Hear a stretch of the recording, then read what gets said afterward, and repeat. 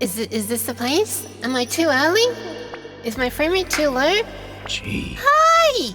Welcome! Hi! It's relatively early. Cheese. For me. Anyway. So yeah, I'm back at a better time. I hope. Shit. Why so much cheese? Jeez, okay, fine, I'll be gone. I can't do that. This music's about to get too hyped to go. Okay, let's begin. Hi. Welcome. Thank you for the saving the kidneys. Cheese. Sorry, I just slapped the mic. Welcome. Thank you for the saving of the kidneys as well. I saved them during the starting soon screen, so I refunded you already. Welcome though. Welcome Spray. Welcome Psychic. I will not get the broom for you. Don't worry, Sikacato. It's just for me. So someone else has to get the broom to get the cat off the computer again.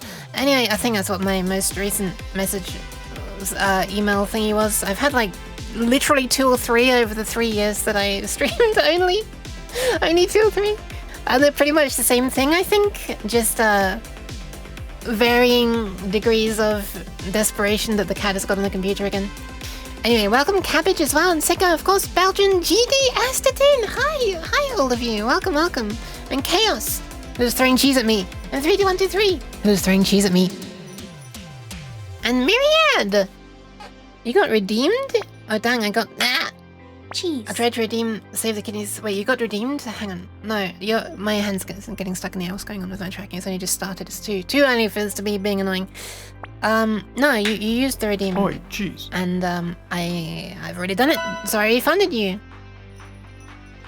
So long redeem. It is! I can't just go to the toilet immediately after going to the toilet. Hi, Psychic. Welcome. Thank you for the hydration as well. It's 4:30 AM. Oh my goodness. 4:30 AM. 11:10:98765. I guess you are somewhere. I'm guessing you. Yeah, surely it must be America somewhere, right? Like it must be in the past 4 AM, not the future 4 AM, because the future 4 AM would be like, you know, that's a lot of hours from now. 16, right? California. I see.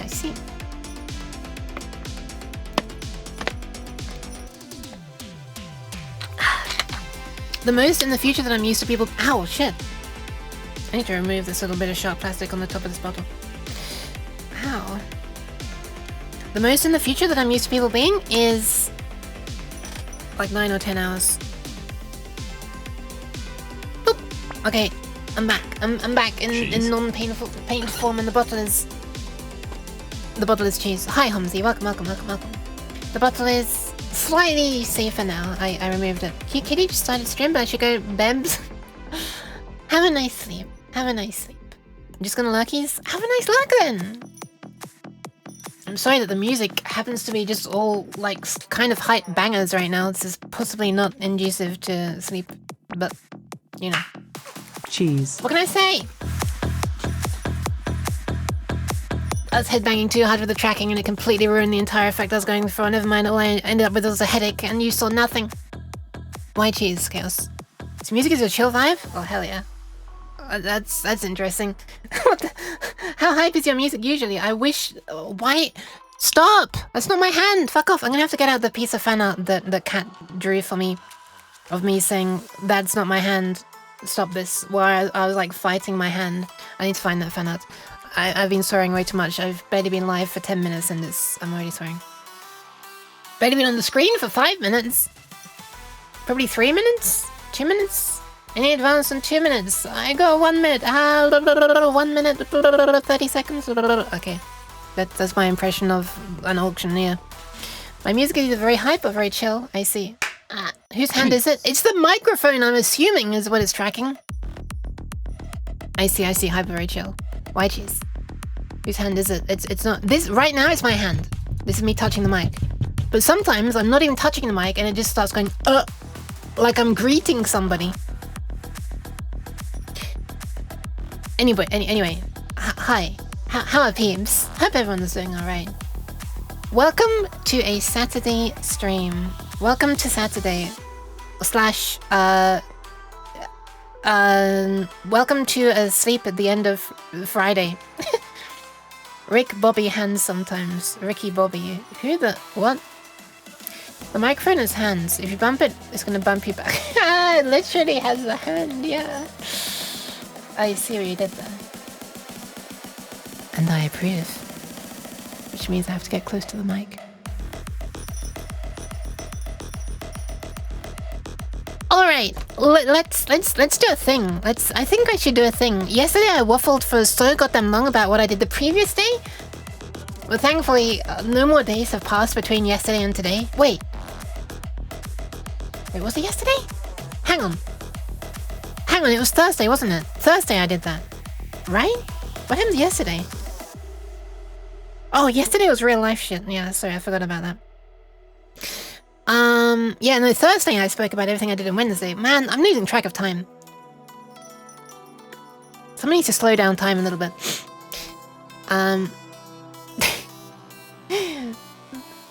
Okay, do my thing. Yeah, let's do my thing. Do my thing. Time isn't real. I wish I could say time can't hurt you. It's not real. We can choose to ignore it, and we'll have a better time. Hey, except we won't, because time isn't real. We'll have a better something else. Is space real? We'll have a better space.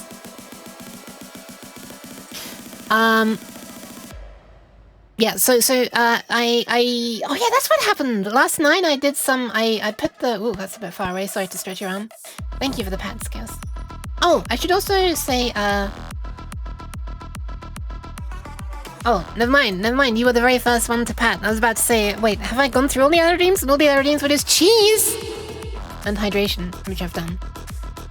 And saving the kidneys, which I've done. And my very own, which was a test to see if redeems were working. Jeez. That is a really, that's a nice emote, that chaos, that emote, the chaos emote. The chaos themselves. I really like your avatar design, Chaos, I just have to say. I'm sorry, I'm not there more often, but every time I notice you streaming or I see your emotes, it's a really cute design. Yeah, okay. So last stream, I did, yesterday, last day, I put a whole bunch of components on a board. I was like, I think like I was, what was happening? Was it on stream? Was it off stream? Was it on Discord? Was I on Discord at the time? I think I was on Discord at the time, right? In the voice channel, and I was like, yeah, that's right. I was doing it. I wasn't in my own Discord though. I was in Myriad's Discord server, and I was in a voice chat on Myriad's server, and I was sharing my screen. And I there you go. You see, if you want to never miss anything, you gotta follow my friends as well. Anyway, let's see what I did last night. I'm pressing a button now. Boop. Take a close look at that board. So yeah, I just slapped all the components that were already on the schematic onto the board, and I tried to make a layout that I think is kind of logical. Because all this stuff at the top needs to connect down the side, so I want to keep this area free for annoying routing. And this area is kind of pretty much self-contained, mostly. There's like these 3 pins that have to go up here, but mostly it's self-contained. These lines being drawn up here are like, right, that's the serial input. And I think everything else is just ground or 5 volts. Anyway, so yeah, here's the design for my Arduino shield, not skilled, the schematic for my Arduino shield. This music needs to chill just a little bit. I mean, it's very chill, it's just chilling very loudly right now. You got to rebuild the schematic multiple times from accidentally deleting stuff. Did I? I'm pretty sure I just, like, I ungrouped this, which is locked right now, so I can't move it. Let me unlock it just so I can move it, and then unlock it again. And in doing so, it was no longer a component, so when I re-updated the layout from the schematic. Oh, sorry, this is the layout. Yeah, this is the schematic. When I did that, it like re-imported the Arduino thing, and I had to line it up again and whatever. Anyway, let's do a quick run through of what the hell this is. Hi, King Cyber Snail. Welcome. You didn't arrange the components into cute faces. Nah, I thought that wasn't super... Why are these not, like, centered relative to this? That bugs me. Past Uke! Come on! Gotta keep it centered.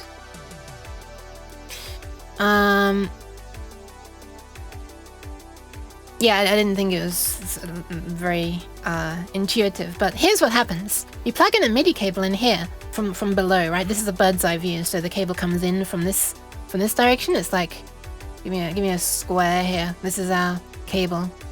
What am I drawing on? Top assembly. That's not what I want. Oh my god. We have our cable. We take it. We go. Okay, now it's plugged in. And the MIDI signals. Oh, actually, I learned something really important, like really cool about the MIDI. What do you call it? Interface. Just like a few minutes ago, before I was starting Soon. I wanted to gather a few more resources before I started Soon. That was partially why I was maybe 5 minutes later than I should have been. I'm going to update the schematic slightly to reflect it. But as a quick rundown, it comes in, goes through this resistor, and goes into this, which is an opto-isolator. And this diode protects against reverse, protects the LED inside this opto-isolator against reverse voltage, if that were to be a thing for some reason. If you're connecting real, proper MIDI devices together, that should never happen, but, you know, if it's me doing it, I might, like, be fiddling around and making other weird MIDI devices that I get the wrong way around by mistake, and so this will protect against it. Anyway, out of the opto-isolator comes a signal.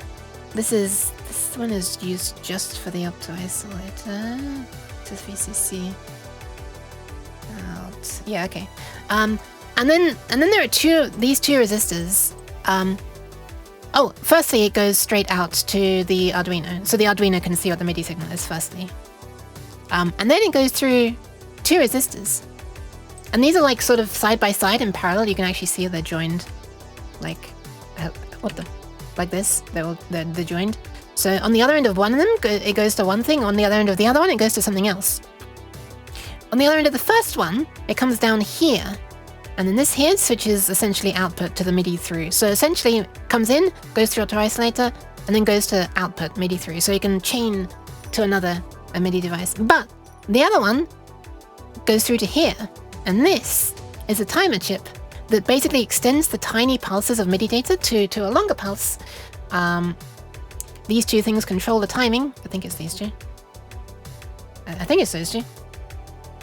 And then goes to a transistor, which goes to a resistor, which goes to an LED, which goes to the power supply. It kind of is the other way around. There goes power supply through this to ground. But anyway, so yeah, essentially two things. One of them switches MIDI through immediately. The other one gets the pulses stretched and then sent to an LED. So you get to see flashes on the LED when there's MIDI activity. And that's basically it. Goes to three things: the Arduino, the LED, and MIDI through.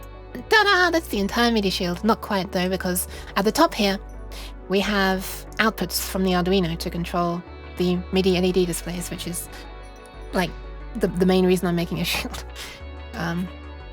Anyway, I learned something really cool about an Arduino. About the MIDI interface, and it's that you can. It's kind of the way it's made allows you to use it in like it kind of allows you to use it whether you need active high or active low signals, if I'm not mistaken. So basically, there's a little detail I didn't quite realize. I was always treating this as the minus side, and this is the plus side. So this goes to like the plus of an LED inside here, and this the minus of the LED, and it just drives the LED directly through this resistor, which is exactly what they recommend you to do. But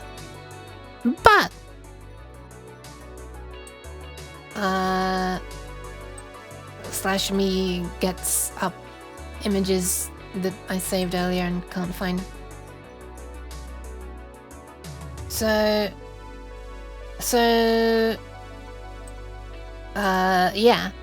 So, that's basically is how it works on on the input, right? The positive and the negative. But in the output, you're meant to connect this to ground, the middle pin. And then you do the same thing here. You have it this thing goes high relative to this when there's a bit, a 1 bit in the data, and otherwise it goes low.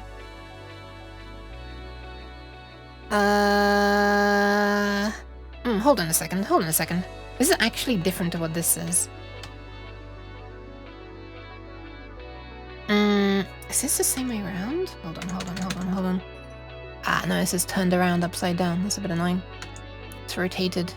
We'll have to... Let's look at it upside down so that... We just have to read the text and then it'll match up, right? It'll be fine.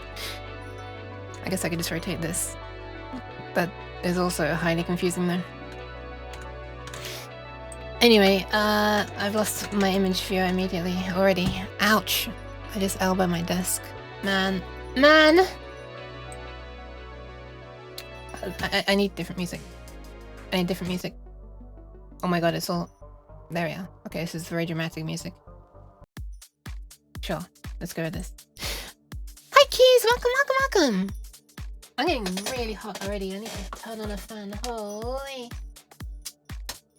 We're getting summer-like temperatures here. At least I am in my room. Instead of a diode for reverse polarity protection, why not a P-channel MOSFET? I don't really know how that would work.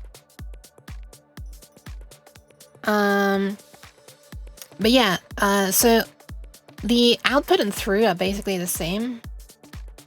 To say why, because I don't need it, and what I'm doing is gonna work okay already.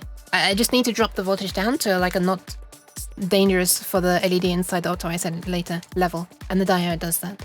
And this is the simple way to do it, and it's what everyone does, so I'm just doing that. I really don't want to complicate things. Also, I don't have any P-channel MOSFETs, and I'm trying to make this out of components that I have at the moment. I have N-channel MOSFETs, and I have PNP and NPN transistors, but for some reason I don't have any P-channel MOSFETs. A bit weird now I think about it. I've just never needed any. Anyway, so out and through are just the same thing basically, so we can ignore one of these columns. Let's just look at out or through. Which one? Let's look at through because that's what I'm using.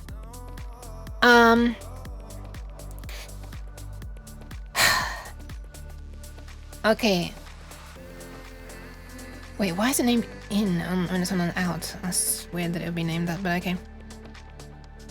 So I think what these assume is that this is going to be what you're connecting. I sent it in Discord. Thank you. I'll look at it later. I do actually want to know about reverse polarity protection for power supplies, and I know there is a way to do that with a MOSFET. I'm guessing that's what you've linked to. I'll have a look at that later because it could be useful for future things. Multiple methods of inverse polarity protection. I see. Even with N-channel. Oh, that's pretty cool. All right. Thanks for the info. Yeah, reverse polarity protection for actually powering stuff would be nice. That would have been really useful for the actual LED displays themselves, which do need protection from this, and which I cannot protect with the diode simply. But it's a bit late for that now because the boards are fully made, so I just have to be careful to not connect them backwards, because if I do, that's a lot of money down the drain. Next project though. Next project that takes a power supply from something I could build that in. Anyway, so I think the reason these are labeled as they are labeled is because they assume that you are going to be connecting this to a microcontroller like the Arduino, where the serial signal idles high, and when there's a 1 bit, the signal goes low. Yeah, 5 volts at best. I don't know about 5 volts at best, but yeah.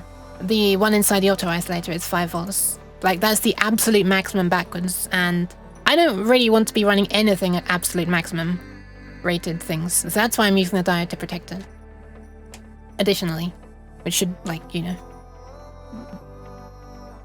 share some of the strain of the reverse polarity. Hi Fox, welcome, and hi ABT as well. So I think what they're doing here is a clever way of... Okay, I'm gonna need to illustrate this section. I'm gonna need to illustrate this. Let's illustrate some things. I can't type paint. I've typed ain't.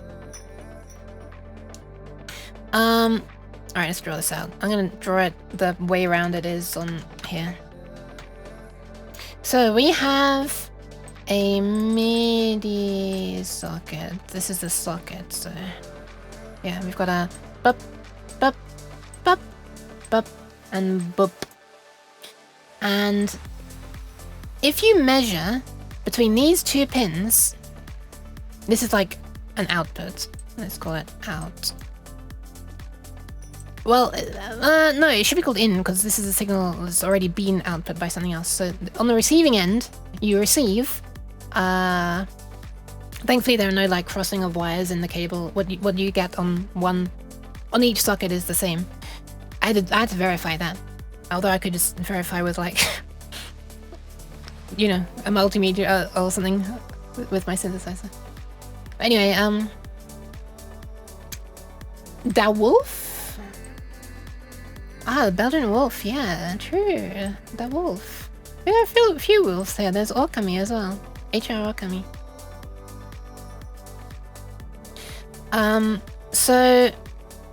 Yeah, if you measure from here to here, let me color these appropriately. This is the right way around, right? Yes. Then this looks positive with respect to this.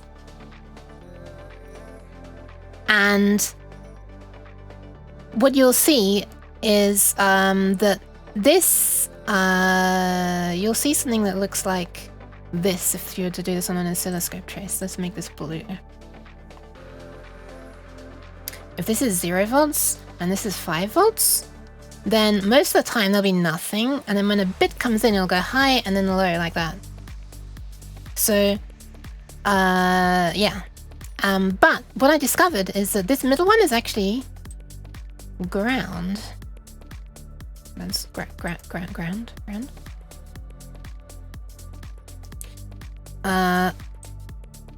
Zip. How many lines are you supposed to have for ground? How many do they have? They've got 3. Okay, nice. Hi.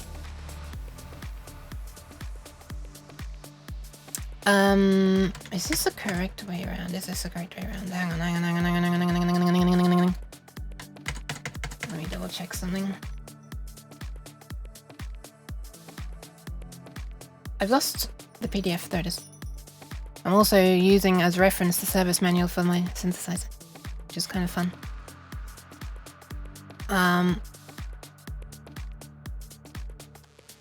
Yeah, so how they're doing it here, which is kind of interesting, they're putting 5 volts constantly on this pin, which is indeed the one that you're meant to see going positive with respect to this. Thank you very much for the follow, Ryan Delta. Hi.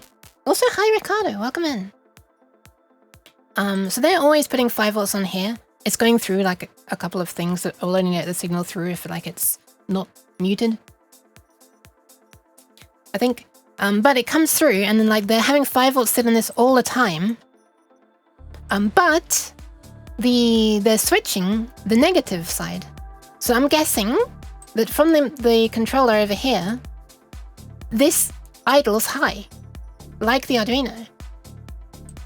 So if this is idling high, then there's going to be like 5 volts on here and 5 volts on here.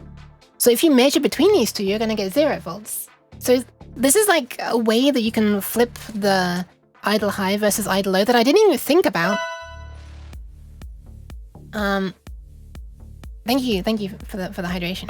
So if you wanted something that idled high, then you could simply read like between these two, if I'm not mistaken.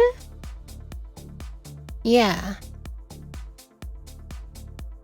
You'd essentially be able to read for I'll do it in a sec.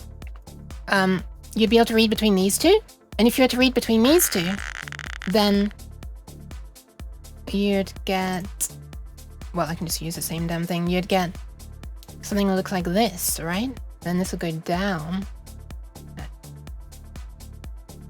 which is this, between these two, right? Or between these two, or rather between these two, you have the low level one. As far as I know, MIDI technically is defined as current signal rather than voltage, which is essentially the same as you run it through the LED of the auto isolator. Yeah, I've heard the current loop thing. I didn't really understand what that meant. Essentially, on my output, I'm just putting a resistor to limit the current. Well, I mean, they're doing the same here. Oh, right, this is another important change that I'll get to in a sec. Resistors on both sides. But let me just quickly hydrate and posture check.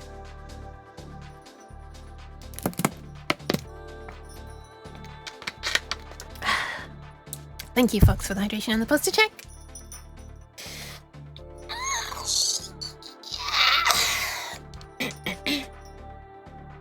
There we go. So yeah, so that's why on the output signal, I think they want you to put 5 volts from a microcontroller and toggle on this pin the idle high signal, so that when you read between these two pins, you get nothing at idle, because the difference between 5 volts here and 5 volts here is nothing. There's no potential. And then when the input gets switched to low, because it's active, now there's a difference of 5 volts, and you read the 5 volts at the moment that it goes low. But I am still glad that I would still need to do what I'm doing right now, which is putting it through a transistor. The transistor's kind of doing the switching from idle low to idle high, because I wouldn't want to put the strain on the output of the opto-isolator directly. So I do still need this transistor for, like, you know, electrical buffering, if you like. Otherwise I'd be pulling down the voltage here, which I don't want to do. Maybe the voltage will still be high enough for the Arduino to sense, but I would rather play it safe and just put a transistor there. Noob question, is this considered differential signaling? I don't think so. Isn't differential signaling where... Wait, is it? Would it be considered that? I thought differential signaling was like... Isn't differential signaling where something can go positive and negative? Hey, did you hear about the ancient philosopher? He said, "Be good enough. Best you fear." His name was Mediocrates. Good attempt. Good attempt, Robayuk. Hi, Jockebro. Welcome. Mediocrities. I feel like it's me. I'm mediocrities. I don't know, would this be considered differential signaling? I guess it all depends on a matter of perspective, like, right? Like where you probe. I don't know. I guess what? I thought I fixed that. Hold on. Oh, it did! I just didn't delete the shitty webp. Get out of here, man. Nobody likes you except for, like, 2 people, but... Anyway, where was I? Yeah, okay, so that's one thing. So what I'm gonna need to do is, on my MIDI output port here, if I want to be, like, actually properly, compliant, I guess, if I'm actually wanting to be properly... Let me check this. I actually might need to change my circuit. I actually might need to change this to a PNP transistor, right? So that we don't switch from idle high to idle low. We just put a real 5 volts on here constantly and a ground on here constantly, and we switch this. I might need to do that, actually. I think I should probably do that if I'm wanting to really follow what everyone else is doing, especially Roland with this synthesizer. I feel like they probably have a better idea of what they're doing when it comes to MIDI than me. So I'll need to change that. But also, one more thing. When I was attempting to, not knowing this yet, the way that the stuff is connected, when I was attempting to probe this with my oscilloscope, the input from the synthesizer, well, the output of the synthesizer, which is the input of my circuit, I was trying to probe across here, and I noticed, oh, wait, when I probe and I connect the ground pin of the scope, I'm killing all input. It's stopping. And thankfully, well, what was happening is I was shorting this signal from the synth, which is either like, this is the signal that's switching, right? The 5 volts or ground was always being shorted to like the actual shared real mains ground, right? Because it's reference to Earth, the scope probe. And so we could never see a signal. We were like pulling this down all the time. Or I guess because we were putting it down all the time, we're actually turning this on constantly. So whatever. Data was nonsensical either way.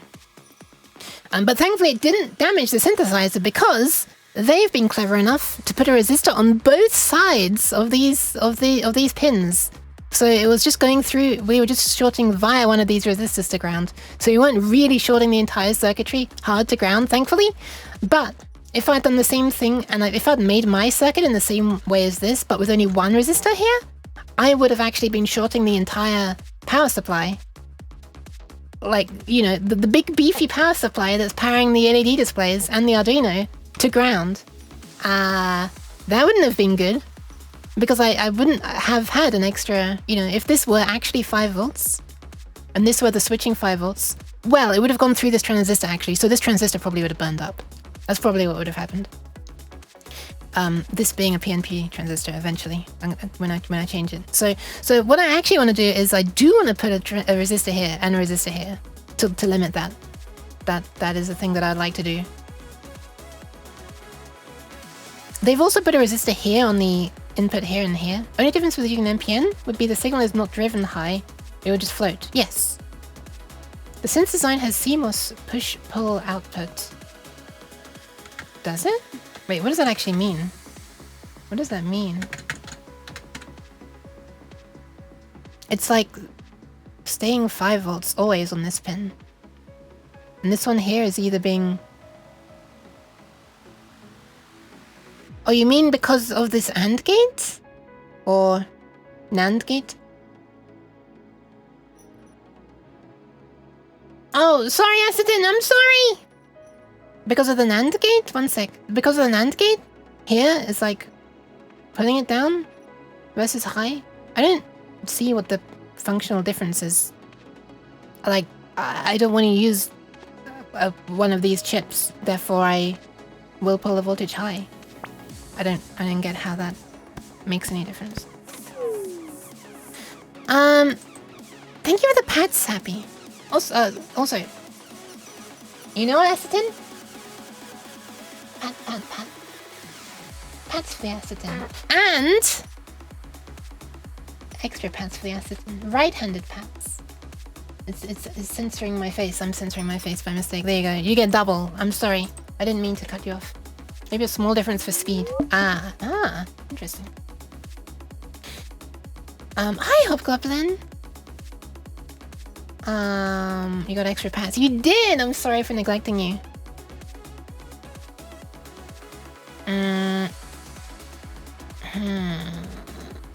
Okay, I'm gonna make a backup of this. Boop, boop, boop. Done.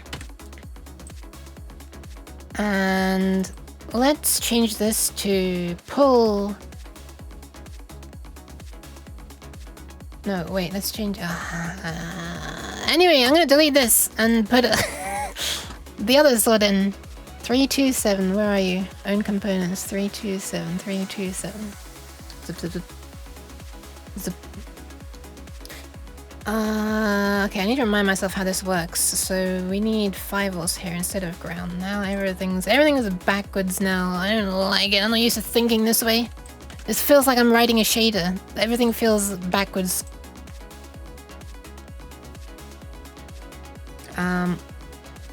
Okay, so this goes below. What am I looking at here? Name. Get down. Be sensible. Zip. I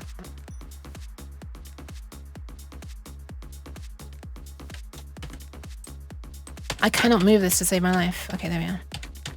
I'm wanting this to be 1, 2, 3, 4. 1, 2, 3, 4. Okay, there. I want it to be the same as the other one, otherwise my OCD would never let me live. Imagine optoing these across pins 4 and 5. Yeah. Yeah, I will do that. Okay, so we need something else here. I'm not gonna worry about the,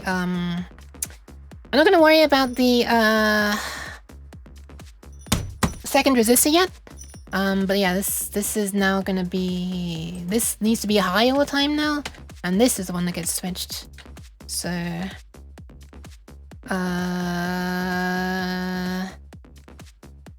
let me add the 5 volts over here. And I can also add a ground here now. That's not the right one. And then this one, we're going to...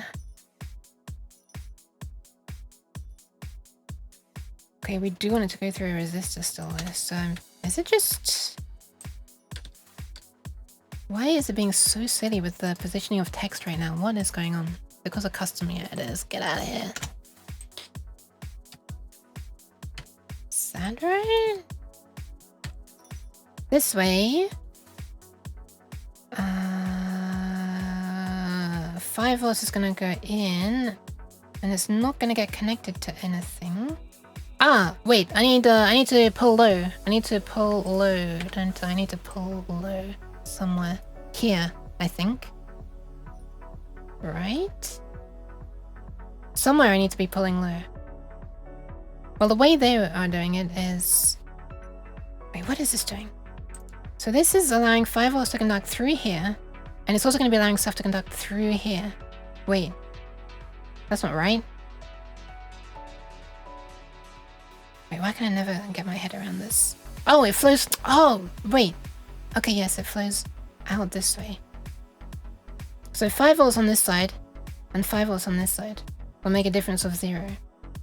And then if we want a low, which will be when this is high, 5 volts and 5 volts, so this transistor won't switch on. So there'll be no path back from this... Oh no, there will be a...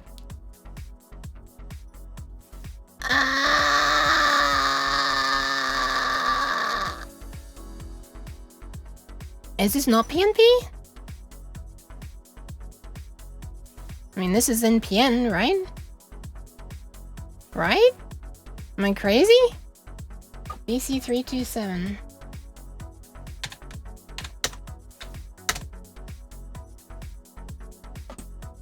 PNP. Yeah, that is... Yeah. Yeah. Yes, it is.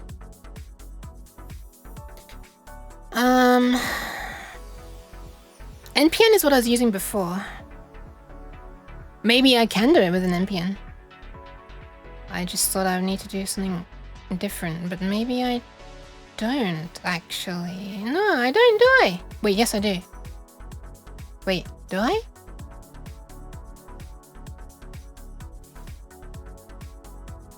Wait. Was I making this far too complicated? Was I complicating things all along?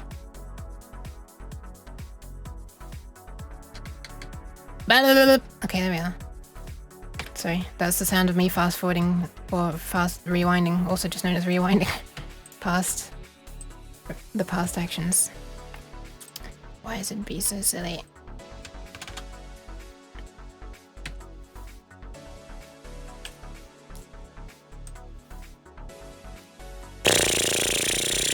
Okay, so this is ground.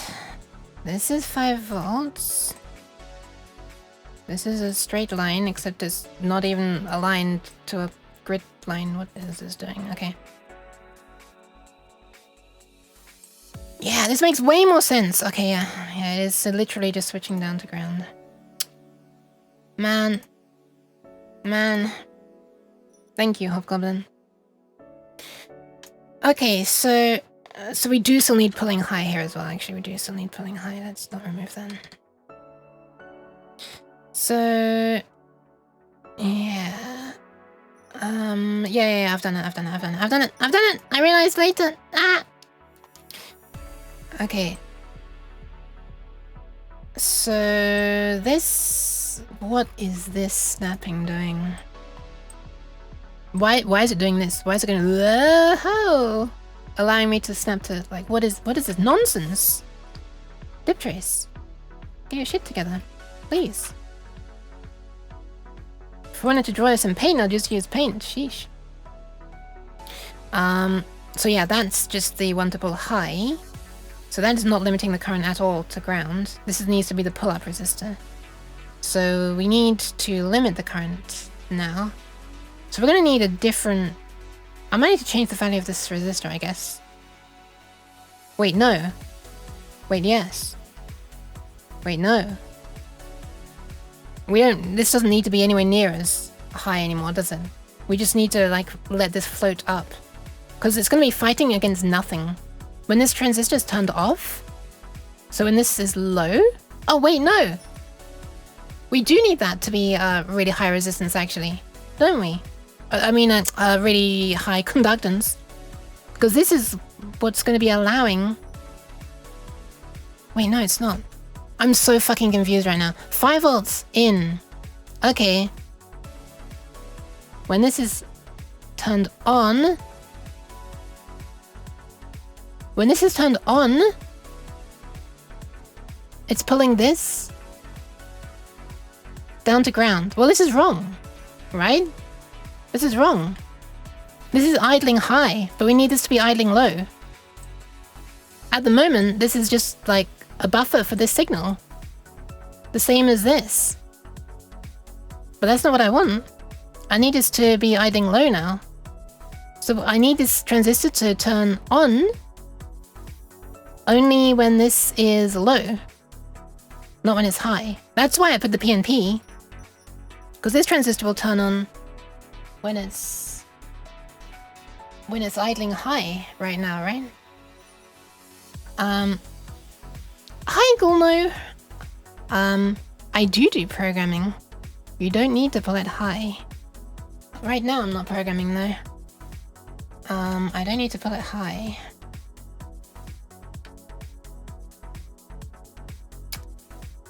No, I don't. If this were to be how I wanted it, but it's not how I wanted it at all.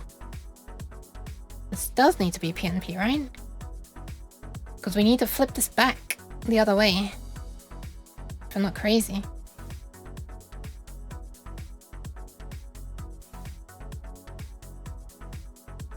I probably am crazy.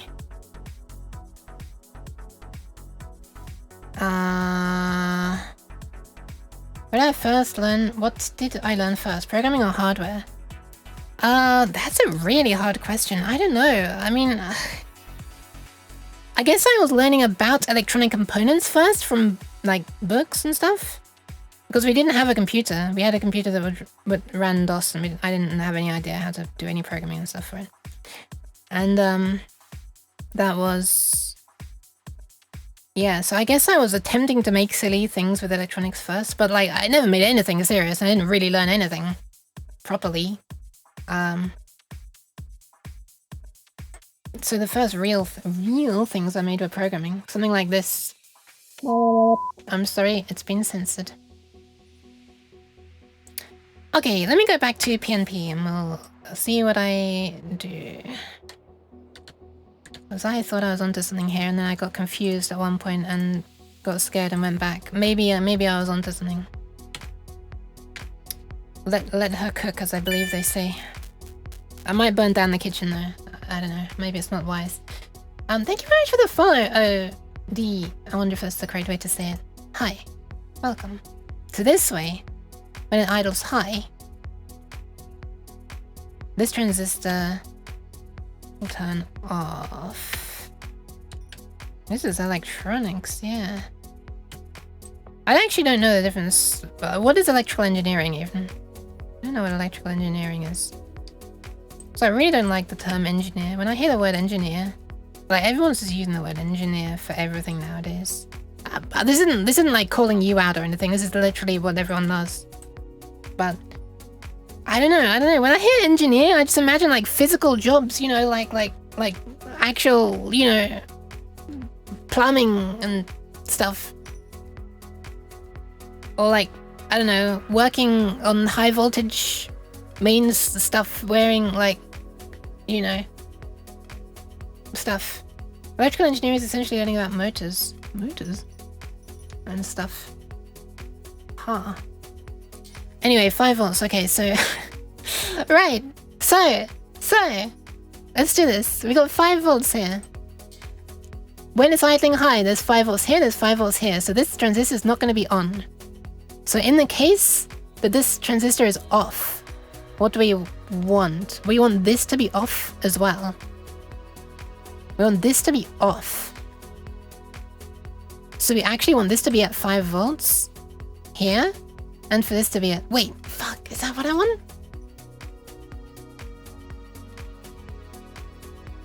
I feel like I'm going crazy here. Every time I come to this part, I think I need to do it the other way around. And I undo everything and I put it all back the other way, and then I get to this part again and I'm like, no, it needs to be the other way around again. Most of these examples I can find are 5 volts, 220, yep, okay, I should put a resistor in them. Pin 4, pin 5, 220, NPN, collector, NPN emitter, ground.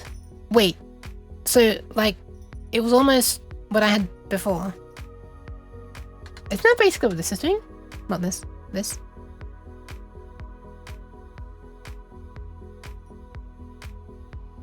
Five volts is constantly on here, going through a 220. Coming out. Through a 220. Essentially to ground, and I guess this is... yeah, whatever. Alright, let's try it that way. Man, I'm going crazy. Alright, undo it all again! Put it all back! Okay, so I can't click this for some reason, that's weird. I can do that though. Fix this layout for like the 10th time. I think it's only the 2nd time, but no. We need a resistor here as well. So this is what Hobgoblin is saying, and this is what the thingy is also saying. This is not going to be less than or equal to 22 milliamps, so this is going to be like less than or equal to 11 milliamps, right? Because if it has to go through a resistor once here, and then a resistor once here, you know, it's double the resistance, so half the current, right? Anyway, let's draw the lines. And then 5 volts through another one as well for protection. Against idiots like me attempting to probe in the wrong way, like I did. I'm so glad that Synth is like properly protected. Okay. So this would actually be half of this. Right?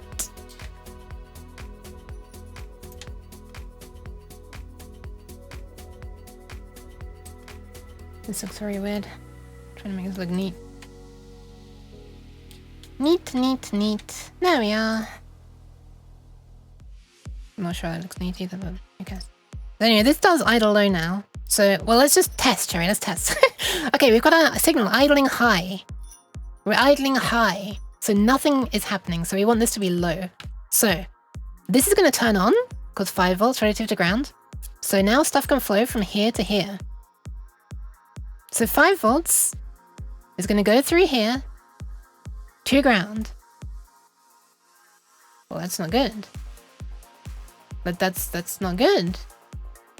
This idles high, this transistor turns on, so current flows. So there's going to be 5 volts across here, but this needs to have 0 volts across here.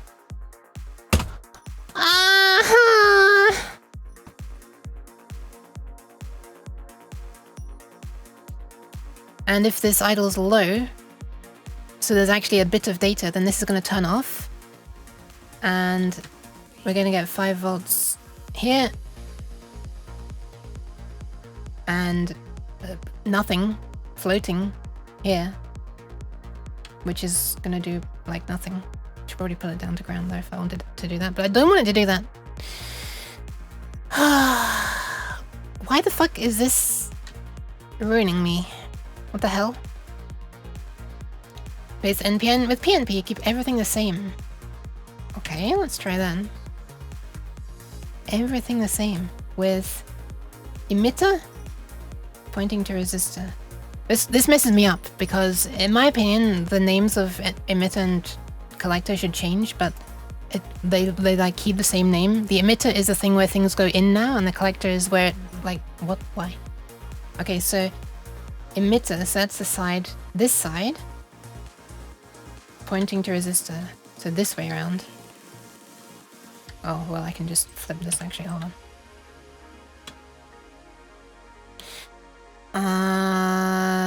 Okay, was it that simple? Was it that simple? Let's see. Okay.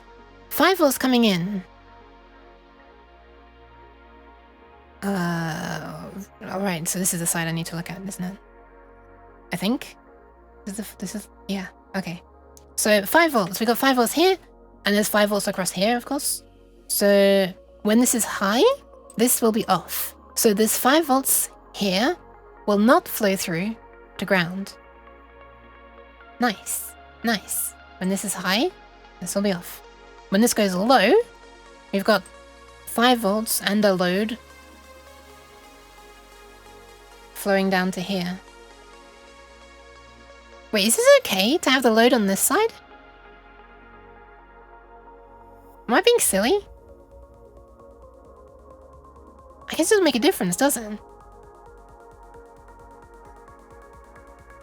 I'm so used to having a load on this side of the transistor going down to ground. I'm not used to it being on this side. Is that okay? Because like, you know, there's going to be a voltage drop across the diode here, right? The LED here on the other side. Do you know what I mean? So we're actually going to get like 3.8 volts here. So the question, I guess, is 3.8 volts enough to turn this on? And the answer is yes. So it should be okay. I guess another question is having a voltage that's higher here than here gonna damage the transistor? This is, I don't know, it's just a configuration I've never used before. This is really showing off how much of a noob I am with electronics. Tried IRL. Yeah, I can't easily do that on stream. That's very much an off-stream kind of thing. But it is absolutely something I should do before, you know, making it. You can do it now? Okay. How do you know about the Falstad circuit simulator? Done lots of electronics with PNP. Yeah, right! Something about PNP, I've hardly ever used PNP, I'm just so unused to it. Falstad circuit simulator, that's not a name I recognize at all. But maybe I do know it. What is that one that Crazy Stewie uses a bunch? Falstad. Oh, it's it's this. Okay. Yeah, it is this. Alright, let's test it out on this, I guess. Zip. Alright. Can I have nothing? Okay. So I want like a power supply? Voltage source, I guess?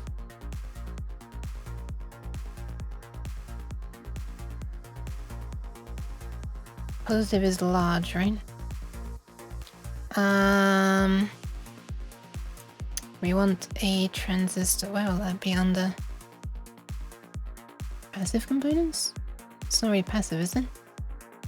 Input, outputs, active components? There we are. PNP. Okay, so it's going... Oh, it's actually the right way around as well. That's useful. I guess we need a... This is going to be pulled to ground. Okay, I guess I have to make the pull down thing as well. Let's add a resistor. 1K, sure. Sure. We need a ground. Would that be inputs and sources? Yes, it would. I've never used this to make a circuit before. We need a switch or something easy as well. Data input. Passive components? There we are, switch. This is normally... I don't know, is that an open switch or is that a closed switch? This looks kind of closed to me. It says closed. I can click it to change it. Yeah, but when they're just like... Oh, okay, I thought it was I thought it's momentary. Okay, I didn't realize it was toggle. Okay, thank you. Then we can join. Nice, it's got the same keyboard shortcuts as div trace. And this goes into here. Oh, actually, we should put a resistor there.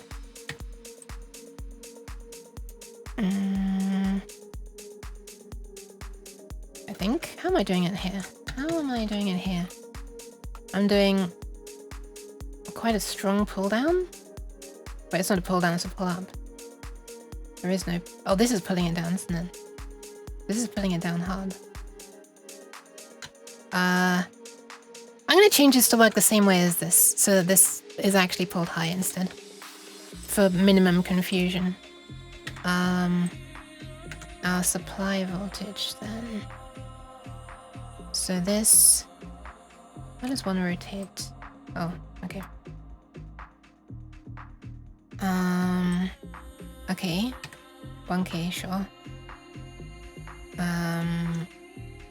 So 1K goes straight down, and this is gonna short it to ground. I guess kind of like that. And then I measure here. And then on this side, we've got it going to ground.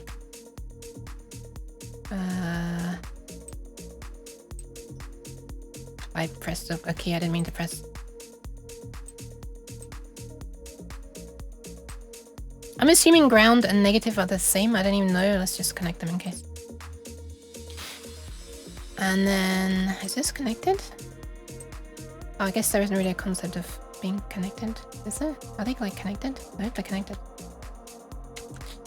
Okay, and then we have our load. This is a completely... Oh, it's not a completely separate load actually. What am I talking about? So we've got our 5 volts. Do I need to explicitly bring this around? I guess I do, right? Yeah. Alright, can we have an LED? Have an LED active? Is it active? A diode? Can I have a light emitting diode, or do I just need to use a diode and to pretend that it's emitting light? Outputs? Lamp. LED, there we are. Okay, nice. Sorry, I'm being a bit smooth-brained right now. Oh, we actually have it going through a 220k resistor first. Let's do that. Resistor. How does one change the value? Like that. This is quite intuitive so far. Extremely intuitive. I like it. So this is like the other MIDI device. And then we've got another 220. Is that connected? I think it's connected. And then we have that going into here. Okay.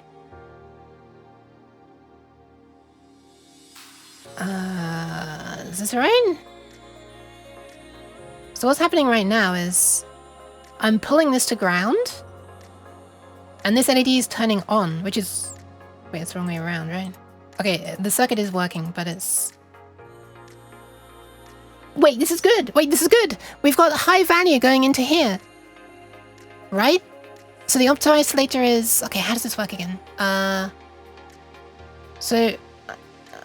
Do they have an actually... If they do have an opto isolator in here, that'd be amazing if they had an opto isolator in here.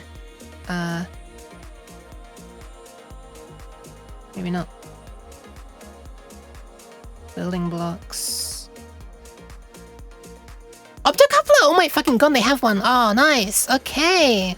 Oh, this is awesome. Yeah, we can make the exact circuit. Sheesh. Sheesh. Okay. Alright, let's replace this switch with this. Get out of here. Be gone. I'm just gonna delete a few things because I'm running out of space and I don't understand what I need to move in. Why? Wait, why am I moving this in like loads of tiny blocks? Why do I have so many separate tiny wires here?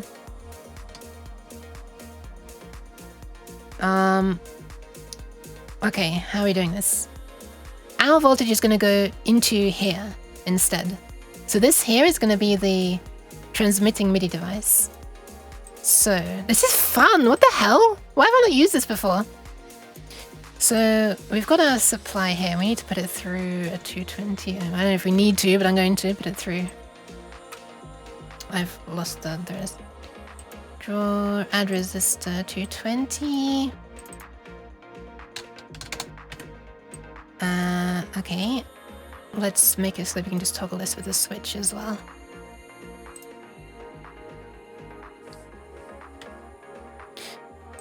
Yeah, it is proving its usefulness already. Where can I put this for it to be nice and symmetrical? Nowhere, apparently. Okay, I want to omit the little reverse polarity protection diode, because we don't need that right now. Okay, so if I press this. Nice. So, on the output of this, this starts conducting when the LED is on. So, we need our 5V supply again. Strictly speaking, it is a different supply, isn't it? Because it's an opto-isolator, so let's copy that. And I keep on pressing R to rotate, but that's not how this works. So, positive.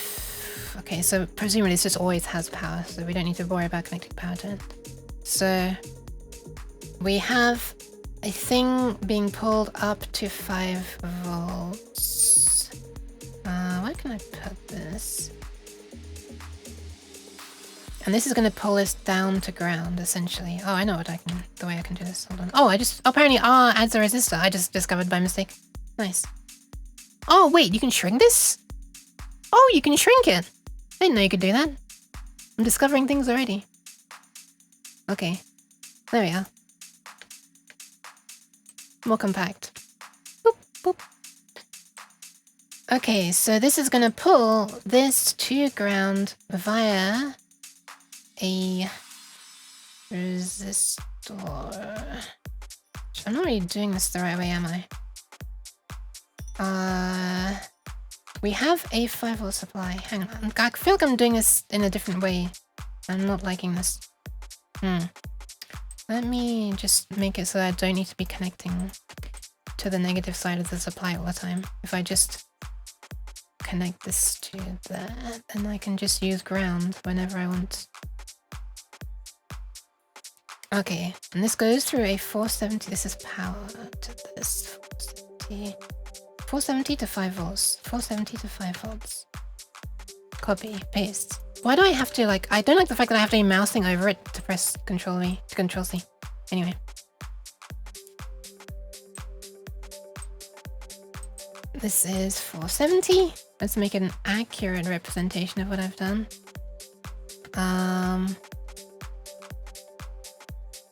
The output is this. So what it's calling output is essentially which line?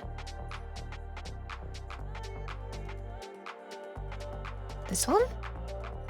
Wait, which is the one that's calling output?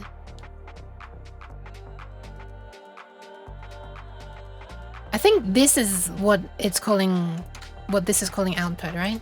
Because this is going to be pulling this down to ground. Right? Nice. Okay, so if we connect from here, this is our signal.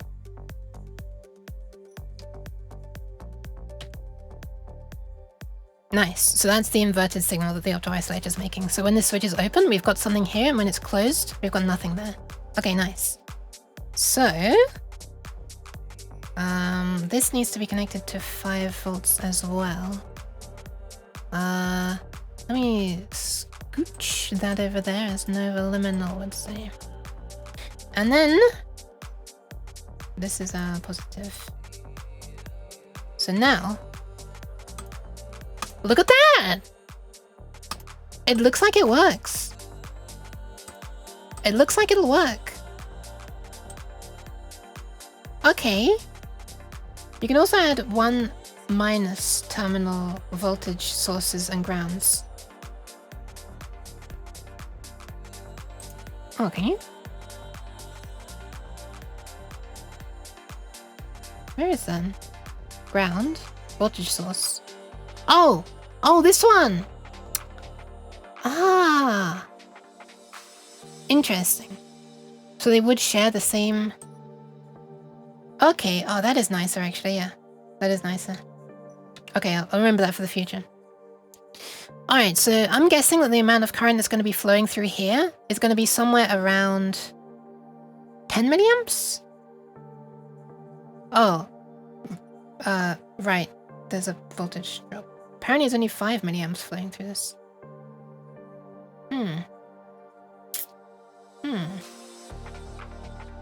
If there were only one resistor, which I can't do... Well, I could split it across 2 resistors, actually. But let's just see what would happen if I were to do that. Can we adjust the forward voltage of this?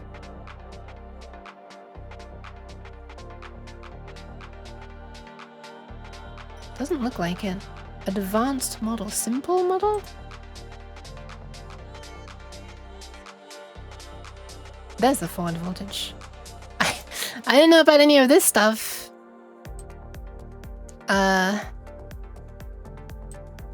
I guess this is just, yeah, how much current it allows to flow if you don't limit it. Okay, that's the thing I cared about. Anyway, the forward voltage of the LED of the thingy. Wait, no, I don't even care about that. I just care about the short circuit current, don't I? So this would be roughly 20 milliamps, right? Yeah, 18.99 milliamps. Okay. I think this is good. Then you add an LED. And because it drops the voltage a bit, less current flows. And put the other one back. This is such little current. Wait, 5.642 milliamps. 10 milliamps. 5 milliamps. 5 milliamps is like not a lot. But I mean, I guess it's enough for the opto isolator. And bear in mind that the device on the other end of this cable, because this is just a cable really, the device on the other end of the cable is going to have its own resistors, right? Like for example, if this were going into the synthesizer, it would be going through another 2 resistors here. Like 100 ohms plus 120 ohms to make this the same 220. So in that case, what would it be? Like 3 milliamps or something in the end? I hope that's enough. Let's add one anyway. R. Okay, R is not resistor. Oh, okay, R is resistor now. I just had to press it twice for some reason. That was weird. Let's make it literally exactly what is inside the synth. We have a 100 and we have a 120. I know I could have just made a 220, but whatever. I'm going for accuracy here, okay? How much is flowing? 3.833 milliamps. That's fucking nothing. I wonder if the datasheet for the opto isolator says anything about how much current it needs. I know it says the absolute maximum is... Holy shit. Wait, really? Oh, there we are, okay. Absolute maximum average, 20 milliamps. I was reading this for a moment and I thought 40 milliamps, but that's peak. Okay, these are absolute maximums.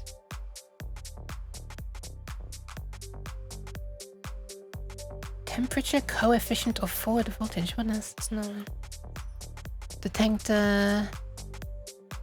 I read that as cup LED for a second. Current transfer ratio. Oh, right. This is like analog shit, isn't it? This isn't just like it turns on after this and then it turns off below that. Don't they like... I've seen circuits for like analog, audio stuff where an opto isolator is being used to make a compressor. So I guess there's analog sheets going on here. We have graphs. Gain of a transistor. Yeah. Sure, there's a technical minimum, but for signal, it's like nothing. I mean, okay. Hi, Teske, welcome. Hi, Sleepy Coder, welcome. Hi. Sorry, I've been abandoning chat a little bit. Oh my god, I've been abandoning it so much.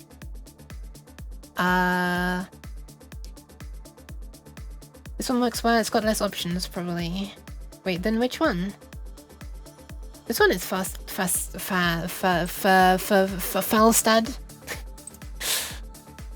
Couldn't remember the name of it. Reminds me of my electronics teacher who also gets confused with PNP. Oh wow, okay, okay, that makes me feel less bad that I'm getting confused with PNP. Did I say PHP? I meant PNP. They even have optocouplers in this, so you can basically do the entire circuit. Yeah, I've done it. Look at that. You can click to change it. Tinkercad. Not sure I've heard of that. Sounds nice though. Remember when I was making schematics and looking at the circuit in real life, I was like... Oh, looking at it in real life was completely different. Yeah. What's even worse is if you have a schematic like this, where the component is... Oh no, I made that one, so it's the same. Like this. And you look at the layout of the pins, and you're like, okay, bottom left one's pin, top left one's reset, top right one's VCC, bottom right one's out. And then you come to the data sheet. Which apparently I haven't put in this. What the fuck? Where have I put it? Why have I not put it? Hang on a second. Where have I put the data sheet? Why have I not put the data sheet in this folder? Oh, hold on a second. I gotta find it. It's somewhere else. Programming, electronics, components. Where the fuck's the timer? So I tried to keep all the data sheets I'm using for a project, like in one place. But I didn't put this one in the right place. There we are. Okay, it's in the right place now. And you look at this and you're like, wait a minute. This doesn't match up at all. What's going on here? Ground is up at the top left, resets down the bottom left. VCC is for some reason still in the same position. And then we've got this cont pin, which isn't even named the same thing between them. It's the C vault. And yeah, it gets very confusing. And then when you're trying to like... So when you're putting something on a breadboard, you're needing to know about this stuff. The actual physical layout, right? But then on the schematic, it's different. And obviously on this one, it's different again. They're simplifying it so much so that you only have... Oh, sorry, this is a different component. This is the optocoupler. So they're simplifying it so that you don't even need to connect to ground or VCC. You just have the plus and minus here, which thankfully that's the only thing on there. And on this side, we've got like this, which is, I guess, the output pin. Yeah, it is. Look, you can see the symbols of the transistors inside here is actually really useful for verifying that this is the equivalent. You can see. So this one they're calling out is like an in. But they're calling out here as well now. And ground is the ground. So basically this model only has input plus and minus and output and ground. But that's whatever. That's basically all I'm using anyway, so who really cares? It's a you. Hope you're doing well. I'm not doing too badly, thank you, Sleep. Hope you're doing right as well. We're back to transistors. We are! We are! And I thought it was done already. I thought I was done. Does it work if you increase volts? Increase volts where? I hate when the topological view doesn't match the physical one. I hate it as well. That's why I specifically made this component to match it. I couldn't be bothered to do it with this one though. Standard optocoupler only have 4 pins. You got the fancy high class one. Schematic goes, and datasheet goes. Yes, I'm trying to squint, I can't really do it. For signal, it's like nothing. Really, really, the current needed for an LED is like nothing? Oh, to be fair, this LED that I'm using here is the indicator. This one? That shows MIDI activity? It's really bright with like this little current. It's really crazy how bright this LED is. So yeah, I can, if it's anything like that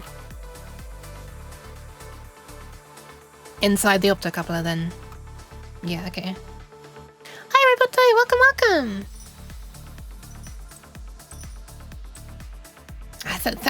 Thank you for making me do this. This was good. This is very nice verification. I'm hoping this transistor is fine with this. It's flowing through to ground just fine. Oh, actually, I guess if I can turn this off, I can see the voltage here. I can't turn it off. The voltage here is 5. This is annoying me that I can't quite see the whole thing. This text is running off the bottom of the screen. This is silly. And then the voltage here, I guess, will be slightly less. 4.995 volts. Okay. Wait, how is that possible? How is there 4.99 volts here? That doesn't make sense. We've got the voltage, the forward voltage drop of the LED. Oh? How are we getting 4.995 volts here? What? Can I like add a... Yeah, let's add a scope across this LED. Does it actually have... a voltage drop? How is it 5.131? Oh, millivolts. Millivolts! Okay. If you have 6 milliamps and 1.5 volts, you got 9 milliwatts power. Interesting. Also, hi Myriad. I probably already said that. If life were a video game, you'd be a U-key item. Oh. I guess that's good. Question mark? Is that good? Okay, so voltage across the LED here. Okay, so it does have a forward voltage. Am I measuring this correctly? I'm measuring it across the LED, right? So it's got like 1.7 volts voltage drop, right? Am I reading this correctly? VD. What is VD the voltage drop? I'm used to saying it as like VF. Is that what VD is? Okay. So in the end, we're only gonna get like 4 milliamps across this LED. LEDs only have a voltage drop when there's significant current running through them. What? What? This is something I didn't know. Well, now how hot that LED gets. It shouldn't get hot at all. It's got like 4 milliamps running across the LED. Inside the opto-isolator that I'm using is rated for a maximum continuous current of 20. So that should be fine.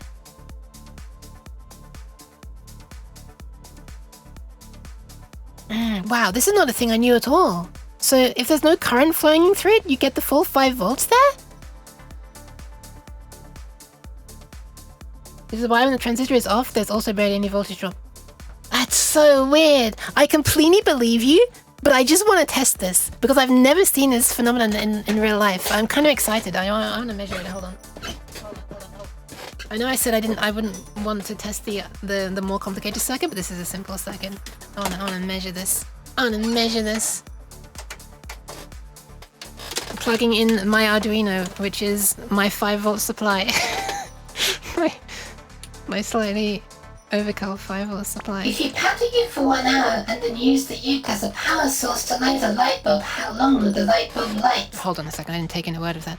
If you powder uke for 1 hour and then use the uke as a power source to light a light bulb, how long will the light bulb light? I don't know.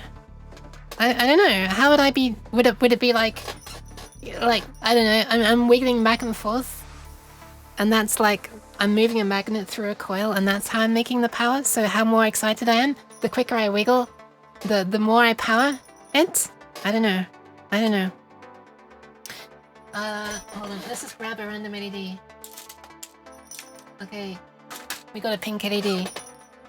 And I'm not going to connect this to ground. I'm just going to connect this straight. Well, I'm going to connect it to... Yeah, where's 5 volts? There it is. Okay. I have one leg of the LED sitting in 5 volts and the other leg just floating. I'm going to measure the voltage from one leg, the other leg of the LED to ground. I just want to experience this because this sounds so weird. This is like... I feel like I'm just unlocking a new key thing. It's showing up as 2.6 volts. Which is not 5 volts.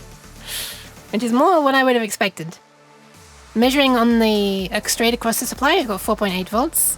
And from the You'd other... never be able to tell because Yuke is too bright to see the light bulb. The world is dark compared to Yuke's shininess. The sun had fierce competition. No you. So I'm measuring across the supply at 4.8 volts. And I measure across the... hang on, let me draw what I'm doing. 5 volts. LED. Lactose-filled dairy product. Ground. And then I'm probing here to here. And getting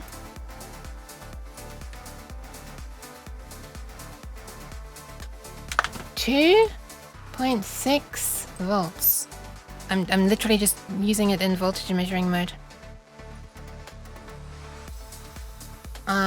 Which is what I would have expected before hearing that apparently the forward voltage changes only when something happens.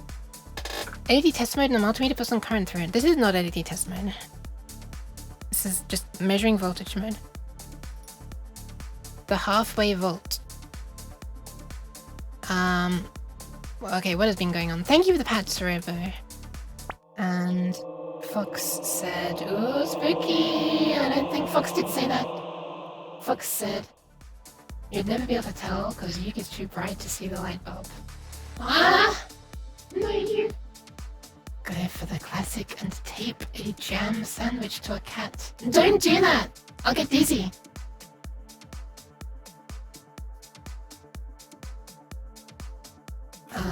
I don't have a data sheet for these LEDs. These are just... I don't have a data sheet for the pink LEDs. I'm only able to find them from places that don't have data sheets. What meter am I using? It is a UT70A. Hold on. I'm gonna give pats to the Robo, except I can't right now because I'm spooky, but I'm gonna try. Let's try. Are you ready for your spooky pats? Never mind, because they're not coming, because it's one-off. Pat. Pats for the Robo, non-spooky pats.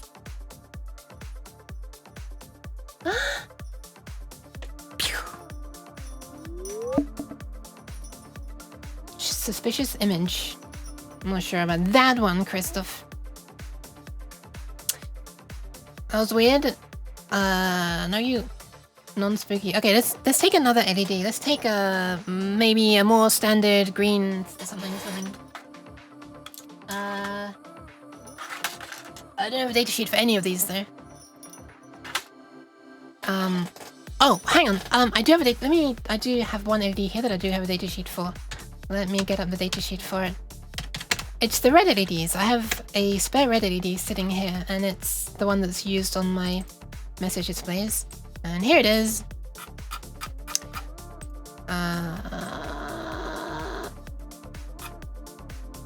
Soldering temperatures and stuff. Forward voltage. Yeah, look at that. It is showing up as going down to like 0 as the forward current is. Oh no, it's not. It's showing as going down to 1.5 actually. Wait, I'm confused. How do I? Okay, whatever. Why? Why am I? I'm not evil. I'm not evil. I swear. Darkness, Yuke. She consumes all light for herself, so she can become the brightest thing in the universe. But instead, she has become a black.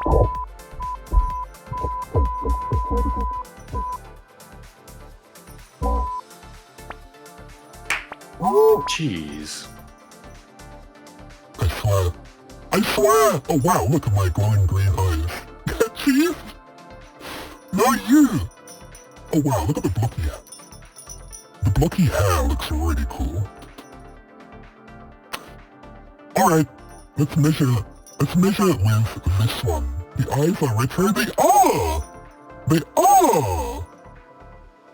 You evil VT. No, you evil. I'm not evil. Okay, hold on. I love the way you can see the cheese swaying around. The retro cheese. All the and symbols. Okay, measuring the voltage across this LED to ground when it's like not got current is 3.42 volts. Welcome! Hi! Welcome, I'm sorry, I've been made retro right now. I don't normally sound like this. Welcome in! Hi! Thank you very much for the raid. Durop. Charming, is that how I should pronounce it? Durapu? Hi! Welcome. I've been made holy as well. I'm not normally glowing, I'm sorry. I'm light mode right now. And welcome in Chaos and Juliana. Also, I'm being yeeted.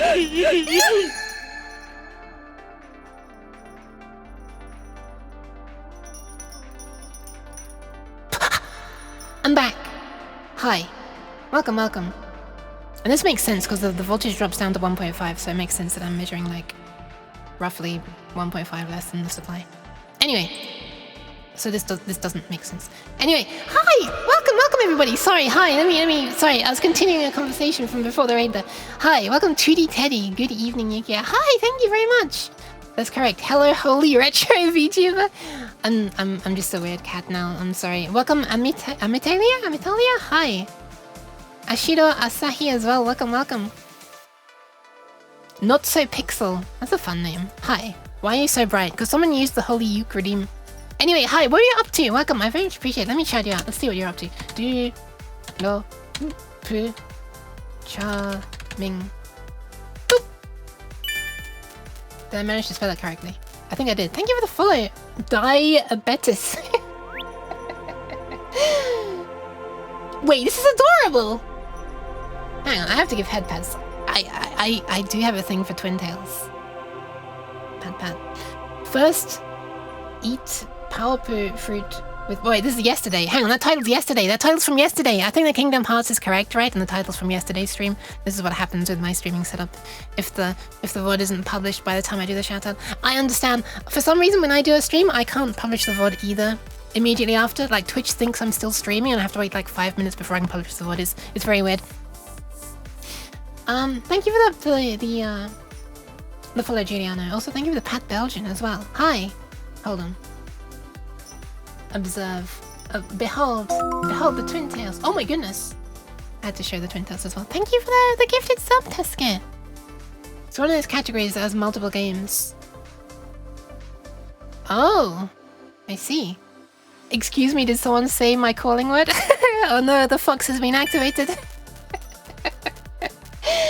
Thank you for the follow. Welcome in. Hi, Chaos. I've already said hi. I'm saying hi more formally now. What is my tracking doing? Hello? Thank you, Not So Pixel as well. Hi. Hi. Hold on. I yoinked out a component from this from a breadboard, and I'm having to put it back in before I forget where it went. I think that's correct. Who knows? Maybe something will blow up the next time I plug it in. Thank you for the follow, Dude Opera, as well. Hi, hoi. I feel like I'm witnessing some science technological magic. Thanks. Why am I wide though? What is happening? Why am I wide? What is this? Did the switch activate within you? I don't know. It's more like, yeah, I don't know. Something sleeper agent? Is that how that works? I don't know. I don't even know what that is. I've heard that phrase somewhere. I don't know what it is. Anyway. Hi, welcome. It's me.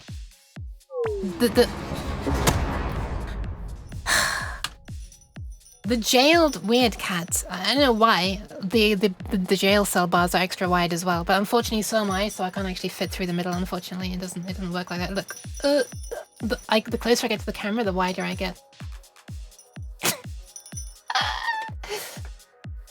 Wide jail. Yeah. There we are. Normal jail. Normal wideness. I mean, I would never walk out of jail. It's fine. This weird cat is pretty cool. No, you question mark? Thank you for the pats, Christopher. Oh my goodness. The hand is in a little bit of a slappy mood today, isn't it? It's like I'm slapping the mic for maximum effect. What are the tricks I have in my sleeve? shit. Never mind. My hand tracking didn't work well enough for me to make a stupid joke.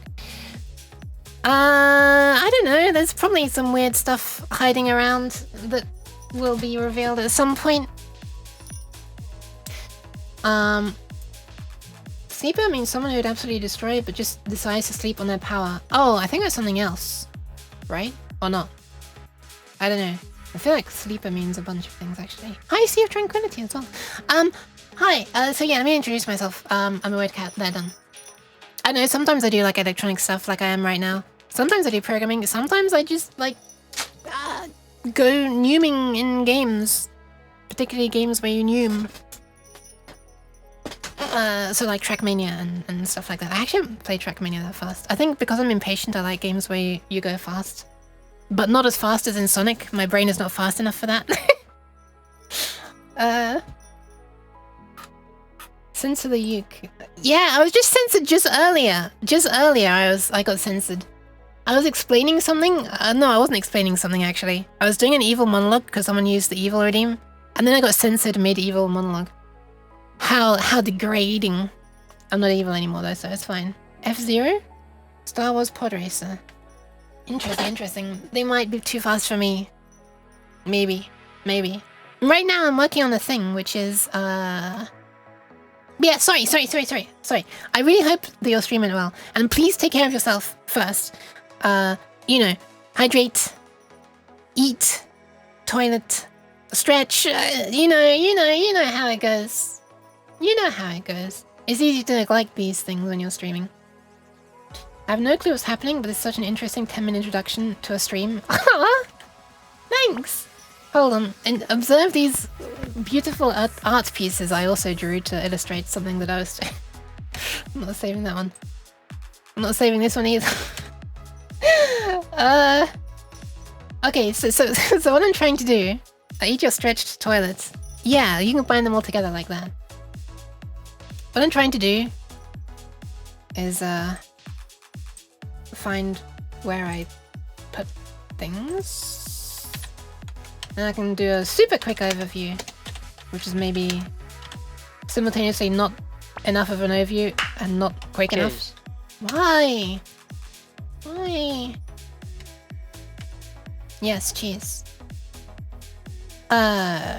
Please don't. Oh my god, you're following what Belgian said. How dare you, Belgian, you traitor! If you ever thought about how a power source could look like, just a blob with 5 volts written on it.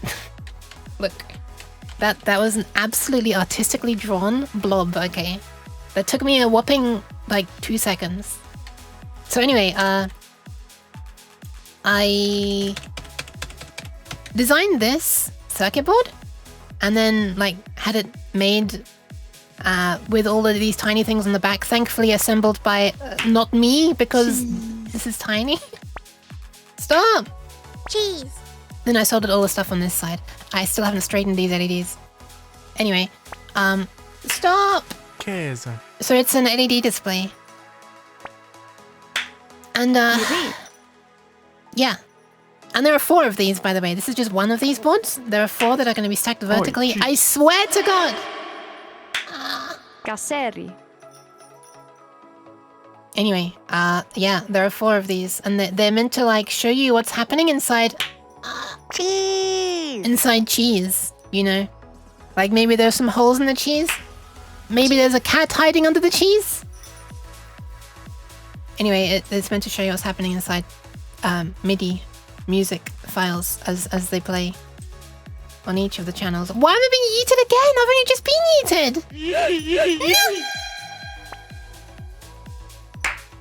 Cheese.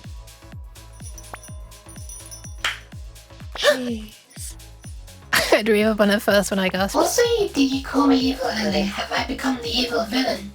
The evil villain of my trillion demon fucks now. Demon! M-U-A-J-J-J. M-U-A-J-J. Yes. Cheese. Yes. Why? Why though? Oh yeah, right. These cheese sounds were kindly donated by kind viewers who are kind. And yeah. If anybody wants to... Oh, right. I actually have a new cheese sound that I should add. Somebody sent one. If anyone wants to send one, you can make... send on Discord or something. I don't know. The clap sound? Ah, no, not the clap sound, but the word cheese or related words. Yeah. No, the slap sound was Jakuba, who sometimes slides in, a friend of mine from VR chat. They were three thigh slaps, if I remember rightly, but they changed. On governor. Changed to different pitches and stuff. Anyway, oh yeah, right, I was made explaining something. I rarely finish a train of thought, by the way. I'm sorry, it must be so frustrating to some people. I know it would be frustrating to me. Anyway, so this here is an Arduino. It's like a little microcontroller, like a little thing you can program, and you can use it to control things like all of these boards that I made. And but it's a bit of an annoying way of having to connect them up, and the connections, the wires that I'm using are kind of crap as well, which I just middle clicked on the X's. Oh god, I always forget that. Thank you for the pads. Hi X. And so what I'm trying to make is like a little circuit board that can slot on top of the Arduino, commonly called a shield, an Arduino shield, that will have like all of the things already connected, and then you can just connect these wires with like screws and it'll be much easier. This is a lot of pads, holy. And then also this board here, all of the crap that's on here, which has grown a lot since I took this photo, will also be built onto this board. So no more little loose things that can like fall off a breadboard, and something that looks more professional and hopefully, heaven forbid, maybe even works better. Who knows? Anyway, that's what I'm trying to design. This is the schematic for it, which is like the abstract representation of how things should be connected. But when it's made, it won't look anything like this. It'll look a little something like this when seen from above. Hopefully. Maybe. Anyway. I'm actually having to make some changes to it right now. Actually, I think I've just made the changes. 2 more pads and you could get pattern bonus. Pattern bonus? Oh my god. Cat patting boldness. Still waiting for the day I can eat cheese wheels at the uke. That is flipping. That's abuse. No. Why make a shield when glue and tape exist? Cause stuff. I have a PIC microcontroller. Encoded it in both assembly. Hey! I'm clean already! Haven't cracked it out in years, so not sure if it even works now. Hey! Maybe see if it works. Professional in my DIY space. It's still DIY. Uke's becoming electric from all the patting. Oh my god, wouldn't that be funny if I made it so that when you keep patting my head, my hair like starts standing on end? That would be absolute hell to try to integrate it with the thing that makes my avatar tilt and stuff. As I am playing a racing game. An evil racing. Hello, again? Hello! Oh!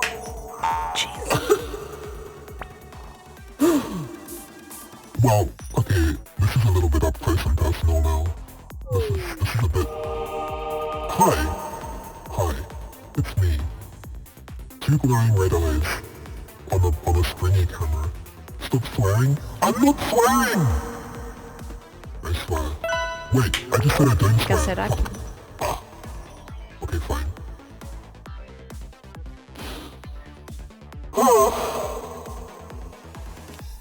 Would you be able, with your model, getting the hair purple was a task in itself? Yeah. I already... Whoa! Thank you for the huge emote. That is a cute emote. What the hell? Look at this. I'm mousing over and it's like the same size. Actually, I think it's slightly smaller. I'm so used to having to mouse over an emote to see it bigger. I mouse over this one, it makes it smaller. Or the same size, I'm not sure. Hey, get over there. Okay, I have to nyan for Christopher. Here we go. Nyan. There you go. Yeah, I would be able to with my model Fox. The problem would be because it's already doing it with the integration with Trackmania. You know, the way it shows the G-forces of the car by making me sway and my hair float out to one side if I'm turning hard in the other direction. The problem would be getting it to work with that, without breaking that. Anyway, thank you for the hydration as well. I will be doing that right now.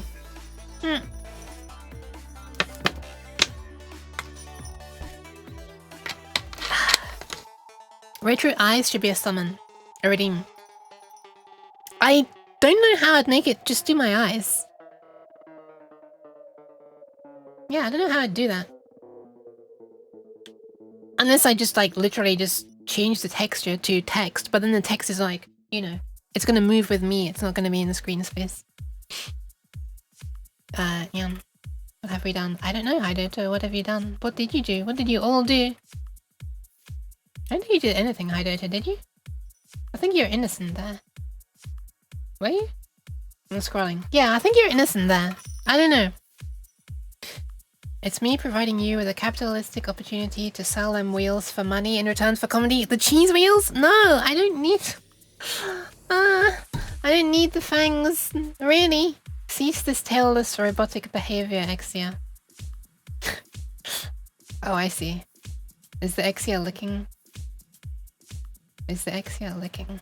The Exia usually licks... Yes, the Exia was licking the tail. Okay, good job. Good job. Lick the tail. Not necessarily mine. I can clean my own tail, it's okay. But in general, licking the tail is, whatever the word is, advisable? Something like that. Anyway, I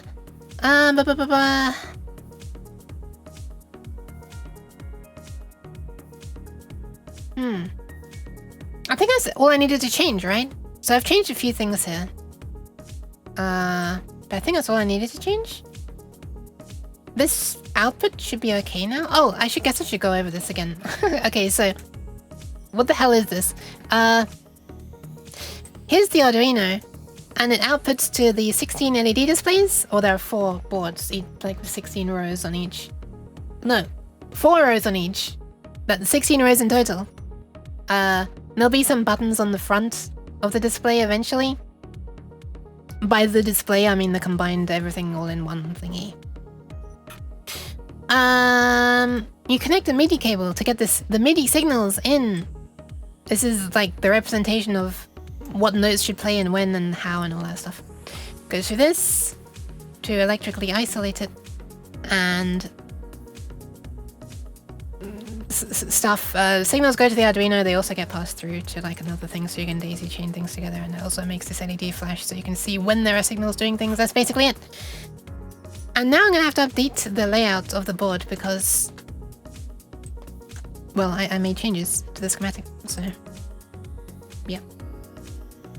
What is the project you feel proud of? Mine was college project, a malware classifier by dumping the exe binary into an image and using Vision AI on it. That is, wow. like an actual visible image, that kind of image. That's wow, that's impressive that it worked. Maybe you reverse engineer how to censor the uke plus evil uke plus retro uke works. Well, it works on the entire face is the problem. Like, how would I make it affect just the eyes?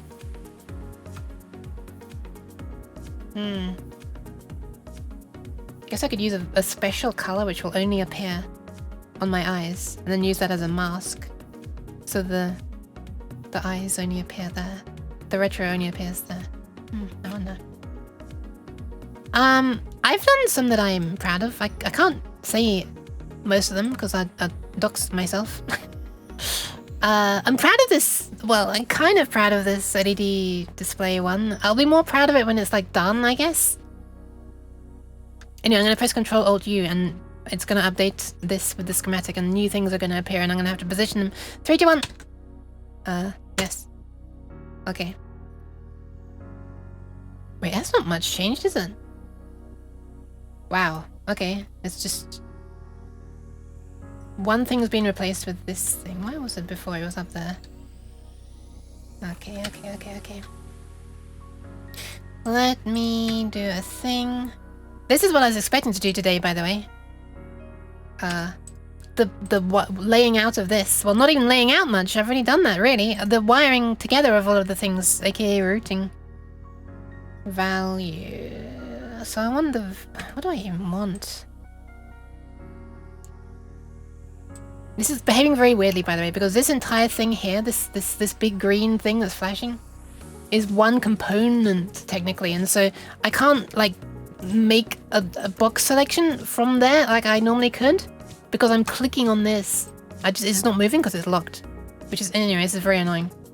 And it also behaves weirdly, like if I just click on a thing, it's alternating between the two different things that could be selected sometimes. So it means I can't double click to edit like I normally could. It's a bit annoying. Yeah.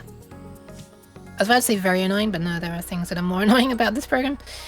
We'll show that, and we'll hide the rafters.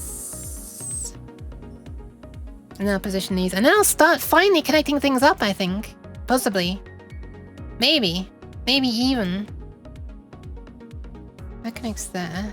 This connects to the other one. Oh, okay. I think I'd rather have this one here.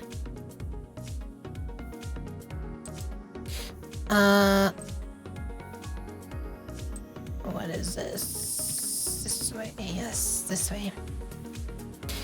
I'm going to bed. I streamed for like 6 hours tonight. I'll keep the stream on to sleep too. Oh, okay. You're super lovely to me. No. Thank you very much for the raid and bringing all of your lovely peeps here as well. Thank you. I appreciate it. Have a nice sleep. It's quite a long stream. Yeah, sleep well. You built the internet? No. I did not. I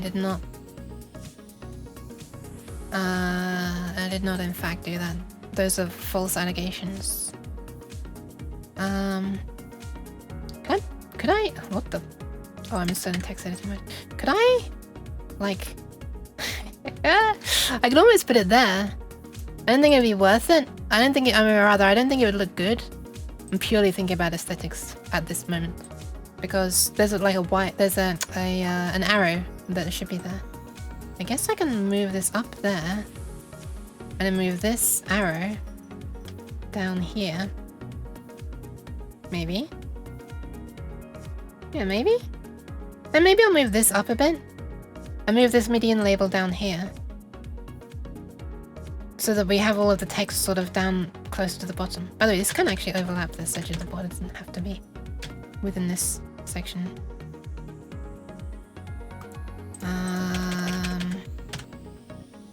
I don't want to get too close here, because this is actually a hole in the board. It's a hole because on the Arduino board there is a hole in that position, and so I want to have a hole in the shield that's above it, so you can like put a screwdriver through the hole to like, you know, screw the Arduino onto the whatever the hell it is that it's going to be on. It's going to be like a piece of wood or something. So yeah. Thanks for going to my TED Talk. How does one look at this and be like, yep, I know what this means? Well, I guess it's more this that I understand more so. This is quite, you know, like a mess. Thankfully, the program is telling me that this thing, like the blue lines are what things need to be connected together. So like eventually I'll connect these together. Like, let's change the button. Something like this. Or that to there and that to there and stuff, and then this to there and stuff like that. And it knows that based on these connections. That's why this is so useful to me. But I don't know. I guess it just pushes the question further down the line. I don't know. Just kinda doing it for a while, I guess. I mean, I've learned things here that I did not know before, by the way. I've never used this component in like my own circuit properly before. I'd never used a PNP transistor in this way before either. That's why I had this up at the time of the raid. I think I had this up at the time of the raid, right? This is like a little mock-up on this website, which I'm gonna copy and paste. This is a really cool little simulatory thing. I just sort of made it on here to make sure it would work first. Yeah. I feel like a 3-year-old trying to learn basic math and drawing because I started eating my blue crayon. I wish I'm sorry. It must be... I'm absolutely grateful to anyone who's choosing to hang out here with, like, you know, jumping in the middle of this project without me explaining stuff from the ground up is going to be very confusing. But you know, like I kind of gotta do some of it, otherwise it ends up with me just having the entire stream, like every stream explaining from scratch what I'm doing, and then like an hour has passed and I need to end stream. I'm sorry. I always feel, how does one look at this and be like, yep, I know what this means. Recently it was with Rust. Oh, yeah, I don't flipping understand that either. Maybe one day I'll look into Rust. The programming language, not the game. It's like any technical diagram. Spend a couple of years looking at them and your brain starts to automatically filter out parts that aren't currently important. Yeah, I guess so. I guess so. Something like that. Probably. Maybe. Probably. Maybe. Probably. Ah! Casseri. Why? I think I need this further out. Does that look weird? Having this so close to the edge? It kind of does, doesn't it? Can't really fit it any closer though. Like, maybe that's too close to the thing. I'm not sure I want it that close. Whatever, that's silly cosmetic stuff. It's not important. Let's position this first. I can't drag it. What the... Hey! Sure, let's put it this way around. Can I have this named something a little more useful for me right now, please? I guess having it this way around would look neat, because then it's the same as this. Sure. But it's kind of out in the middle of nowhere though, isn't it? I guess it makes no difference at all to how this operates, but... this connecting to that, and that connecting down there, this should really be turned around. Too much form over function going on.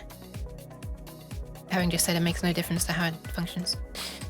Anyway, I think it's about time I possibly start thinking about connecting things up. I think I'm gonna do that. Right now I'm building a GUI for Git using a framework called Tauri, which is basically a web browser. With a Rust backend. So like you're controlling a web browser through Rust? Yeesh. I'm for it, I don't even know what's going on most days. Even on stuff I do daily. Pat. Hi, Hollow Tempest. Kinda relatable. Why cheese though? Did I not notice the cheese? I don't even know if I noticed the cheese. Okay, I'm gonna start connecting up this stuff down here. This stuff I think is not gonna be too hard. The stuff I'm really worried about is this. There's like gonna be stuff... Oh, hang on. I think I've made some mistakes here as well, actually. Okay, let me quickly load up the thing. There's a text file I made that says what pins or what ports. That's the wrong one. That's the wrong one. That's the wrong one. That's the right one. These are all like notes that I was making while... I don't think I need this anymore. Oh, I will need this actually. That's the thing I should still do. Thank you for the pats, Cabbage. Hi, Cabbage. Why am I wide? Okay, so I'm using this port. Oh, actually, I changed things. This is not how I'm doing it anymore. This is how I'm doing it now. I think. Yeah, this is how I'm doing it now. Okay, I need to move all of this stuff. Hold on. This is going to be a bit of tedious copy and pasting. Why don't I just paste this and then change the numbers afterwards?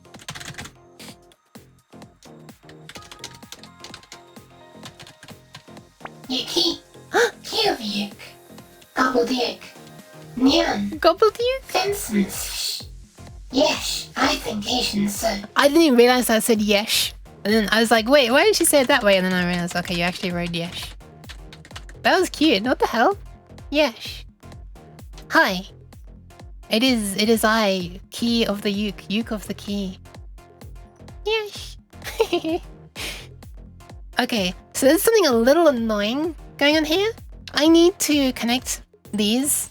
Well, not really annoying, but possibly confusing. That's really cute. The wiggly tail. Okay, so this is the LED string for, by the way, this is literally how the LED displays work, is it's basically an LED string. The exact same kind as you might get like to decorate a room, like RGB LEDs. I'm using the exact same chip that is likely controlling those LEDs. It's just that in those LED strings, they're built into the LEDs.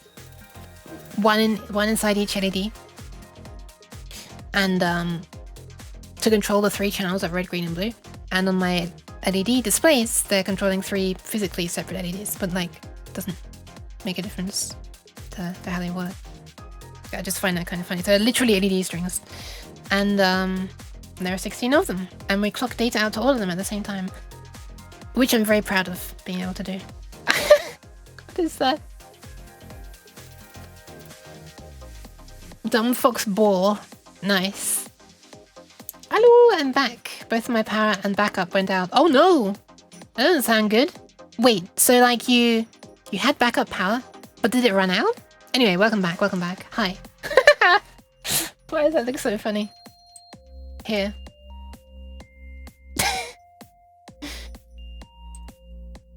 Anyway, something slightly confusing is the pins on this port on the Arduino. So how the Arduino works is there are ports in it. How you turn on the individual pins and stuff is, well, you know, one pin is like 1 bit, right? It can either be on or it can be off at a moment. Or it can be pulsing on and off very quickly to make it appear like it's a value in between, but really it's just on or off. There's no digital to analog converting going on in the Arduino. And so every pin is either on or off. And so what they do to make it easier to control them, rather than having like 8 separate things that you write to. Thank you very much for the like Tickle Death Pickle. What a great name. Hi. So what they do is they group these pins and some other internal things into groups of 8, which can be represented in a byte. And for example, the byte port A maps to bit 0 of it maps to pin 22. Bit 1 maps to pin 23, 24, 5, 6, 7, 8, 9. And that's why I used port A, because they have really nice mappings like this. Sometimes they're not so nice. For example, port B maps to 53, 52, 51, 50, 10, 11, 12, 13. That's less straightforward. Also, some of these are like useful functions that I might not want to overwrite. And some of them here, 0, 1, something internal, 5, 2, 3, something internal, 7, there's something internal. So like, I'm not using this either. I was using this and this. I think I used this because these are like in one row from left to right. That's these pins here. These, the can I easily select them? Yeah, whatever. This row of 8. And it would have been really nice if I could put the next 8 on these, but I cannot. Due to reasons, I can't easily write to all of these 8 pins at once. That port, it can't be used in the out function in assembly. Anyway, it's a bit silly, but stuff. And so I'm just using this block of 16 pins instead, or this block, the top 2 are ground. Complexity intensifies. It does a little bit. Thank you. Wait, that was a Nyan. Hold on. Nyan. There you go. Thanks. I'm glad you enjoyed it. My buttonless Space Mouse Pro has turned it. Turned it? Oh, turned up? It works, but now I need to try and model up its organically shaped buttons. Oh, right! You bought a thing that was being sold without, like, the keycaps, right? And you're trying to... You thought that you could, like, 3D print some keycaps for it because you bought it for, like, incredibly low price, right? Is that the thing? Is my memory working? We're from a third world countries to power out is common. I see, King Pat. Also, this is both interesting and way above what I know. I'm glad you find it interesting. Glad you find it interesting, Tickle. Telling a cat about your mouse seems like a risky strategy. Okay. Anyway, there's one thing that's going to make routing this slightly confusing, possibly. Port A, its bits, so like the bits of the byte, as they go up, the pin numbers go up. 22, 23, 4, 5, 6, 7, 8, 9. Nice. But when you look at port C, it's the other way around. For some reason, port 0 is at the highest pin number. And as the bits go up, the pins go down. So, this here is pin 22. So this here, this D22 here, is going to have the second lot of 8 LED strings going 1 or 0, 1, 2, 3, 4, 5, 6, 7. Right? 22 up to 29. But down here, I've got to have it going the other way. 0, 1, 2, 3, 4, 5, 6, 7. And they're going to like meet in the middle, which is kind of funny. That's the 7th string, or 7th bit of the first port, and that's the 7th bit of the second port. D22, that's not a real die. Really? Okay. I don't have any jokes, sorry, I don't do tabletop RPGing enough to be able to make jokes about this. It'll require several test prints more than likely, but I feel it's doable. Hell yeah, give it a try. Good luck. Huss whoop. What is Huss? HSWP. WP will be well played. HS. Have sex. No, probably not. I was contemplating whether to say it or not, and I was like, yeah, just fucking say it. Okay, so this actually should be going to 1, and this should be going to 2. Whatever, I've got things backwards here, I'm realizing. But as I'm mousing over these should be going left, left, left, left. But they're going right, right, right, right. So I need to fix that in the schematic. Same there. And then for these ones, let's see. Oh, every single one is backwards. Amazing. Okay, so I just need to flip every one of those. Every one of these. Okay, let's disconnect the wires. Boop. And flip. Boop. Nope. Boop. Nope. Wait, how to do this? Control H? Control Alt H? Shift Control H? Yeah, that one. But it's like flipped the entire group. I don't want that. I want each individual one. Yeah, there we are. So now just the numbers are reversed. Okay. Connecting them back up. Boop. And update from the schematic. Boop. Okay. Stuff changed. Did it change correctly? Nice. And coming from the other side. Hell yeah. Nice, nice. I believe it'll work. I believe it might even just work. Okay, let's do the simple things of connecting this up. I'm going to connect all of the things that are not the power supply, so not 5 volts, and not ground. Because I don't know the best way to connect those will be. I guess I could put like some big planes on the back, like big copper paws for the 5 volts and ground. Hopefully. We'll see, we'll see. I'm gonna try and do as much of the like the thin, fancy looking routing stuff on the top side of this, because this is what's gonna be visible, and I want to be able to see my handiwork when it's done. Yes, I'm that vain. All right, it's about time. Let's start drawing wires in.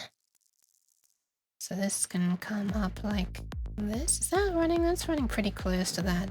And let's put it there.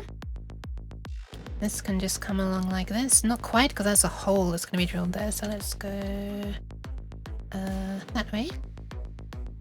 Oh, okay, I should just do that. Copper pores. Yep, there are going to be some copper pores. Failed the humor check. Okay, I get that joke. I get that one. This one here comes along this way. I hope to God I've got these connected the right way. Like you know, when I was messing around with the circuitry down here.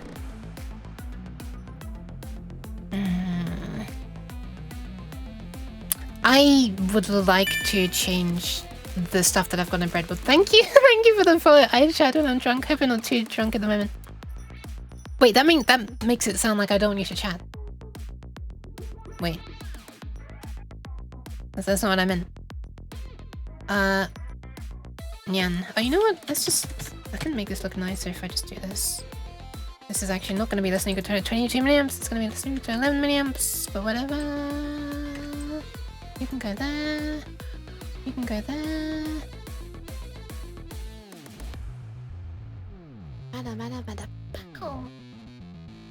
Where should I put this? Here, I guess? Here? Here? Here. Sure. Whatever.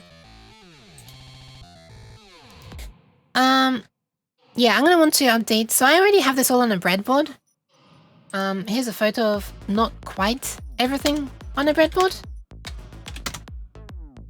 But as you can see, even before it was quite everything, it's getting kind of cramped, at least on this side of the breadboard.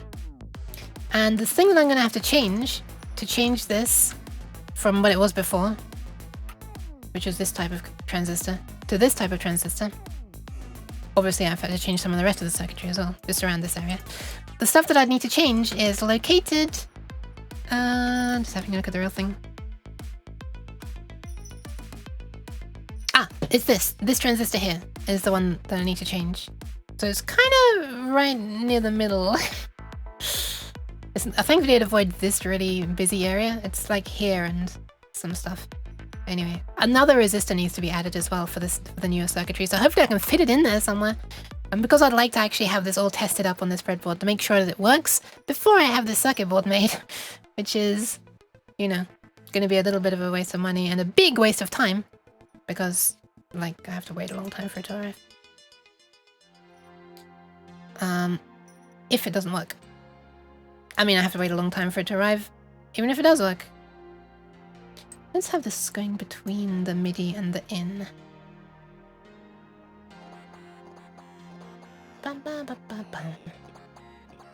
Sure. Sure, that works. Making it symmetrical. I mean, this is not symmetrical, but whatever. This needs to connect to there. This needs to connect to there. So immediately we have two wires that need to cross, or one can go around there.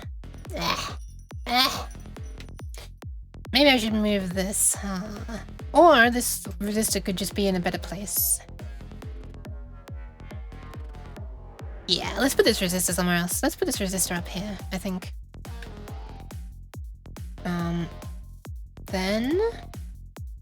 Then I can't fucking drag. Help! There we are. Then this connects to there, easy. This connects to there. That connects to there. Yeah, that's not super easy either, actually. This would need to go around the other side. Oh no, it wouldn't. What am I talking about? Wait, yes it would. Would it? I'm not sure.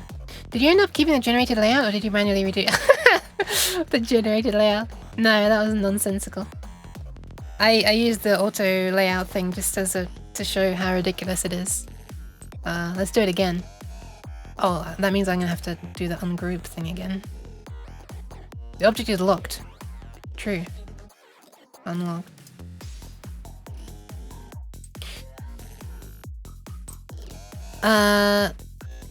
Wait, I kind of want to select everything except for this and this and this and this and this and this and this and this.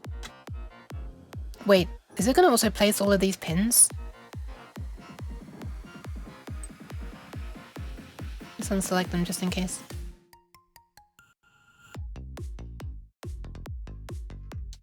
Is it also going to place these holes? Wait, I've got a bunch of things selected that shouldn't be. I was going to delete all my traces as well. Existing placement is the best choice, but it doesn't correspond to placement settings. Do you want to replace it with new placement? Beautiful. Beautiful job. They've got a resistor floating out here. We've got this one going over the edge of the board. Yeah, wonderful. This one's also going over the edge of the board, but only one side of it is over the edge of the board, so I guess it's not quite as bad. Anyway, excuse me if I keep this layout instead.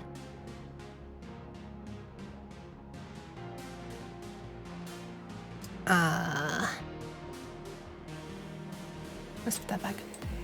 Hi, Diet Evettis. Recently saw someone make PCBs at home with a fiber laser. Fiber laser? I'd be very interested to see how useful that'd be in practice. There is interesting stuff happening in the world of like home fabrication of PCBs. I think it's still like very much in the infancy, but I know there are like several people like trying to make their own systems, you know? That's really cool. I'm kind of looking forward to a time when I don't need to be paying other companies to do it for me.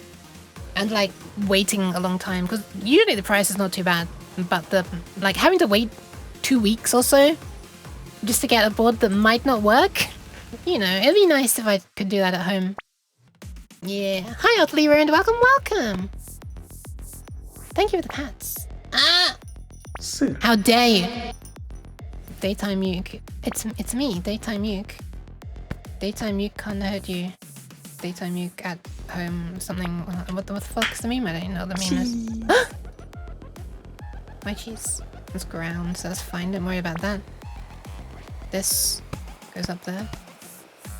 Let's just put a few wires down and then we'll see what happens. Hey! Cheese. Not again!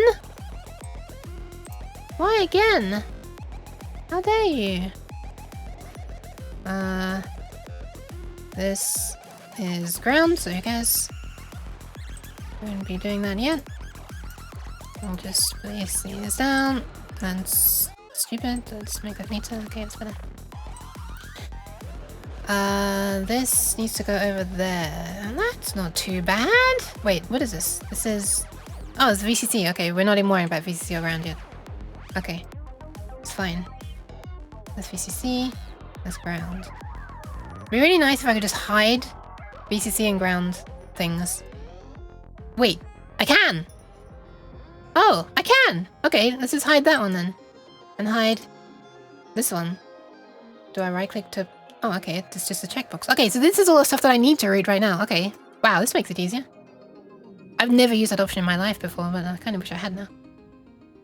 Okay, so this is the input from here. Can we slide that between the pins? Yeah. What is... How close is this?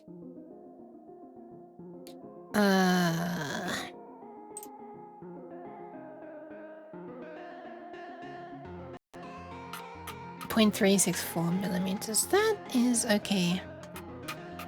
I know it sounds thin, but it's wider than the trace itself is, so it's okay. Why derpy? Because hat trick? What does hat trick mean? Why is it like pulling a rabbit out of a hat? Looks a bit naff. Oh, it's not snapping.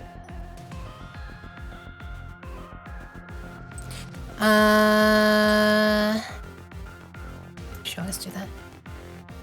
Hi, Morgan! Welcome, Morgan. Would love to test it, but it's one of those things that costs 2.5k. Wait, you mean there's like stuff you can actually get already? Oh yeah, right, I think that wasn't there? But there's like other people trying to make their own ones as well, which is pretty cool. By pretty cool, I mean very cool. This goes to that. Can we just get one diagonal line? No, not quite. This goes up to here. This to there. This to there.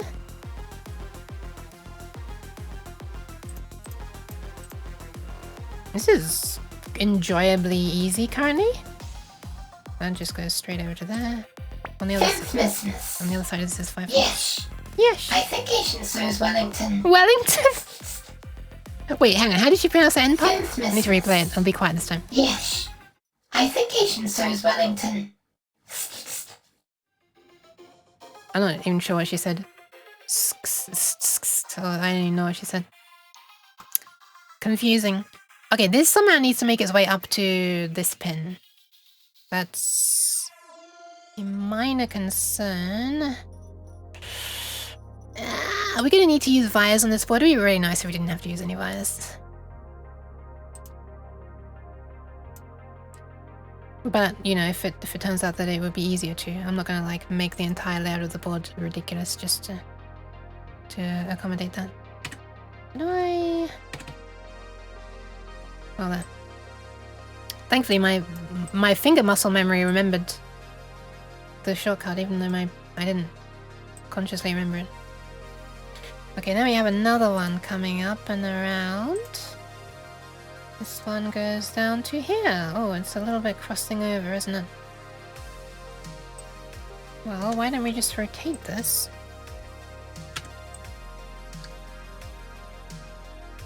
Sure. Works for me. Zip. Okay. We got this now. These joined together.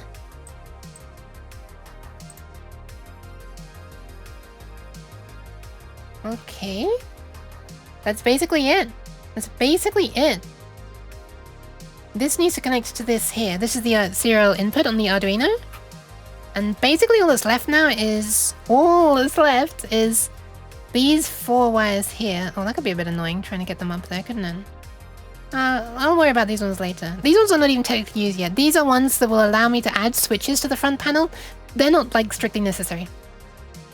I mean, I would like to have them, but, you know. Let's concentrate on connecting the LED displays first, because that's, like, really vital for an LED display, I'd say.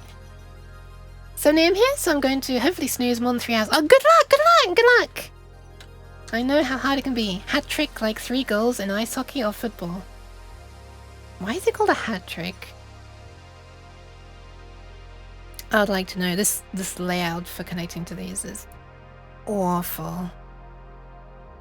But I hate it when, like... I hate it when I'm having to conform to 2 layouts and the way I'm routing things has to bend. Thank you for the hydration. I'll do that in 1 sec. Connect map. Yeah, the problem is, if you have to conform to 1 layout, like for example how the Arduino is, then it'd be nice if you didn't have to conform to the layout of something else, like the LED displays. When you have to conform to both, then your routing suffers, kinda. You gotta, you know... Something's gotta give. The routing can be nice. It's like the triangle thing, you know? Choose 2.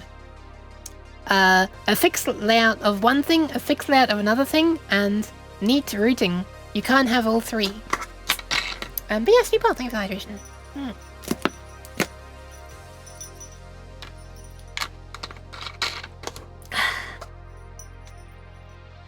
Friendly reminder to stay hydrated. Hashtag not sponsored by Nyan Juice. I forgot my own controls. Sorry. Okay, how are we gonna do this? This one's to connect down there. What if we do these ones on the one side and these ones on the other side? How do we even do this? To get this down to there, we'd need to cross over... Oh, this is like absolutely the wrong way around, isn't it? Oh, this is horrible. To make this work, we'd need to like be routing around the outside, which I guess it's possible. I can make this board wider. We're not at maximum width yet that we get for the cheap price. Okay, let's route first and we'll route over the edge of the board. And then I'll expand the board to be as wide as it needs to be afterwards. Which is a bit of a weird way of doing it, but I'm a weird cat, so... So it fits. Let's have this running down here. This is the one that needs to be the furthest out, actually. Now I think about it. It's probably not the good way of doing it. It's warning me I'm going over the edge of the board. You're gonna be warning me about that a lot. If I wanted to do it this way... Ah, hold on. Do we need to do this for all of them? Or just...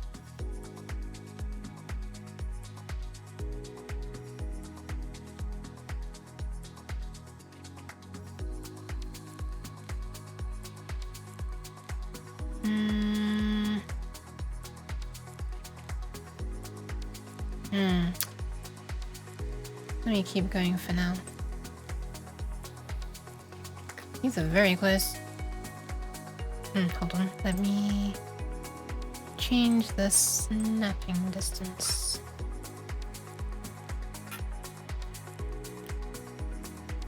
This is gonna be really nasty if we have to do the entire thing this way, isn't it?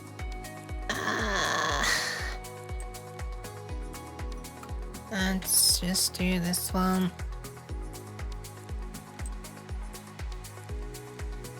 I think I want to turn off some stuff right now. It's getting a bit busy on my screen. Let's turn off the silk stuff. Yeah.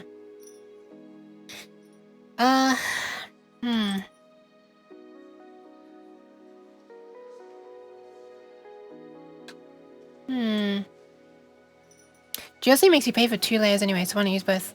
Yeah, I will. I was gonna do like the ground and 5 volts thing on the other side. Rooting the trees in your area. Oh, I see. I thought it was gonna be a rooting for you joke.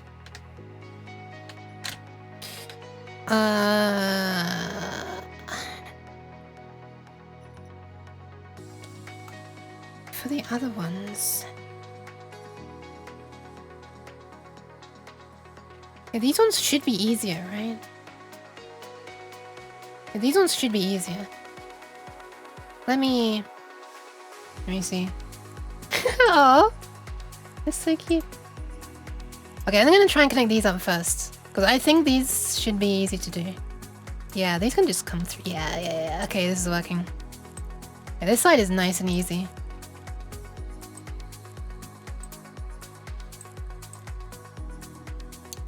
If only it could be like that on the other side. I knew I flipping knew that the fact that this is running in reverse direction up here, it would be a pain in the rectum. I'll sort these all out in a minute. Let's do this one as well.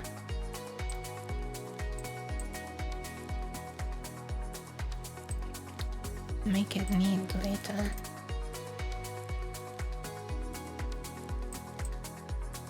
It's running a bit close to this square thing. I don't really like that.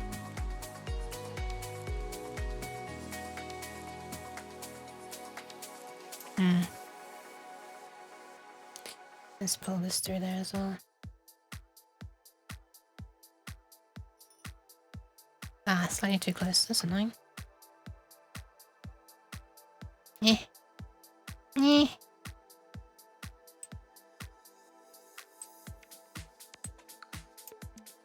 if I did it this way, then this would not need to get close to the square thing. It doesn't really make sense to go that way around, does it? We're just taking a longer path for form over function reasons, which I don't like.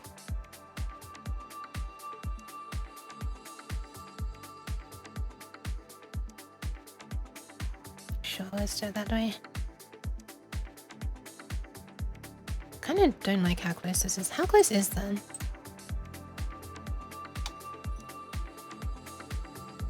It's roughly...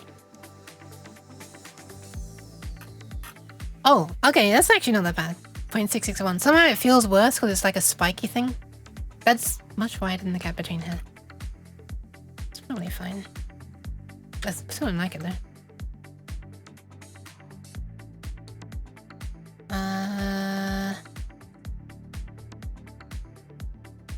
Could have them all go this way.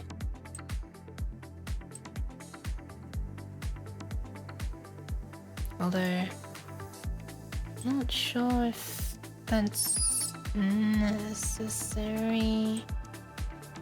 Whee!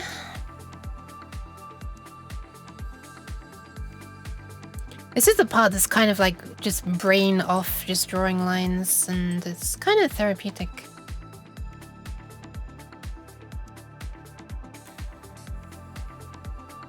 It's literally just, you gotta get the wire to the destination in some way, and hopefully it doesn't hugely matter how you do it. Maybe it does? Maybe they're gonna get horrible interference? Maybe they're not. Who knows? Morning you. Hi, Fafin! Mind if I ask you a question about a project? Are you gonna ask? Sure. I don't mind. I don't know if I'll have any advice, and if I do, don't rely on it too much. Please. I'm actually gonna try and keep these a little bit separated and not run right up against each other. Which is what I should have done on the LED boards, and I think the fact that I didn't is why I'm having some interference problems, so... hi you guys! Welcome, welcome! Hope you're having a beautiful day. It's alright, thank you, actually. Yeah, it's kinda alright. I got better sleep last night than the previous night, so... I'm happy about that. Big hap. Big hap. The double...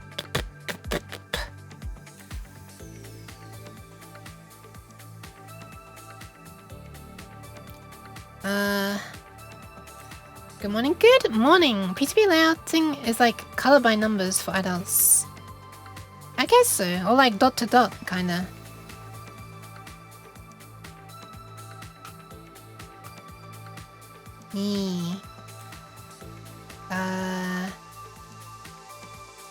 It is, but the thing is, like, you get a working thing from it at the end. That's the best part. Like, it's not just a puzzle that says, good job, you completed the puzzle. It's like, no. If you did it correctly, you get like a working circuit. You get a circling workit. What better prize? Hopefully. Yeah, hopefully. Thanks, kind of nice when I zoom out.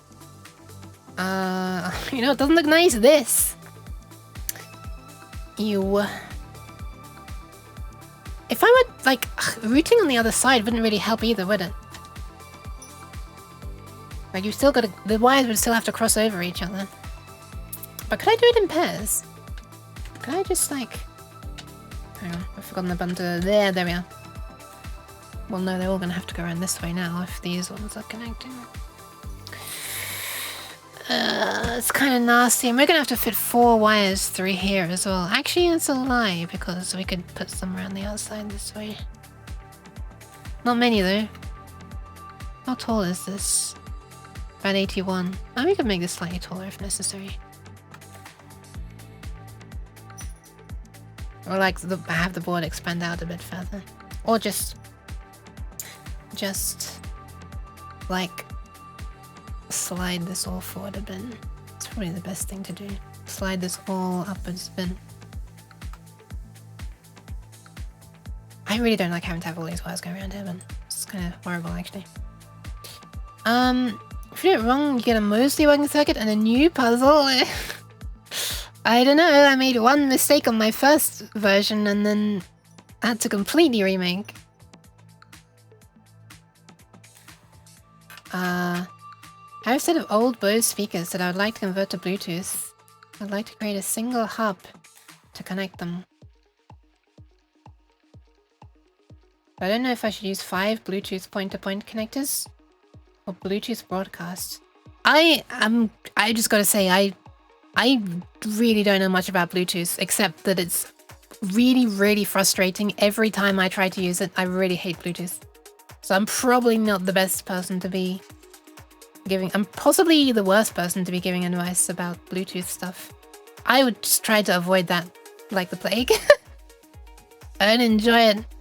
It's a pain in the ass to get things connected. Even when you have it connected, the bandwidth sucks and the signal sucks. Sometimes you can't even get the straight line of sight for more than like a couple of meters, even though the spec says you should be able to. Ah! Bah humbug. I can't believe we haven't advanced as a civilization since the days of Bluetooth. Is there a better alternative? I mean, there are wireless headphones that are wireless that are not Bluetooth, and they don't work through digital compression. They use it's analog, right? Basically just FM. I think there's some kind of what's the word for when it's like encryption but for analog stuff, like some way of obfuscating it. Scrambling. I think it's like scrambled in some way, so to make eavesdropping slightly harder. But I mean, if you're worried about eavesdropping, you shouldn't be using wireless stuff in the first place. But I don't know if that would be super easy to DIY though. I had a friend who had that kind of headphones though. Obviously that incurs no delay as well, which is another thing that is not great about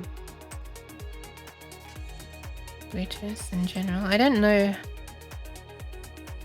if the delay is always bad though. Maybe there are codecs that incur less delay. I don't know. I'm probably just too bar humbuggy. I'm sure some people would like do it that way. There was a video by Great Scott the other day, or not the other day, the other week, where he was making a like a speaker for his bathroom, and that was wireless. How am I going to connect to this one? Imagine if we had a Greater Scott. Greater Scott? This one's annoying, isn't it? How are we gonna... how are we gonna get this one connected? Okay.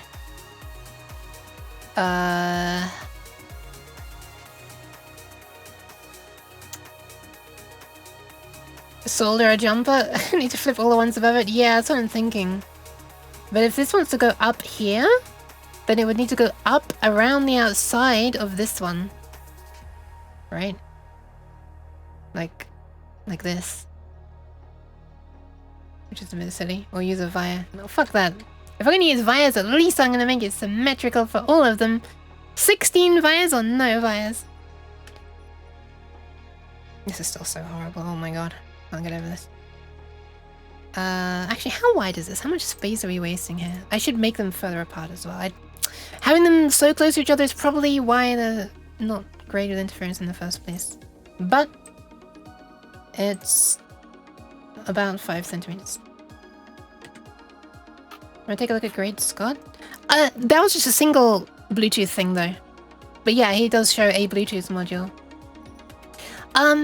You know what? Having just thought about it for more than half a second, you should probably just use one thingy to connect. Wait, hang on. Point-to-point connections or Bluetooth broadcast. I would recommend... Hang on. Is point-to-point where you're going like...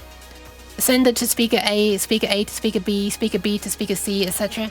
You should probably not do that for delay reasons. But I don't know if that'll introduce any noticeable delays. Not daisy-chained.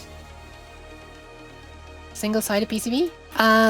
You can't do a single-sided one at JLC. I mean, they don't offer that as an option. Obviously, you can just give them a double-sided thing and put nothing on one side. So basically, you're already paying for the second side. Also, if I try to read this one above, it has to go around this hole, which is a bit annoying. But possible. Point-to-point? Straight up 5 transmitters and 5 receivers? As opposed to what? What's the other one? Wires are better aside from needing wires.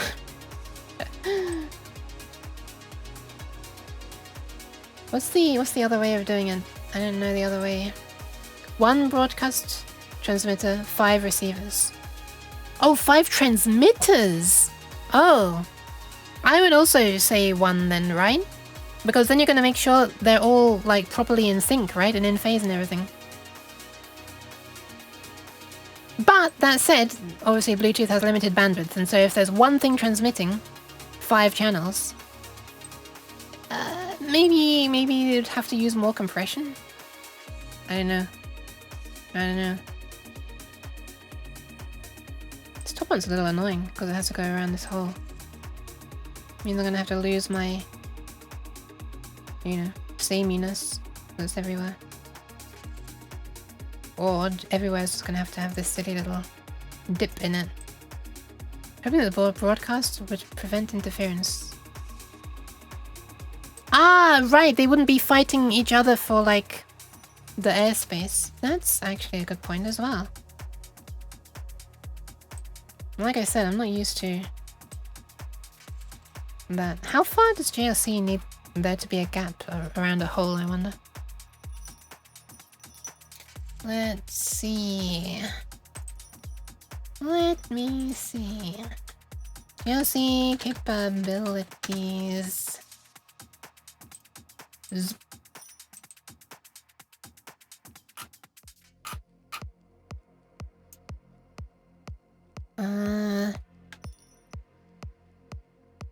Welcome back, may I help you? The answer is no.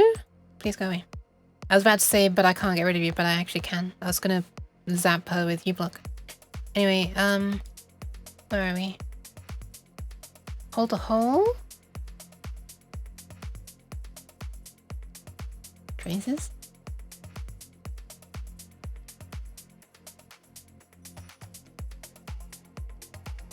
Pad to track clearance. Hold track. There we are. Hold track. 0.2 millimeters. Okay. How far away are we here? 0.8 millimeters or 0.9 really. Okay. I'd probably just transmit one stereo to all of them. No stereo for this guy. Surround sound. One stereo. What? You transmit surround sound to all of them and they'd all just... Can you do that? You can like transmit a thing intended for multiple recipients? I guess that's what broadcast is. Interesting.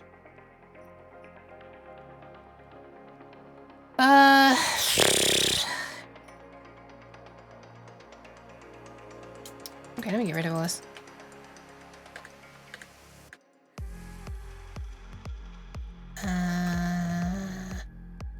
This would have to go around. But then the other one would have to go around the... Wait. I don't know if this is possible.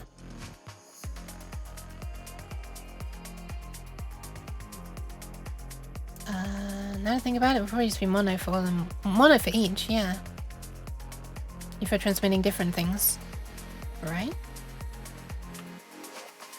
Okay, that is a way of connecting these two. That is certainly a way of doing it. Will they be in pairs like this? That needs to go there and this needs to go there. Alright, that gotta work from the bottom up. Let me connect this one first before I box myself in again. Box, box.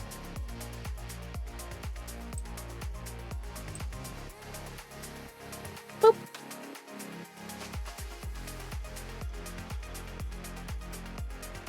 Okay.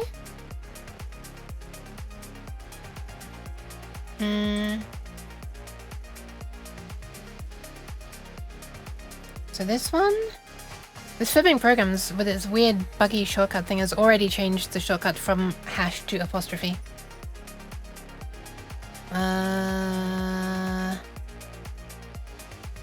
So this would need to go around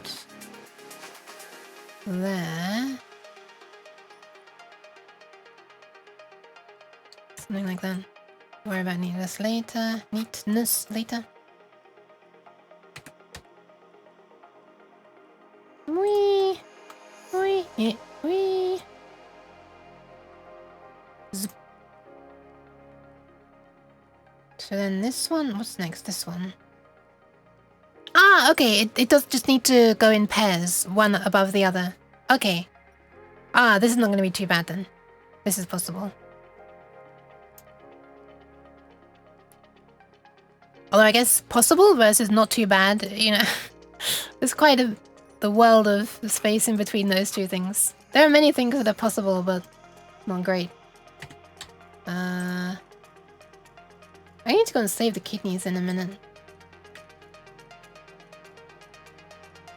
That could be hydrating a bunch, which is a good thing. And thank you to everybody who has been hydrating me. Let's have these go down somewhere around there. That's not very neat, really, is it? But whatever. Okay, only 2 left. Let's see. So this one needs to go around the outside. Around the outside. Around the outside. Of this one. Well, does it need to? Actually?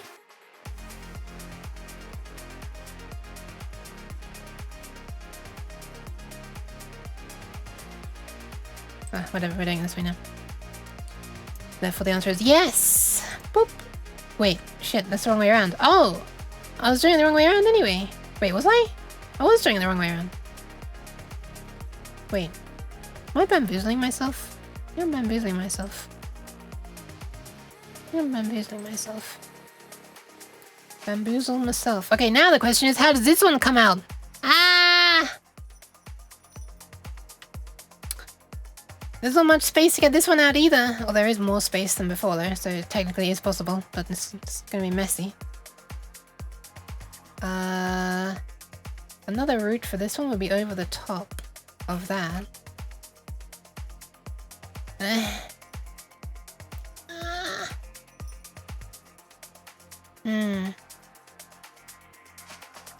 This one here could go up and around the top as well. I'm not sure what that would gain me there. That would mean that every other one goes up over the top. So it'd be more space in this area, but more space in this area. More unused space in this area, more used space in this area. Thank you for the pants, Otter.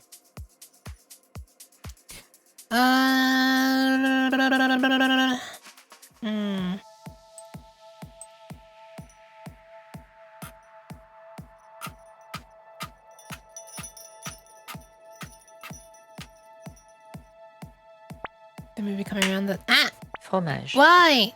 I was just enjoying the music. Am I not allowed to enjoy the music?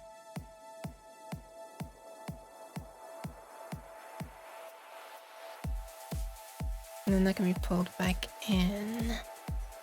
And the advantage of doing this is what exactly?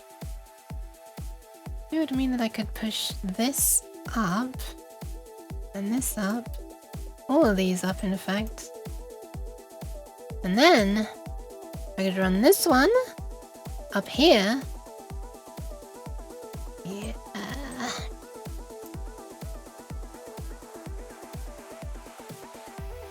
And this one can be straight, and then this one can go up here. There we go. It's a bit, you know, I was hoping that I could get them all going, all these ones going left and all these ones just going straight up. Unfortunately, one of these is going to go up, even though it's going over to this area. Whatever. Like I said, I don't want to make the entire board done in a weird way just to perform whatever function. When you research this, you'll find out how valid an assumption this is, but I assume a typical Bluetooth setup only has Bluetooth on the hub for syncing with other devices. What is the hub? I don't know what the hub is. I'm assuming that's a transmitter? For syncing with other devices. Communication to the different speakers probably happens over a much simpler type of radio tech.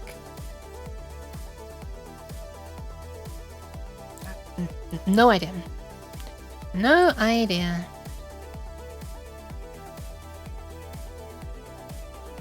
I know nothing about Bluetooth. Except that it annoys me.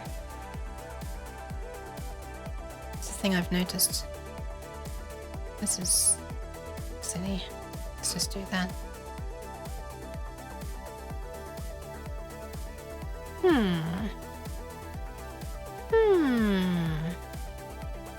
I don't like all these little jaggedy bits, but whatever. If it has to be that way, it has to be that way.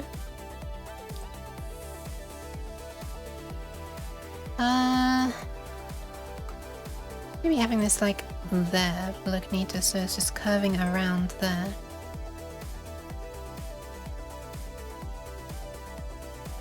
Then this just goes diagonally out, maybe? Looks a bit weird. You can barely see that it's going in diagonally, so it just sort of looks like it's joining at a weird place. We could do that.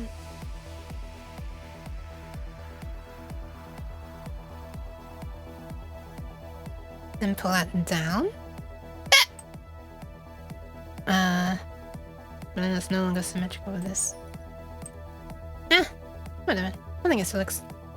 Okay, I've got hiccups. Alright, so...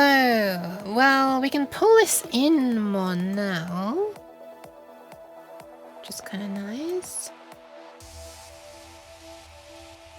This will be less wasted space. Ew. What is going on? What is going on in my tummy? Whatever it is, it's trying to come out of my mouth. Man, that sounds disgusting. I didn't actually mean it in a disgusting way.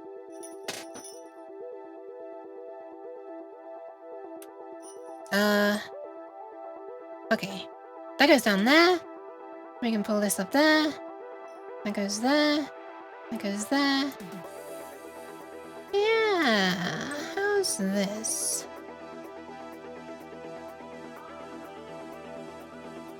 Wait, why does this look different? Oh, because it's... right. Because these two are going over the top. Yeah, of course. Humst. Humst.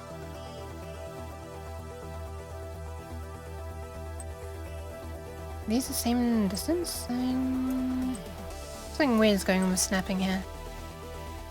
I'm not a fan of it.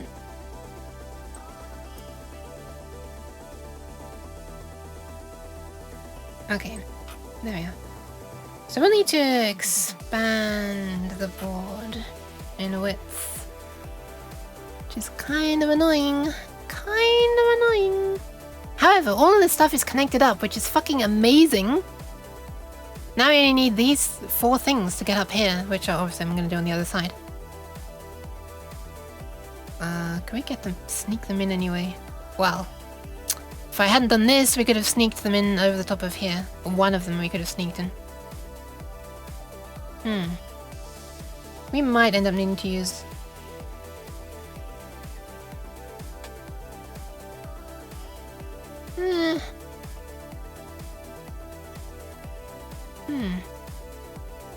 Let's just connect these up on the back side. And then I'll see what we've got to work with regarding areas where the 5 volts and ground will be going in. Magenta, my beloved. My beloved back color. Oh, I've gone too far over. Zip.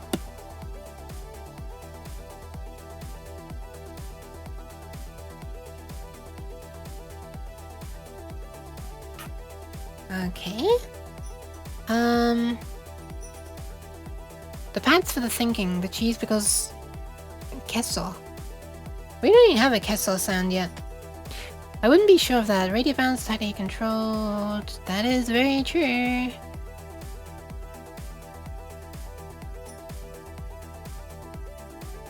If something starts broadcasting on that band with a random protocol, it would just scramble all Bluetooth communication. Would it? Would it? Hub means a central point. In network terms, it's a single point of communication. Okay. My recommendation is route on top layer as far as you can, then drop a via, and then you do a short bit on the back side, as that way you keep the back layer as clean as possible.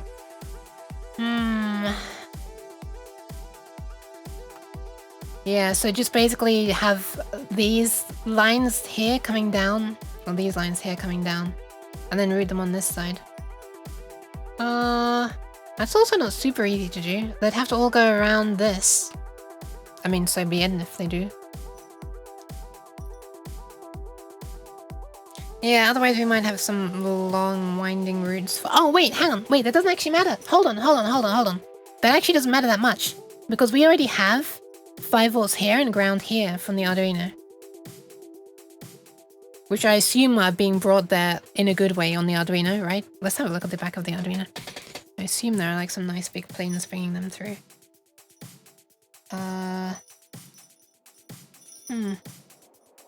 No, actually, not really.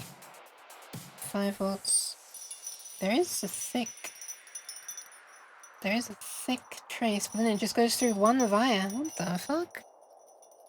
So all the 5 volts up here is being supplied through one wire on the Arduino. I just learned. Maybe don't put high current stuff on here. For module, we have that. Yeah, that is a sound.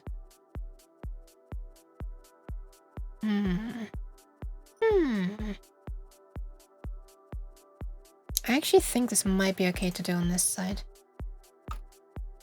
But I might end up undoing it. Because someone probably cleverer than me suggested not doing it this way. This bit's a bit annoying.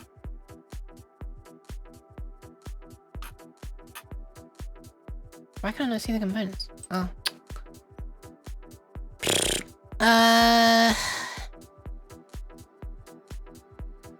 They don't really need to be that far apart, do they?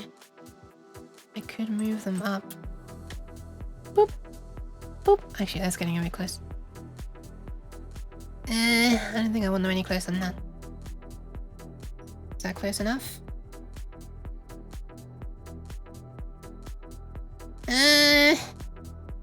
Both can handle quite a bit of current. Interesting.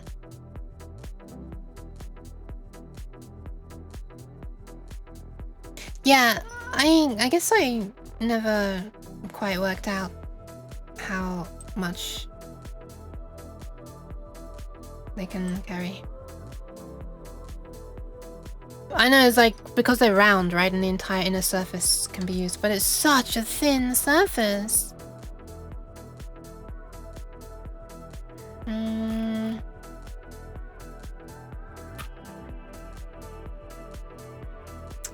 I really like how close this is. How close is this?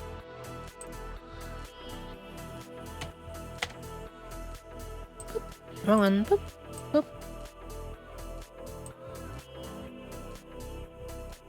Roughly 0.481. I mean, it's further apart than these are, right? Oh no, it's 0.6, wasn't it? But the ones that are going between the pins, like here, was 0.23 something. Yes! Hi! Yes! Welcome! Hi! Can't believe such a cutie's visiting me. Ah, hold on a second, I'm being silly here. I'm being a little bit of a silly sausage here. If we route this to the side, did my audio just cut it for a second? Oh, my music? Just the music. Then I can route this. Ooh, it's a straight line. Ah, that's very pleasing. Oh, look at that. Ah, this is actually really wide, really long, slashing through all kinds of stuff. Just like Yusu with her scythe. Kind of a trace, yeah, so. You.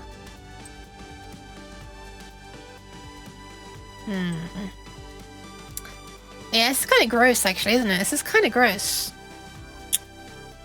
Yeah, we're kind of huge. Nah, I think I'm gonna say fuck this and do it with wires after all. Yeah, this is kind of unpleasant to lay my eyes upon, and to think about how we're gonna have to connect all these and these. I wonder how to do this exactly. Oh well, we'll see. Hey Yuki, would you happen to know how to activate a Unity personal license? I keep getting an error. Hi, Armchair Diamond. Amazing? Thank you very much. I don't know if this is amazing. I'm gonna delete these traces. I don't really know what that means. I thought you just had to, like... Is this a new thing with Unity's licensing things? Is it? I thought you just had to, like, register... Wireless traces. I thought you just had to, like, register at the Unity website, and then when you download the Unity Hub, which they want you to use... Bleh! I hate the Unity Hub so much. You don't have to use it. You do for the first time you use it, I think. Because you have to be able to log in. But then afterwards you can remove it and just launch it directly. Yeah, I thought you just... I don't know. I don't know, you can have a look after stream if you want. Oh my god, I've been going for 3 hours already. Okay, hold on, one sec. I need to go and save the kidneys. I will be right back. I'm sorry I can't give you an easy answer for that, UC. I know that Unity was doing licensee stuff, so I don't know if they've changed how stuff works. I'm using a version of Unity that was released before they were starting to shoot themselves in the foot, and then backtrack. So maybe stuff has changed since the version that I've used. I'm too tired, of course. Okay, sure. Thank you for the past mirror. I'm gonna go and save the kidneys. I'll be right back, which means going to the toilet. Time flies when you're having a uke time. Wait, is that a derpy time or a good time? I'm not sure.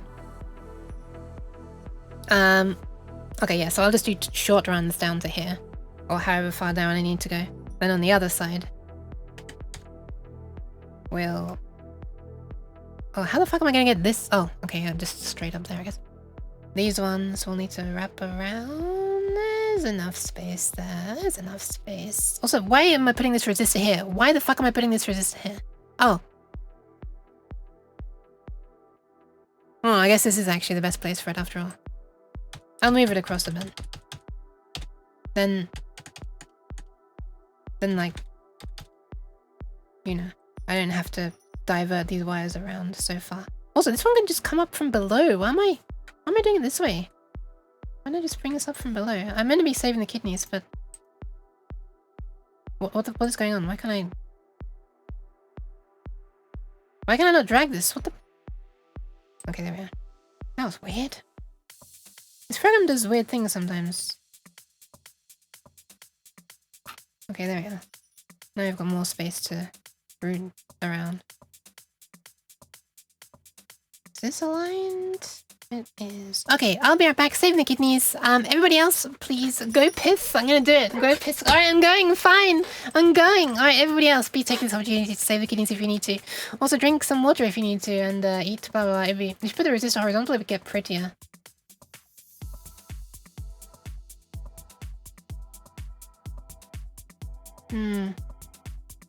Yeah, it would. Yeah, it would. Yeah. Why am I separating these so far? Let's bring that up here a bit. Yeah. Nice chat. I want these kind of separated somewhat, because this is all for the LED and this is not.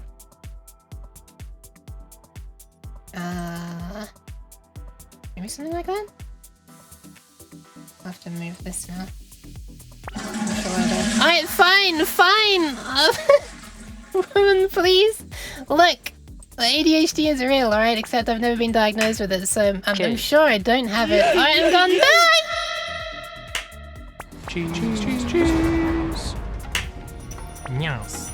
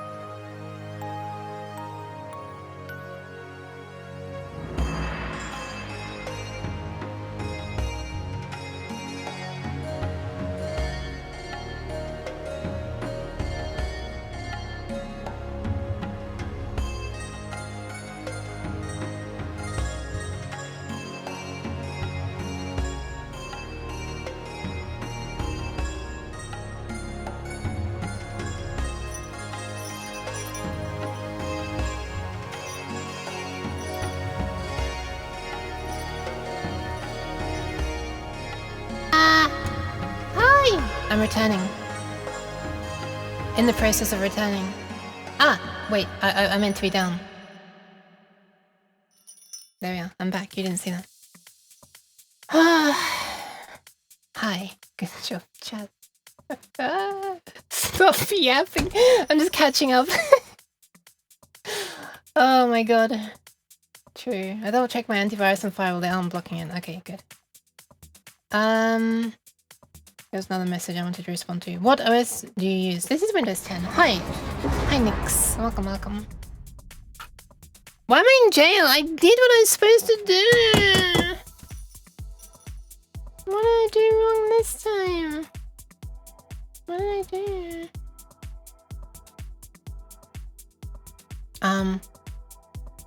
Also, you know what would be neat and have even smaller ones is if I flip this around. Move this a little to the side. I'm actually not sure. Oh no, never mind then. That's going to the wrong one. Bleh.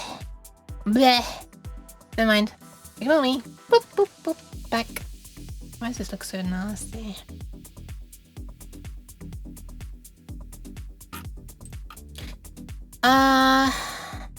Nyan. Sometimes you gotta Nyan. Contain the uke. Too cute for this world, oh. No, you. Okay, let's start sliding these over. I'm sorry that I'm so silly and I don't take care of myself properly. Okay, let's just put that up there. Let's rotate this around as well.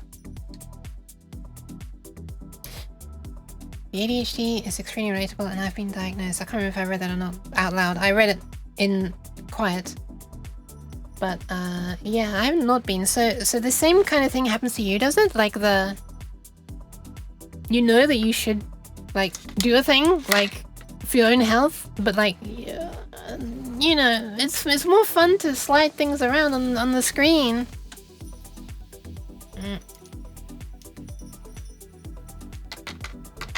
Slide them out.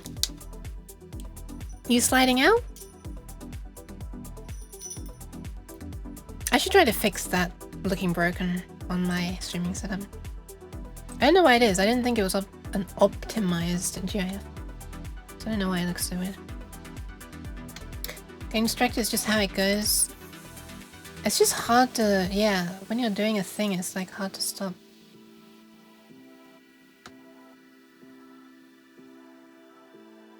And it's hard to start.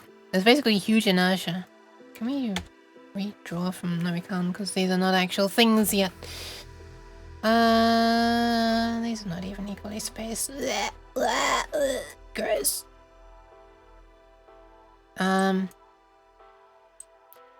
Is this in line with these at all?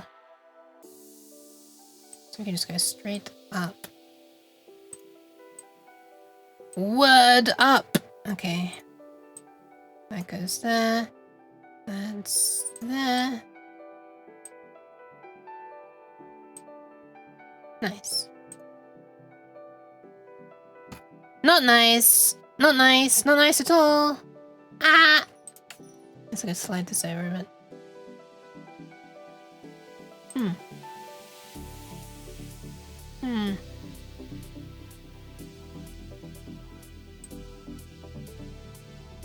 I don't like this at all. I don't like how close this is. I guess we could start thin and then fan out.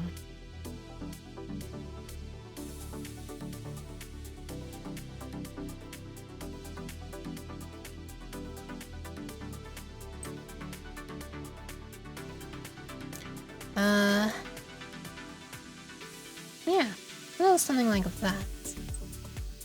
How's that? That. Looks kind of neat. I don't really like how close this resistor is to these pins. Thanks, Hughes! Okay, let's add a... Ah! Cheese? Nope. Nope. And it's not added cheese. Also, I just realized, why am I trying to group these up like this? Because on the other side, I'm only gonna have to then... You know, there are these pins that we have to go through. I can't just go straight up. So so we're gonna actually have to go a little differently. Like there, for example. Wait, we need to get to that pin from there. Okay, so we'll go here. And here. And there. That should be okay. Priorities aren't sticky in my memory. New ideas push old ones out, so if I don't act immediately on these, I forget about them. Oh my god, it's so much.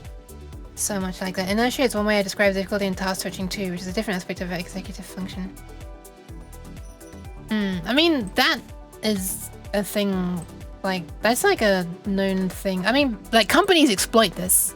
Like, this is like a very well-known thing, right?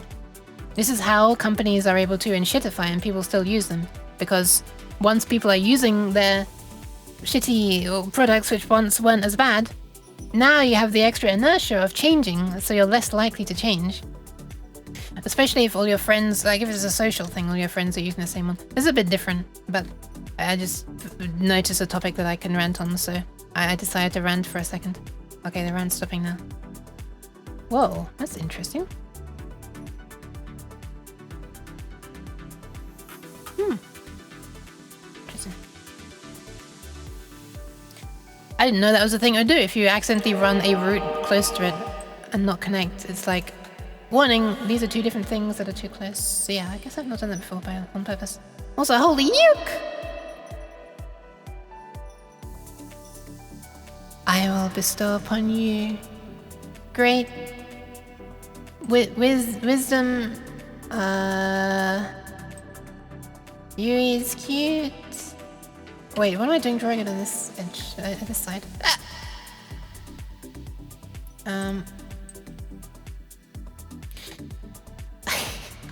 Ah. False. False. You've revealed it to me now. There's no going back. Ah! Thank you for the follow, Real G Miles. Welcome, welcome. Kind of want these to just be straight lines. Yeah, that works. I don't like how this is. Maybe I should like draw, like, you know, use the rectangle or draw some lines or something around these unique sections, these distinct sections. So one of them should be here. One of them should be like all of this area. Wait, why is this not being selected? Huh. I'm being able to draw lines that I wasn't able to do this before. Okay, now I can't. So do I need to do this? And then I can do it? Wait, how was I just able to do it? I was just able to draw selections, but now I can't again. What the? How did I do it? Anyway, lines around this area, lines around this area, and then these separate. Like, I wanted these to be separate just for aesthetic reasons, but... Or, not aesthetic, but... Like... You know, I can't think of the word. Something reasons. Syntax reasons or something. I don't know what the word is. Anyway, if this is directly above like that, that looks a bit weird with the thing coming out. Blah blah blah blah. Blah blah blah blah. Anyway, let's punch a few holes through the board. Should we punch some holes? I'm gonna punch some holes. Where are the wires? There they are. Boop. Boop. Boop. Wait, what if I want them to join? Am I joining them to the correct things? Or do I just like... How do you do this again? How do you do this again?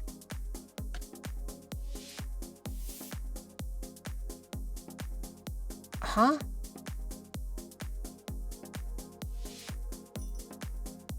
Wait, what? Which?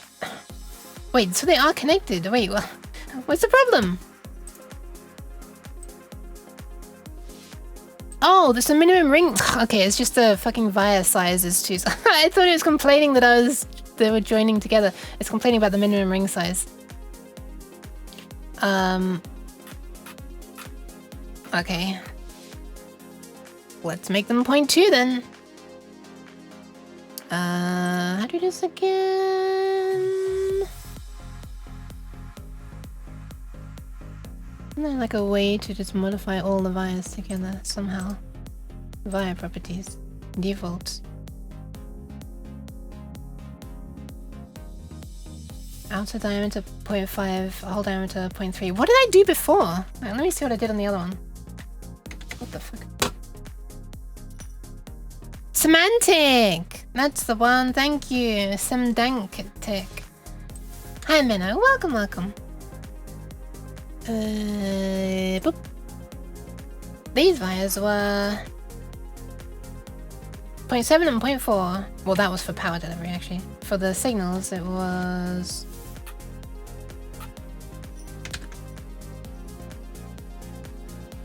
For the signals... oh my god, please. I'm fighting for my life here to make this thing... Fucking scroll! Pan, please! What is this buckiness? Okay. Sorry. I'm gonna calm down now. For the signal, it was... 0.5 and 0.3. Wait, what's this then? 0.5 and 0.3. Why the fuck is this complaining? Huh? Am I not... Am I not... What? Did I not save the design rules correctly when I was setting them up for GSD-PCB here? Oh yeah, they're different. Oh, they're different, huh? I never saved it. Okay, hold on. I'm gonna exit this. I'm gonna resave this. Can I, like, name it the... new? Can I, like, name it the same? I'll just remove this, I guess. There. Now it's named this. Okay. We good now? Can I use the same... what's it? Settings? Design checker settings now? If I go here, and I choose this. We good? We good. Nice.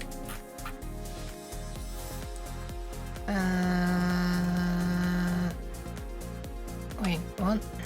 Are these not connected? Huh? Wait, is this connected? Wait, what's it talking about? Is this... What? What do you mean it should be connected? It's still showing a rat line up here. The fuck? Huh? Hello?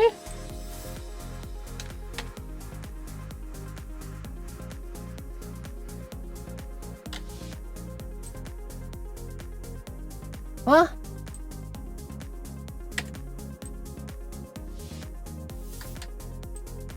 I just click from this to this. Like, wow, I guess I just hadn't updated something internally to understand that these... Oh my... What the...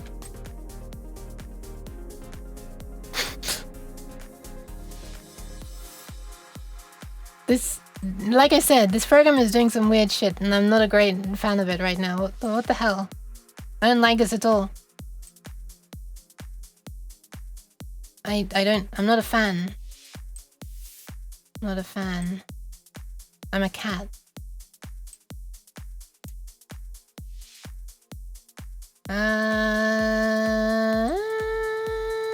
Which one's diagonal? Is that diagonal? I think that's diagonal. Maybe let's do it this way. How's this?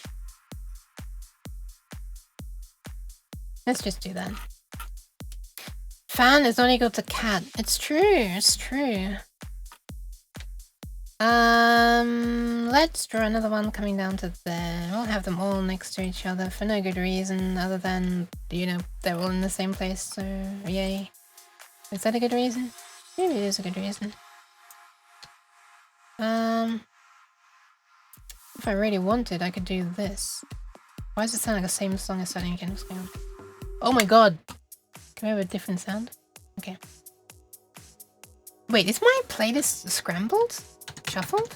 Why is it not even shuffled? Order. Shuffle. Shuffle albums. Oh! Okay. It was on shuffle albums instead of shuffle tracks. Whoops. so I guess it wasn't actually shuffling the tracks. That's why there were so many similar sounding things next to each other. They should have been like mixed if they were like gonna be played at somewhere. Okay, this side, no, this side, we can just have this come up and over. Sure. Are you gonna understand that they're connected now, Diptrace? Good. There are times I struggle to start even simple things. That's where stuff like body doubling helps. What is body doubling? Reduce the inertia in starting cooking, for instance, can be easy when someone else is in the kitchen, but hard to impossible when you're on your own. Interesting. Interesting. Is this like the kind of, is this a similar idea to like, you know, hanging out in like a Discord call while you're working on something, being with someone else? Because if multiple people are working on a thing, it's easier for you to. W? Co-working. Yeah. Yeah. Interesting. Wait, what's the problem here? Oh, not again! Not again! I thought Why is this now a problem again? I thought we were over this shitty, like, not being okay with pads being too close to each other thing. Huh? Thought I fixed this. What the fuck? Gap 0.27, rule 0.5. Thought we sorted this last night. Where is the fucking... There it is. So it's pad to pad? Yeah. But it's 2.7. This is like... This is legitimately, I think, what GLC says though, isn't it?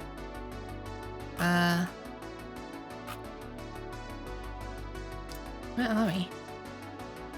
What am I reading? Let me just read the page. Drilling traces... Traces?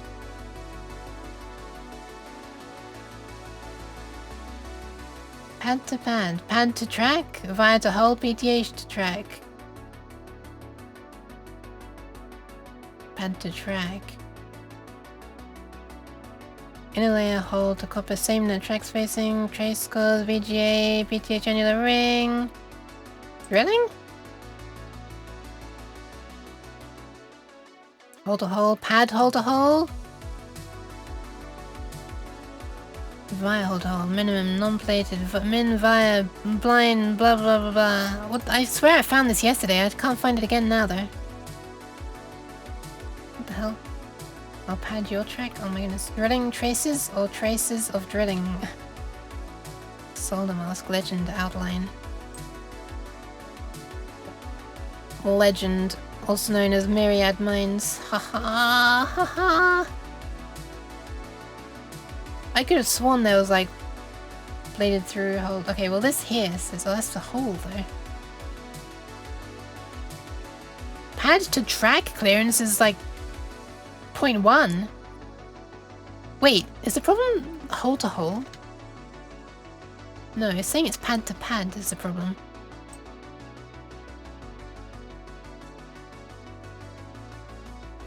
I'm looking at the pictures now to see if one of those stands out to me. I'm gonna lower it to 0.25. No, it's fine, of course. Let's hope it's actually fine. Okay, so just the board outlines. Alright, let me stretch this board a bit, which means this is gonna be widened, which means I'm gonna need to do some things to keep that centered. Alright, let's stretch this out.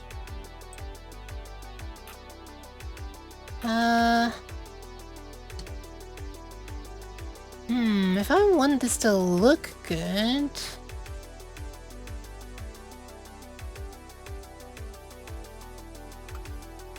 then we'll want the diagonal to be the same length on both sides, and we'll want these to be centered between the two diagonals. Which... yeah, basically. I think pad to pad in your software might just mean track to track and JLC. JLC only cares about how close different copper things are. Okay. Track to track. Traces. Minimum spacing. 0.1 millimeters.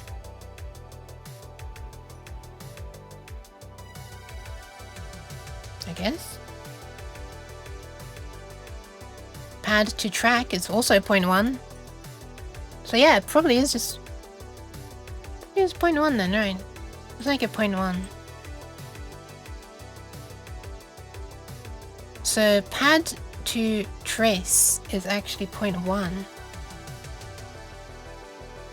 And same there. We're gonna assume... Pad to via? Is that like the ring of the via or the whole of the via? I don't know. Why is everything so ambiguous? Via hole to track is 0.2. I'll just give it a 0.2 in case that's what it means. I don't think it is. I think it's supposed to check BBS. Hi BBS. Uncommon quality at best. I wonder.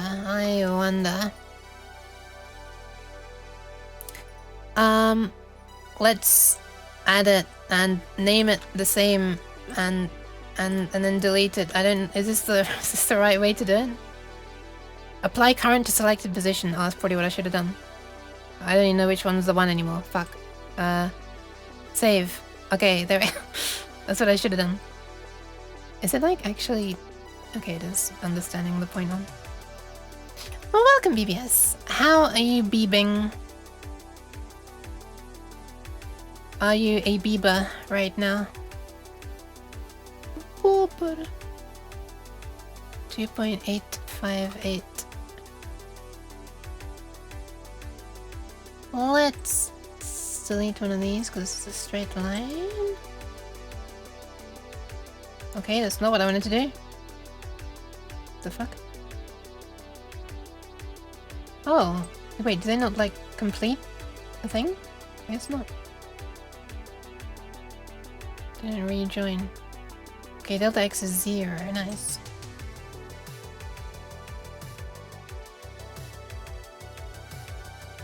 This should be where the diagonal thing starts. You don't beep too much? I eep? How is eeping going? How have you epped well? I hope you've epped well. Wait. Yeah. Okay, so now I need to slide this along by the same amount. So that delta x and y are the same. That'll be 45 degrees. There. Now we just slide this as well. Oh, before I start messing around with that, let's make sure this... So if I wanted this to look nice and symmetrical,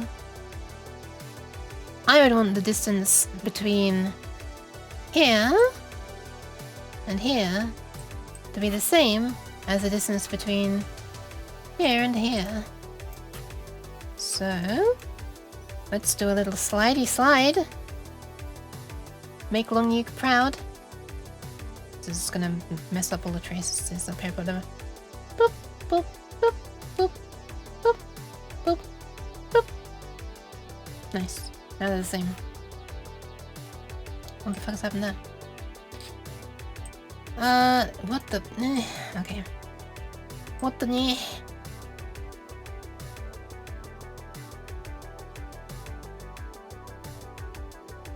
Alright. Now we saw this area. Do I want to do it this way? I guess I do want to do it this way. Do I want to do it this way? Exactly like a Discord co-working call. I see. I know other people get out of it. Accountability or camaraderie? I just kind of enjoy hanging out with people. I feel like I don't get much work done at all in those calls. Because I'm just too distracted too easily, basically. But I just love... I don't know, I just like hanging out with people. I just like the feeling of being with someone else. is nice, especially when they're working on something cool. Occasionally I can get stuff done, but I'm usually just distracted and stuff. Or I go up into the, you know, like the... Well, I try not to be oversharing stuff, especially in a Discord call. When there's other people, I don't want to have the attention on me all the time.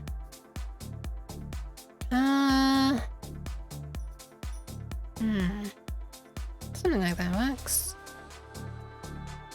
So avoid wasting so much space. This is a bit weird, the way they're going there, isn't it? I guess we could have this come down here. Yeah, let's do that. Maybe. Maybe. I don't know. Do I want to do that? I don't know if I do want to do that. I don't know how I did it before. How were they before?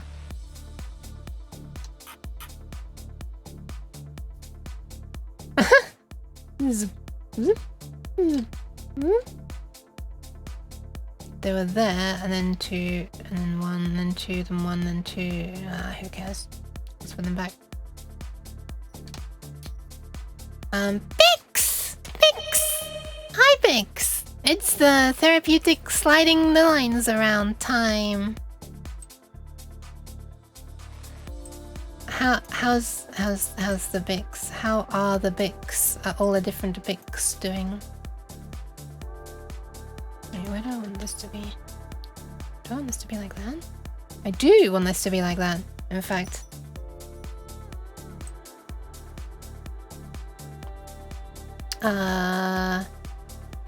Make the traces curved for extra fashion? Yeah, that would be nice. I don't actually know easily how to do that. Can we have teardrops for curves? No, not really. T-junctions you can though. I mean, if I'd drawn all the traces curved in the first place, then this would be easy. But I'd have to redraw them without the straight line tool thingy.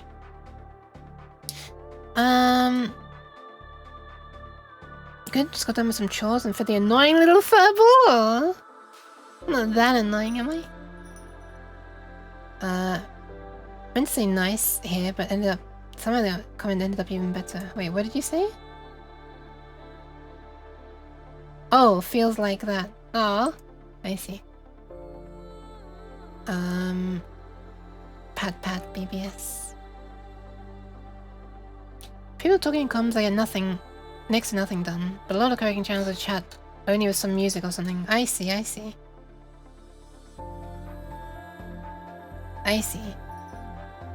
Akami point. I don't know what Akami point is. How's the pixel? Ah! Cheese? No, it's not. No, not the pixel cheese. Pixel shoving, the line shoving is going pretty well right now, thank you. Whether this will work or not, I have no idea. What the...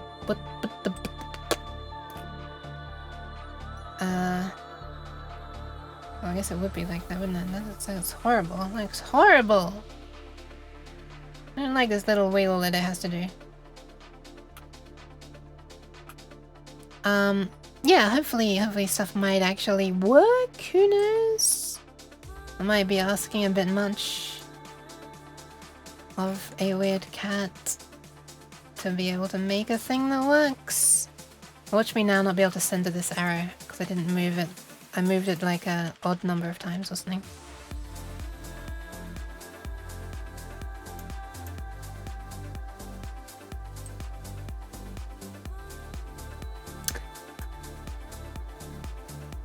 Ah!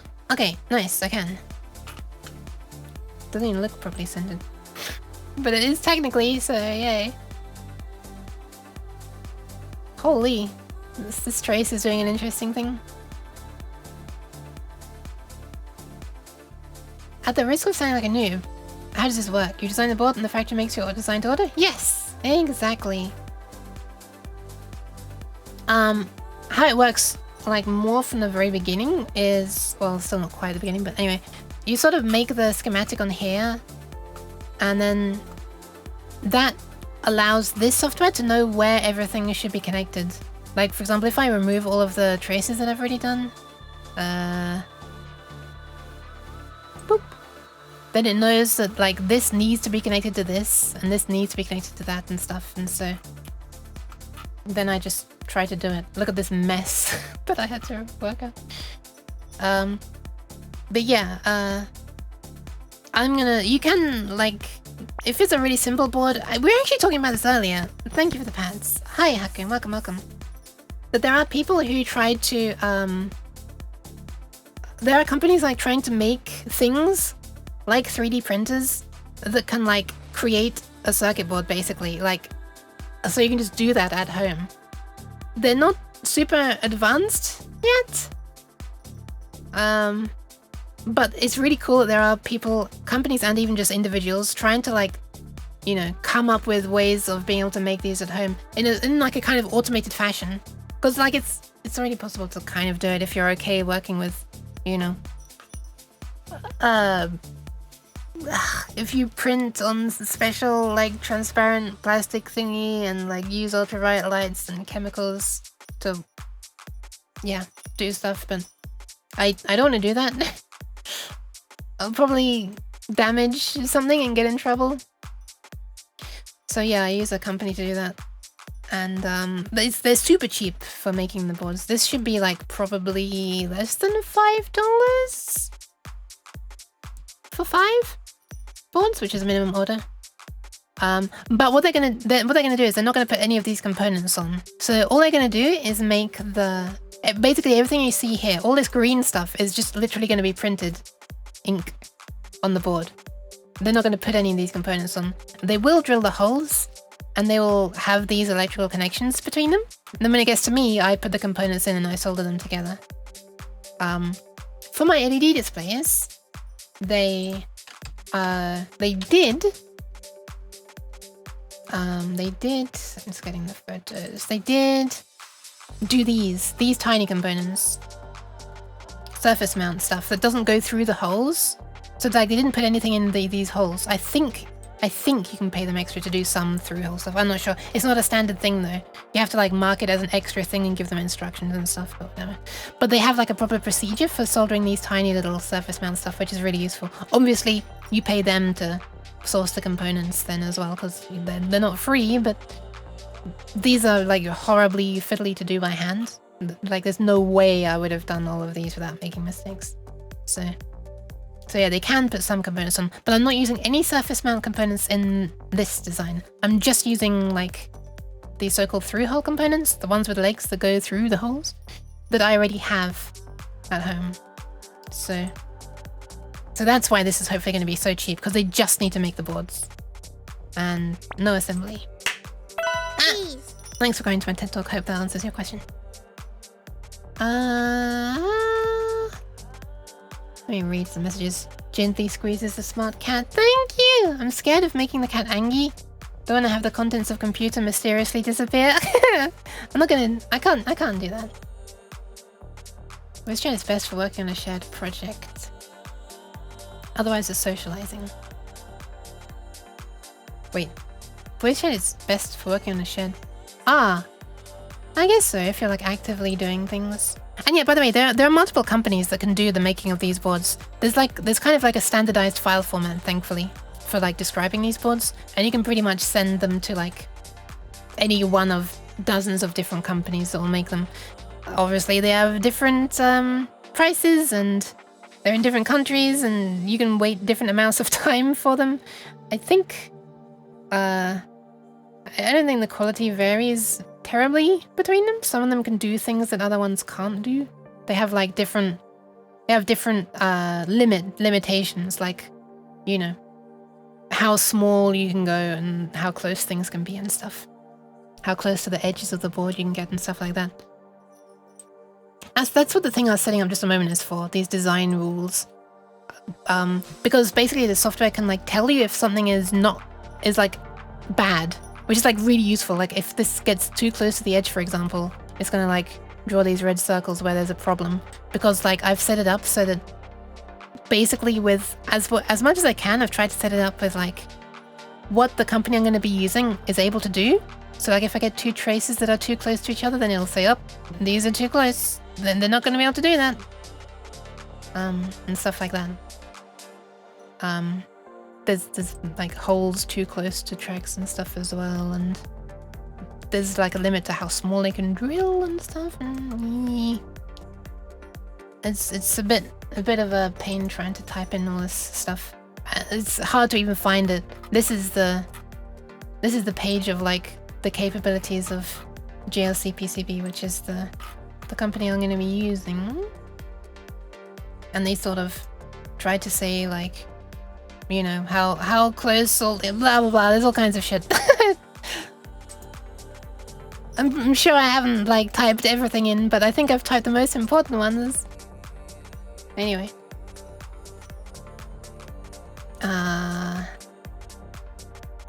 The text on top, even on the board. This? Yeah, I'm gonna have to change this. Like, this is like floating. This purple edge is the edge of the board, so yeah. I'm gonna like remove this text. That's a good point. I do still have to do that. And I'll change it to be like somewhere else. Like somewhere around here, I guess. Also, the screen line here, I probably don't want it printing eventually. I'll remove it. This is like a thing because this is where the Arduino is going to be underneath it. So just for a visual reference, I have this on here. Because this is like telling me where all the pins are going to be as well. And, well, yeah, these will be holes for me to attach pins to. And it's showing me where there are holes drawn on the original Arduino. And there will be a hole drawn at the same, drilled at the same position on my board. So you can like put a screwdriver through my board into the screw that's on the Arduino. Hopefully. Unless they've changed the positioning of the holes. They like to change the positioning of things sometimes. The people making the Arduino, I mean. The people who designed the Arduino. The different revisions of it. They move things around sometimes. And that's sucks. If you could restart a 3D print easily, you could print ridges and manually press fit wire into them. Then fill those ridges in. Sounds interesting. What, like printing jumper wire thingies? If the emails didn't make it obvious, I'm asleep now. Oh, Sleepout Fox! I'm sorry they didn't. I kind of glossed over them a little bit. Sorry, so Fox, if you're still there, good night! Is there such a thing as in-board element? What, like a component that's inside the board? Sir. You can have vias. What are they called? Buried vias. So a via is like a hole that just takes one trace on one side through the board via a hole to the other side. And there are some companies that can do so-called blind and buried vias. GLC can't do that.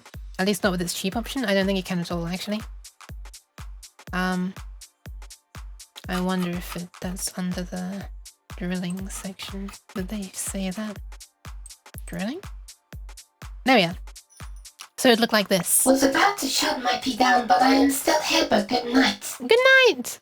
Have fun shutting your pee down. So yeah, we can have something that just connects a couple of internal layers. So you could still have a track running out over the top and stuff. That's really advanced and they can't do that. And I think that'd be confusing for me to even try to design around. But whatever. I'm not sure if that's what you're asking. I don't think you ignored those in small batches. Also, hi, Castle Bravo Test. Don't the changes in pin layouts coincide with changes in the actual microprocessor they do? I don't know. There've been many versions of the 2560. So as far as I know, they're still using the Atmega 2560 microprocessor. I have a 2560 board. Like, as in a board that has the 2560 on it. But the layout of my Arduino differs from what their current one is. So if we open this, that's... Oh, okay, I already moved everything around. Hold on. Okay, hold on. Where was it? Import... What was the thing I needed to import again? Eagle board, right? Where did I save them? I downloaded these files.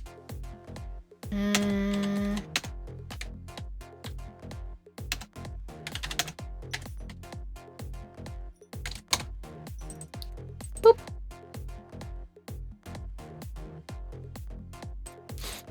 So this is like this is just from the Arduino site. You can download this because the Arduino is like an open source hardware design. But this part here is different. There's various parts that are different to mine. These two pins at the end here don't exist on mine at all. And these two pins on mine don't exist at all. These two capacitors here are like down here. So underneath where these two pins are, they something like that. Just having a look. The reset button is up here. No, where is it? There, the reset button's here on the current one. But on mine, it's like over here somewhere. These 4 pins don't exist at all on mine.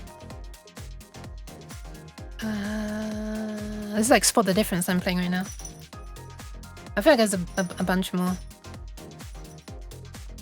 I think these LEDs are in roughly the same place. I really hope they are, because if these LEDs are in exactly the same place, I can drill a hole through the board so that you can view those LEDs. That's actually a thing I should do. Thank you for reminding me that I need to do that. And by me drilling a hole through the board, I mean like clicking the button that says hole and then clicking to place it on the board and then they drill it for me.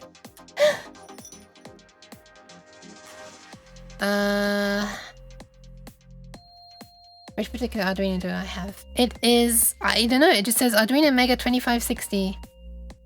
Maybe it's revision 1. Because it doesn't say what it is anymore. I think this is revision 3. Yeah, this is so-called revision 3E that we're looking at on the screen right now. But my one just says Arduino Mega 2560. And the really annoying thing is, I can't find the designs for the older boards. Maybe you could like use the Internet Archive to download old versions? But I couldn't find the files for the older versions, so I'm just kind of having to eyeball the position of some things. Like for example, I'm gonna have to measure the position of the LEDs. You know what? I should do that now. Out of curiosity, I want to measure the position of these LEDs. Let's get this back up again. Hold on. Boop, boop. Okay, so these two LEDs here, I guess these are the send. Yeah, this is the receive and transmit LEDs. I don't think this text is quite appearing correctly, but this is transmit and receive LEDs for the serial port. Let me measure where they are on the board, and then I'll measure where they are in real life on mine, and hopefully they're in the same position. Let's see. So from the edge of the board up to, like, the middle of those two LEDs. Is exactly... What is that, man? Units. Millimeters, please. Let's call it 28 millimeters. And measure it from here to the top is... let's call it 18 millimeters. Okay, now let me just measure where it is on mine. I really hope it's the same.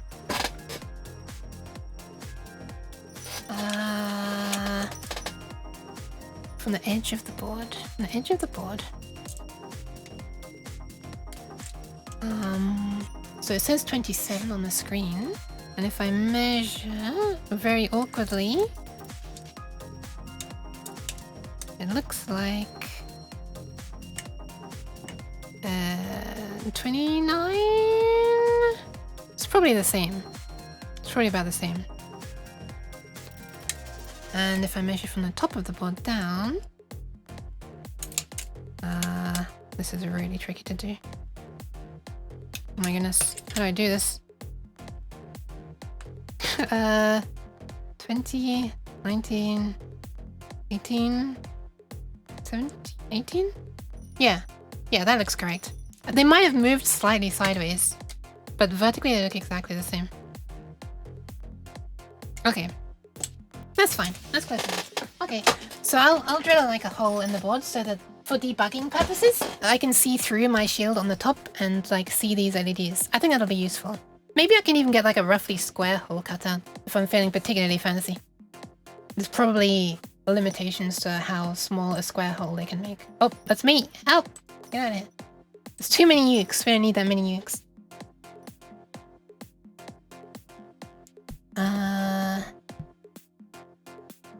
Isn't that thick? The PCBs we usually use or order are a few layers thick.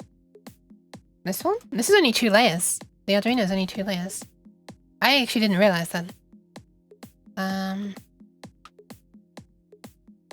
We've got this layer, and we got that layer. That's it. Made in Italy. Designed... Let's just flip that around. Tinker it. I wonder if that's actually tinker.it. Anyway. I guess I should make a hole, like, right around here. On my shield. Let's do it. Before I forget, let's do it. Let's load another one of these PCB layouts. I'm afraid you got censored trades. What is this project for? It is an Arduino shield for oops, sorry, wrong one. For connecting. Actually, yes, it's for connecting these LED displays, which I also made. Let's just show this. To the Arduino in a more easy way, and also what am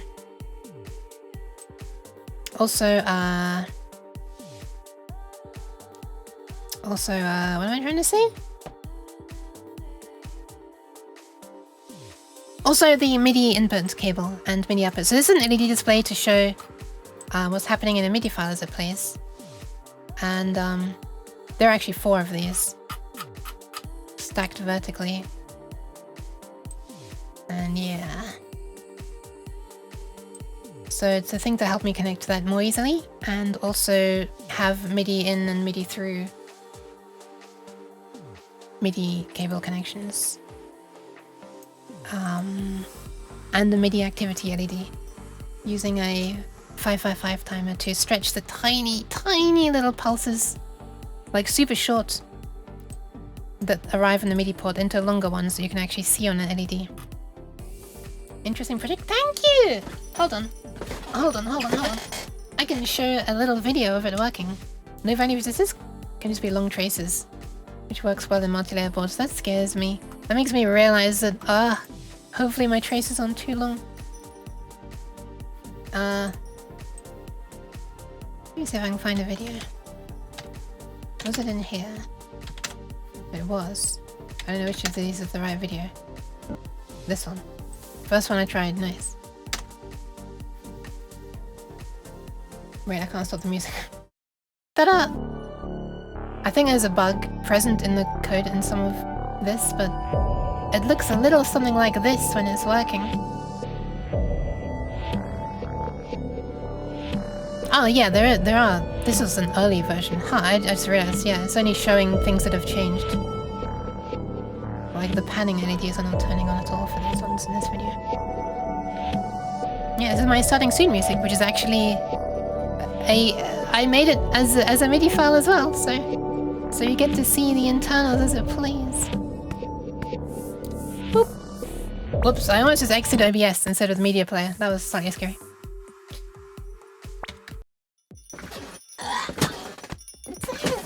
It's moved on slightly since then. Thank you for the pat, thanks. For a project like this, I don't think you run any risk of having capacitive resistive issues. Hopefully. Not on this. I have been having that problem on the breadboard. But, you know, it's a breadboard, so...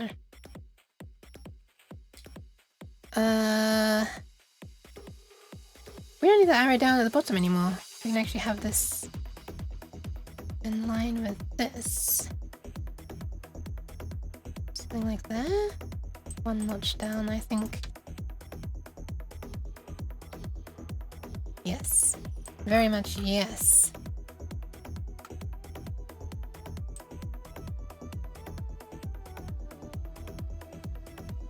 Looks kind of neat.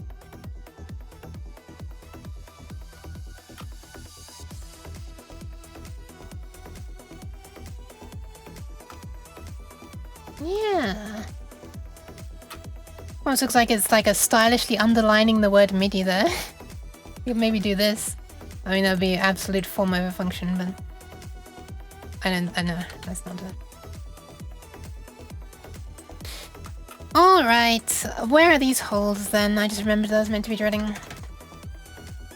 18 across, 28 down. From this green thing. 18 across.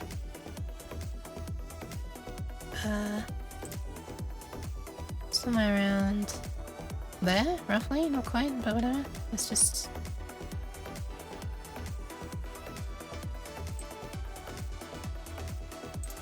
And 28 down. Boop. 28 down. All the way down here, ready? Oh, interesting. That's okay, I guess. Oh, can I drag this? I can. That's a bit annoying. But I need to. I thought I could drag it only one axis. Wow, the big 18! No decimal places. Okay, so right where I was planning on putting this power thingy is where the LEDs are. This doesn't seem right at all. I didn't think the LEDs were halfway down the board. I made a mistake here. I've measured the wrong way around. It's 28 this way and 18 down, not 28 down and 18 this way. I thought this looked horribly wrong. Let's try again. Can I select this and get rid of it, please? What the...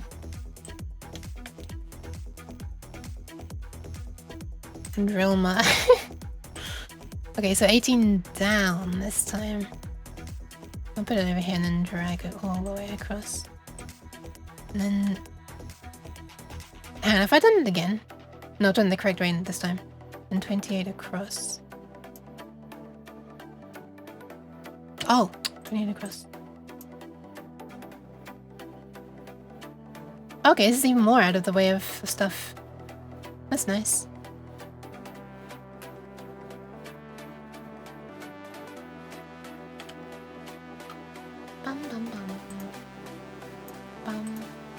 Okay, so we can just drag this over there. Fine. So right around here I want a hole drilling. How big do I want it to be? How big? Oh look, even they've done like a couple of these little weird sideways lines. Really? Does it actually look like this? Surely not. I'm gonna run, see if I can nap a little. Good luck, Faf. Good luck. Long trace in this case means going back and forth the length of the board a bunch of times. Ah, okay, very long. I don't really get to work with CAS like this. Isn't there a way to specify coordinates numerically? Yeah, kind of. Not easily for that measurement though. Or is there actually? Hang on. Yeah, maybe not. This is more meant for like measuring things that are already there. You can like create a thing of a certain size though. Hang on, I keep on drawing this. Thank you for the... Oh my goodness, hi! Welcome, welcome! Hi Takeda. There you can specify things. And width and height, but... For 3D CADs, I know you can just pick a spot and then enter the XYZ. Yeah, it does sound useful. This is not the most... Whatever. I have very mixed feelings about this software. Actually, not even that mixed anymore. Well, I still like it. Okay, how big is this? 5 by 5 millimeters, not centimeters. 5 by 5 millimeters. That's nothing, man. 5 by 5 millimeters is like nothing. Do I really want it to be that small? That's gonna be annoying to look at, actually. Like, I have to get myself really perfectly aligned. I think we should make it at least 1 centimeter square, if we can. Or XYZ relative to something, would that be easier? It would if I could, yes, it would. What kind of Digimon Am I building? Have many headpads? Thank you! I'm making an Arduino shield, a board to go on top of an Arduino that will allow me to connect to these LED displays that I have already made. There are 4 of these, 3 pictured here. I only soldered 3 at a time. More easily. And to also connect a MIDI cable too, so that I don't need to be connecting like it through a breadboard and stuff anymore. It will just be a thing that sits on here. I don't know if that answers the question very well. Sorry.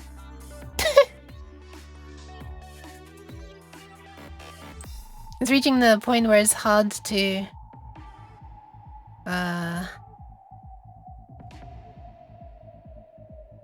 say it succinctly. Place board out. Okay, if I wanted an area taking out of this, I've only ever in the past... Oh my god, my throat is starting to really hurt a lot, my voice. Okay, I might have to stop streaming soon. What the hell? My voice just suddenly started stinging. It's horrible. I'm gonna drink something.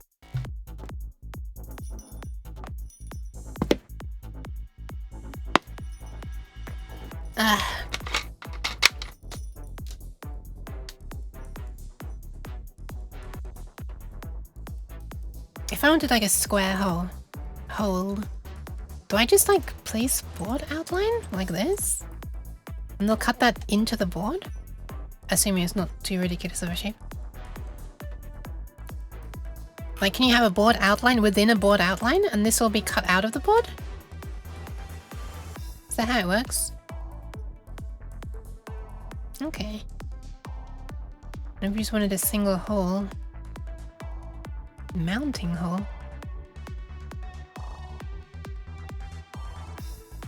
Sure, it's not really a mounting hole, but... If you wanted this 1 centimeter wide... Oh, that is getting into the territory of this resistor. But it's still okay. It's still kind of okay. Oh wait, it's not even positioned. Is this the right position? That's kind of the right position. Roughly. That's a huge hole. Holy. Ah, hold on. I need to make a... Oh no, it's fine. No, it's fine. Never mind. I was thinking I need to make a hole for the reset button to be pressed as well, but... No, we're not going to do it that way. We're going to use the reset pin. Which means I need to cut a trace on the board. Or bridge it. I'm not sure if it's cut or bridge. Wait, what's it complaining about? Maximum non-plated drill hole. Oh. Maximum hole they can drill is... Wait, is that correct? Maximum according to the rules allowed is 5 millimeters. Interesting, interesting. So this might have to be like routed out.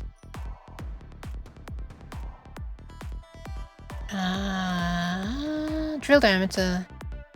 6.3 is what they can actually go up to, so I don't even have the rules set up correctly. But okay.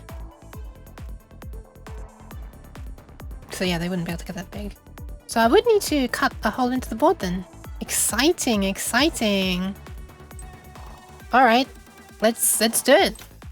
We're not gonna have a simple hole drilled. Let's make this a rounded thing. Can I draw this onto the board cutout layer? Can I just draw like a rounded rectangle? Round.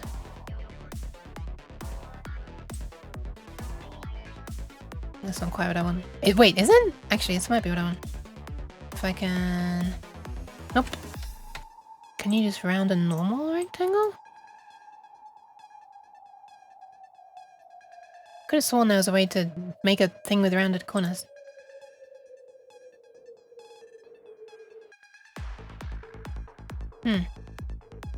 I can manually do it with arcs, I guess. Could differentiate between drilling and milling it out. Yeah.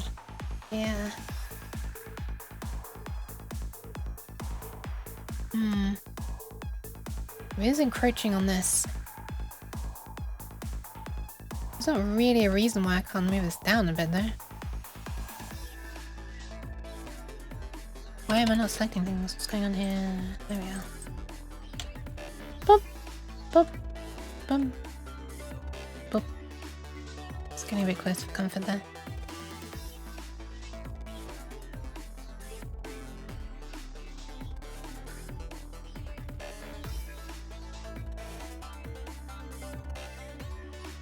Okay. This bit's a bit of a weird way of doing things, but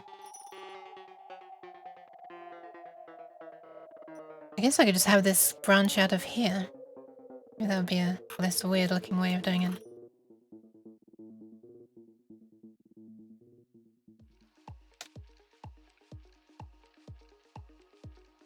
Actually, I can just do it this way. Yeah, something like that. Maybe going out a bit further than necessary.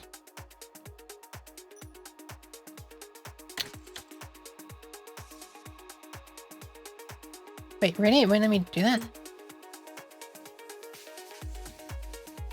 The fuck? Huh? Excuse me? What do you mean no? How dare you refuse me? I'll have you know, this is a valid line. That's right.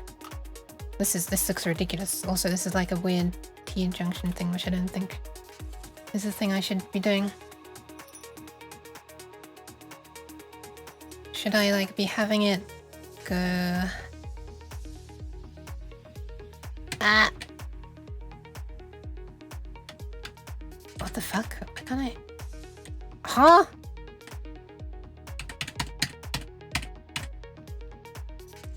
Can I just get rid of this? And then... Yes, okay.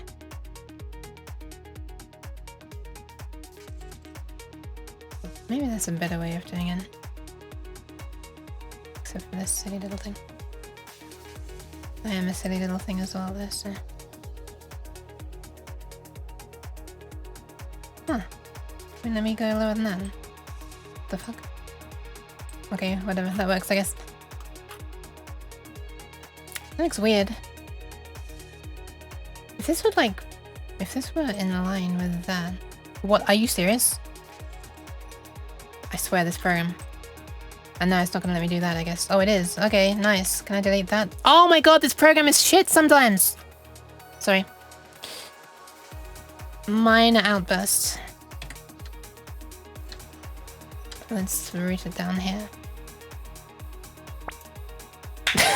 Please. I'm sorry. Hi, Aaron. Hi, you didn't hear anything. Hi. How are you doing? Welcome, welcome. I like to imagine that you threw the cheese because you heard my outburst. How wide do we need this to be? Well, I'll just have it go around there, I guess. How is it you're doing? Can't hear it now? Okay. Good. Because I just said things that she should not hear. Also, hi.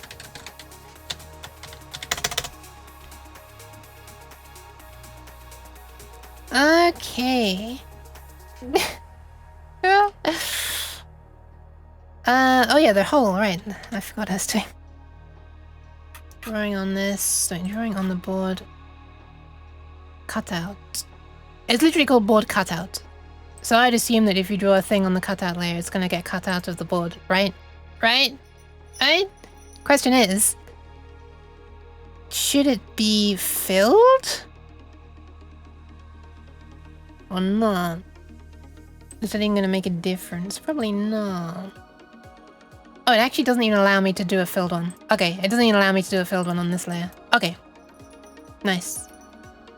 Then this should just work. So I wanted like a centimeter, but do I actually want it to be as long as a centimeter? It's very long. And then we'd center it on here. That's not too bad. I could just flatten these edges as well.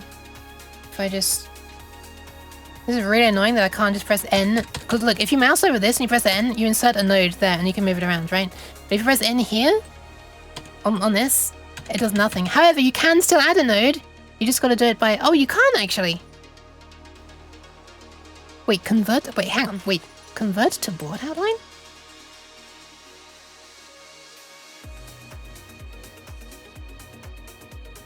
Wait, what was it? What was it currently then? Wait, what is this then? Is this not a board outline? Wait, really? This isn't a board outline? Board outline already exists. Do you want to remove it and make a new one from board cutout shapes? Sure. Alternatively, no. I've never seen that convert to something before. I've never used it before. My boards have always got made correctly. It's strange. You take into consideration the thickness of the copper layer when you design PCBs. If it's for power delivery, I especially do, yes. I do for power delivery. For signals, it's less of a concern of mine.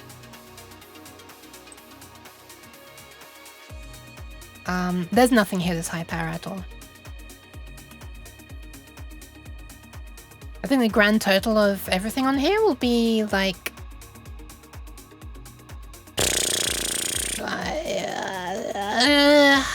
I don't know. 20 milliamps? Actually, wait, I've already got this calculated. Why am I guessing? Literally Hifumi. Hi, thank you very much for the follow. Welcome, welcome. Okay, so this is going to be pulling 11 milliamps. This, I actually don't know how much power this takes, but it's probably less than a milliamp. But I could measure it. I probably should. In fact, I can just look at the datasheet. Half a milliamp here. Another roughly 11 milliamps there. So it probably is going to be maybe 25 milliamps. Out of curiosity, let's see how much this 555 timer takes. I am curious.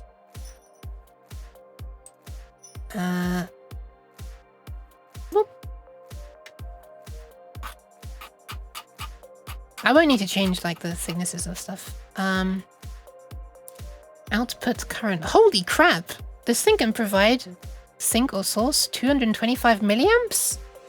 That's crazy. It's absolute maximum though. But still, 200 is recommended limit? Wow, that's huge. Okay, how much current does it take for itself though? How much does it take for itself? It takes 2 microamps from the trigger line, which is why I marked 2 microamps there. Supply current, here we are. Oh! Wait, that's a lot. What the hell? That's quite a lot of current. Ah! Okay, that's a lot more current than I thought. Wow, alright. So is this column, NE555. Maximum it might be drawing at 5 volts is 6 milliamps. Okay. So worst case would be 6 milliamps for me. Because I'm running it from 5 volts. 6 milliamps. Interesting. Did not expect it to use so much current. Interesting. I wonder if it's because inside it, yeah, it's having to like quickly charge and discharge the capacitor, I guess.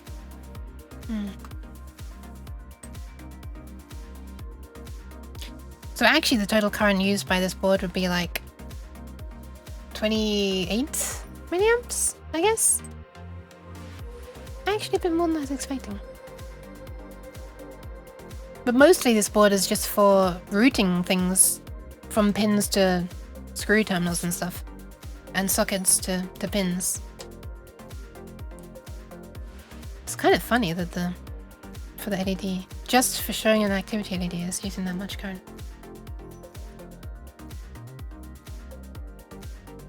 Anyway, where are we? Get rid of this. Excuse me. There's an updated version called 7555. Identical, just better. Interesting. I've not heard of this. Thanks for the info. Thanks for the info. How close is this?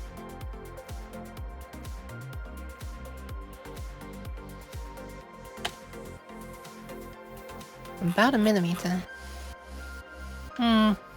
It's a little scary to imagine the milling a hole and this giant drill bit comes 1 millimeter close to this trace.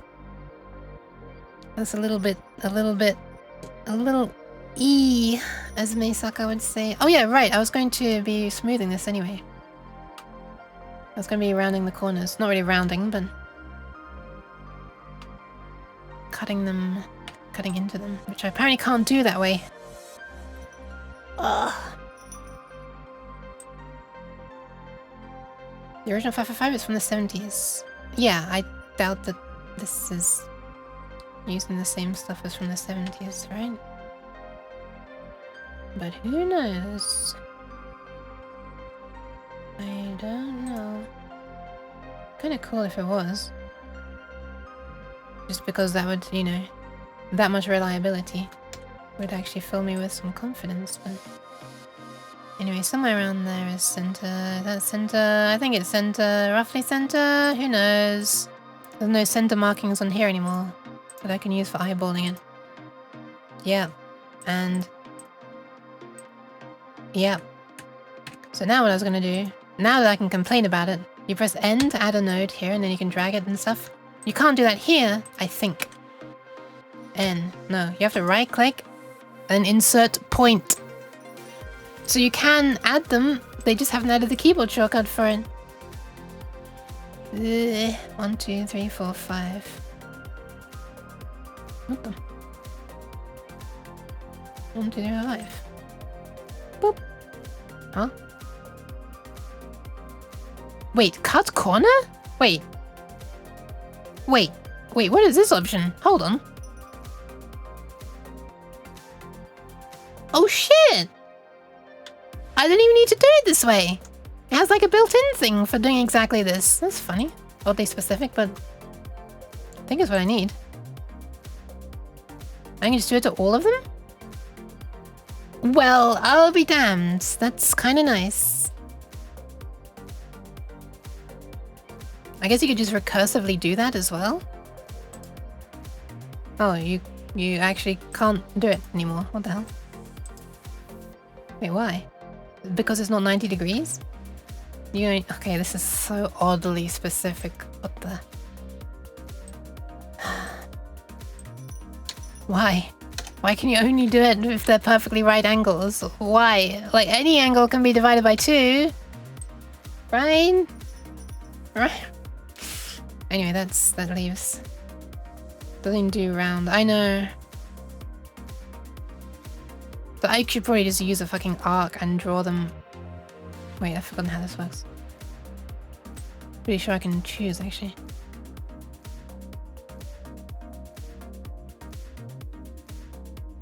Oh, I've started it in the wrong direction. So I could cut them, I could round them like that, I guess, but... But the fact that you immediately thought, why don't we just use recursion programmer showing through? It's just this, like, the thing is, they had to, like, hard code a test to see if it's 90 degrees. Like, just leave that out.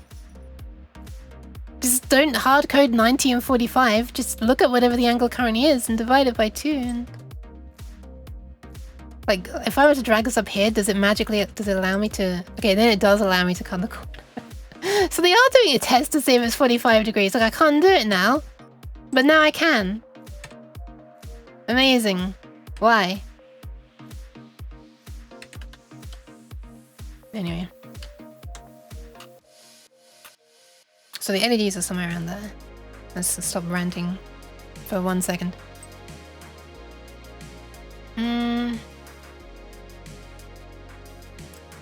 I think this is... Wait, there must be more stuff that I was wanting to do. Oh, right! I've got to connect up all of the positive... the VCC and ground. I almost forgot about that. Nothing would be getting power.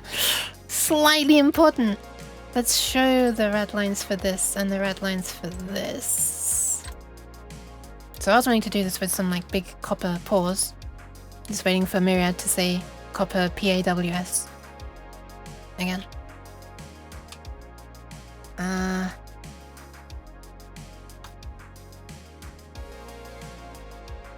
Wait, let me just show one at a time, maybe. Actually, wait. These ones that are dashed are for the built-in ones, right? Okay, let's take a look. Ground. Coppers! Oh, sounds cute.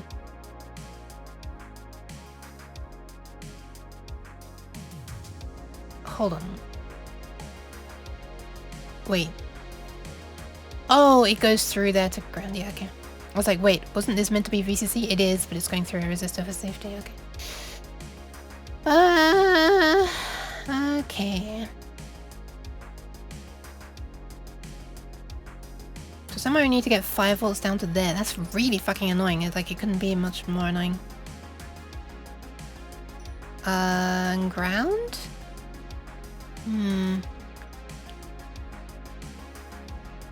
The VCC is there. Ground is there. Is there an easy way to do this? Let's do ground first.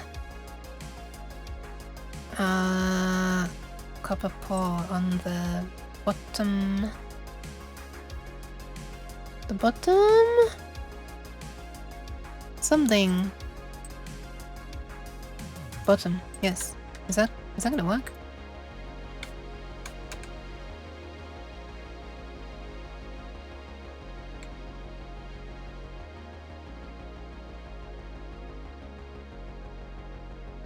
Okay. Why was it? Some copper balls are not poor. It's maybe caused by root keep outs, board cutouts. Okay. So it was going through there before. Hi FNAF and haha! Thank you. Thank you for saving the kidneys. I probably should go and do that actually. I should do that. Or other objects which block copper pore area. I'm not seeing anything else that's blocking anything though. I will go and save the kidneys in 1 sec. Little uncertain why it's not pouring.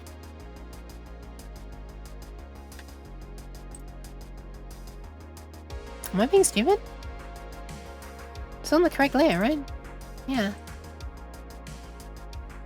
What's so bad about this? Well? What happens if you click update this?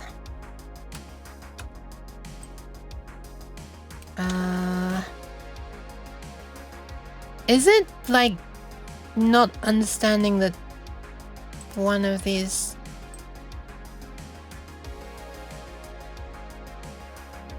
I wonder if this is being caused by this weird thing here. Jeez. And it's just not understanding this at all. Why cheese? Hi 0x539, I'm about to go and save the kitties.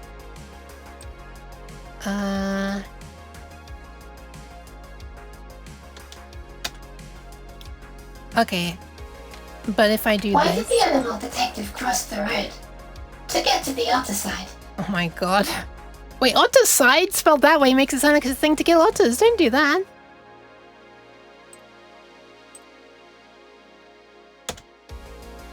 Okay, so it is caused by the... it not understanding board outline and stuff. That's worrying. What if I select both of these at the same time and I say convert to board outline? Ah! That worked. Okay. Does it understand that this is now a hole within this?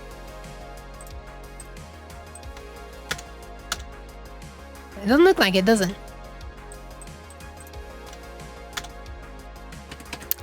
What the fuck? Huh? It is very confused. What the fuck? It can put a copper port out here where there's nothing. But it can't put it on the board. That's why an animal detective... Oh! Okay, I see what you mean. I see what you mean. I'm gonna have to look at how to do board cutouts, I guess, in DibTrace. When I come back from saving the kidneys, I'll be right back. Phew.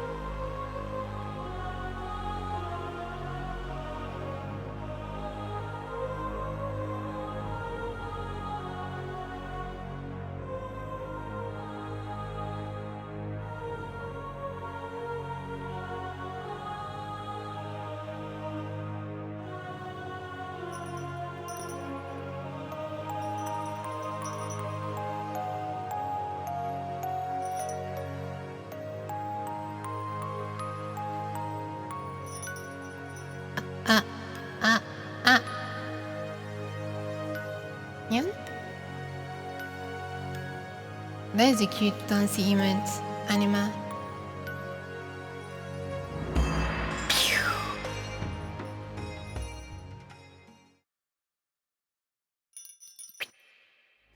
Hi.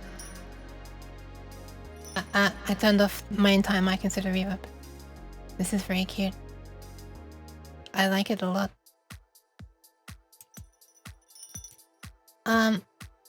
I think when you said otter side, I didn't realize I wasn't interpreting it as like a death. I thought it was like, you know, like biocide, a thing to bring death to life? Question mark. Wait, that makes it sound like we're bringing the Grim Reaper to life or something. That's weird. I just had a thought about how maybe this should work. Let me get rid of this, and then right click this and convert to board outline. Then put this here. This is something like that, right?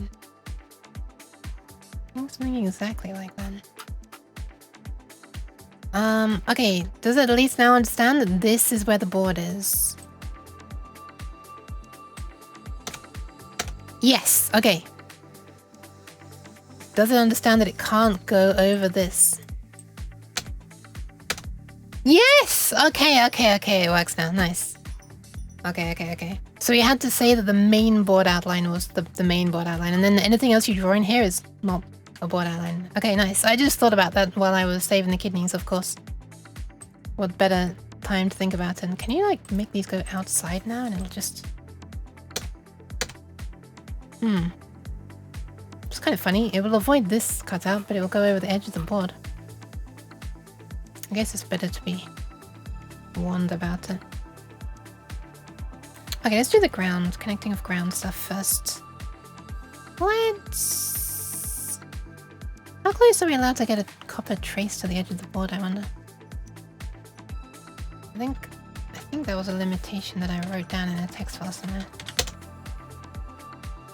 Here it is. Trace is at least 0.3 millimeters from the edge. I'm gonna count that as a copper pour as well. Wait, actually, isn't that a thing in a design rule? Trace is 0.5. Why is it not 0.3? Well, it actually does have a separate bit for copper there. This should be 0.3. Not that I wanted a trace running this close to the edge, but that is the... That's the limitation. I don't know why I didn't set that in here instead of putting it in a text file. Component body edges, that's not a thing that I can specify on here. Let's say 0.3 for everything. Cancel. Help! Hang on a second, I'm only coming out of one ear at the moment. There is, am I centered now? Oh, yeah, I think I'm centered. I know it's correct for everybody, but for my own headphones. My headphones are annoying. Why is there nothing? Oh, okay. Oh yeah, trace to via doesn't really make sense because trace is connected to a... I guess, question mark? Not sure. Board. I guess 0.3? I mean, yes, 0.3 definitely, but do they separately list it for copper pores? Doesn't look like it. Ah.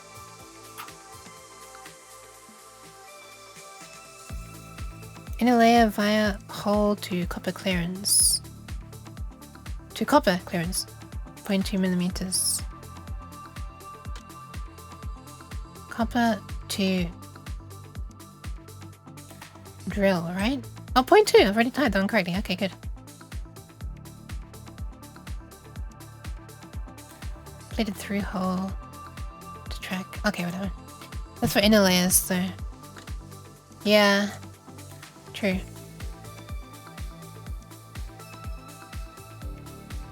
I don't know where it is for anything else. This is also weirdly laid out and listed. I'm just gonna list 0.3. Sure. Wait, this is... No, I'll put that back to 0.5. What was it for drilling?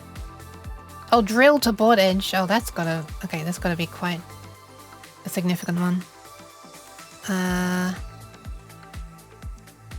Surely they mentioned that.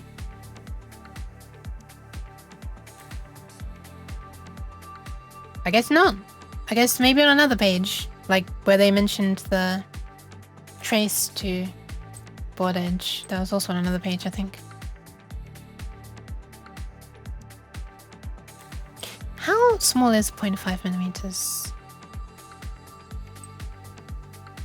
Oh, okay. We're already 1 millimeter across the...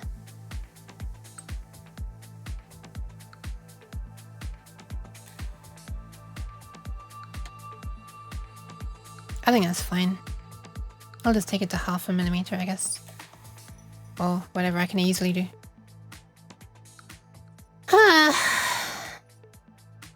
Sorry, I keep making weird noises.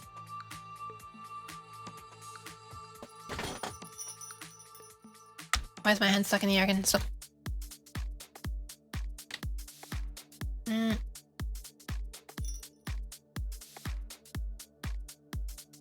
Whatever, I'll move it afterwards. Okay, so ground is up there. Ground is up there. Don't think ground is needed anywhere else up there. Actually, that's not quite true. Ground is needed right at the very end over here. So I guess we could... What I'm thinking of doing is kind of having ground pretty much everywhere and then trying to cut out... Wait, let me double check this works. Let me just put a really big ground plane for a sec. This should work. Connecting into ground. Okay, nice. Would you really be a weird cat if you didn't make weird cat noises? I guess I wouldn't, huh? I guess I wouldn't. What a weird way of connecting to ground.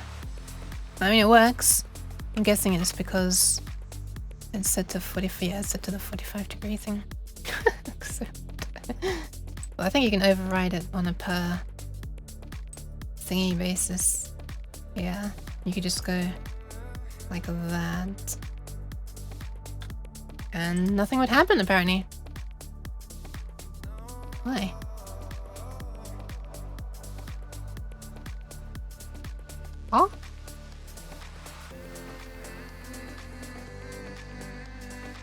Not quite sure why that's not changing anything. Anyway, what I wanted to make sure of, which I don't think has happened before. Oh, is that close to 0.5? Yeah, I guess it is. You update the pour? Oh my god, you're right. Thank you.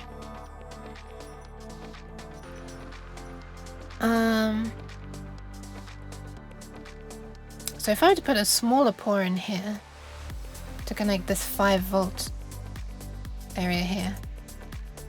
This is a thing that I don't think I've ever got to work.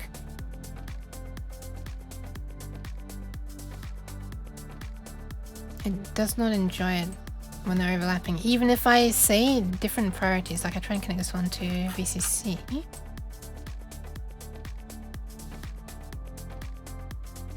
Wait, it's the wrong thing. Wait. Why is it not? Oh. Wait. Wait.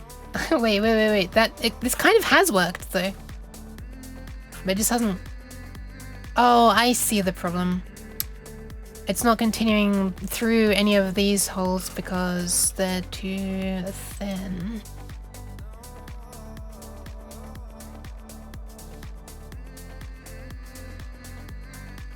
Line width and line spacing is probably too thin. No, it's not because it's not connected to anything, it's because the gap is too small, I think. Clearance, probably. Let's lower that. Yeah, there we go. But now it's complaining that it's too close to everything. Okay, that does work then. You can have one copper pour inside another copper pour. I just don't want them to have such a thin clearance. Okay. Good to know. I don't know why it never worked for me in the past. But...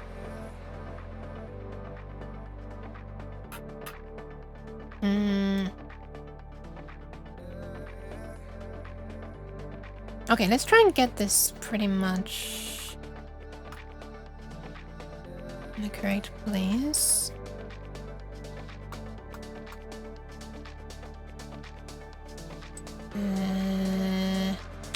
Can I add it? Press N here to insert?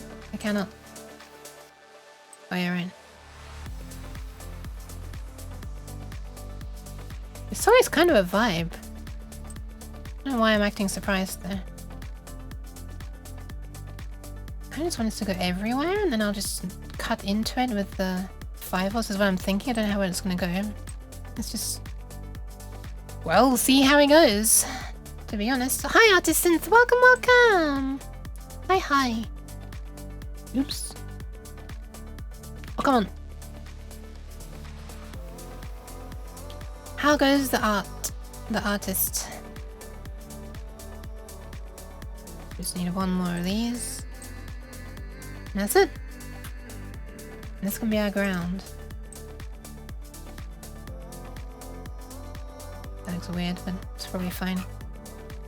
We don't need such intense ground either. Like, we probably don't need 4. We can probably get away with just 2. Also, diagonal is... Why are we even doing diagonal? Oh, because then we... Alright, that's why I did diagonal. So that when we had a row of things, you could get 4 connections instead of just 3. But this is... Like... That was for high current stuff that I wanted then. I really don't need that now. So let's just go with this. Or even 2-spoke. It was annoying that the heat... The heat sinkingness made it very annoying to solder too. You can do it per pad, I think. I can! Hi, Mystic! Welcome! Welcome. Okay, now we need to get 5-volts to everywhere that it needs to go. Annoyingly, one of those places where 5-volts is needed is all the way down there.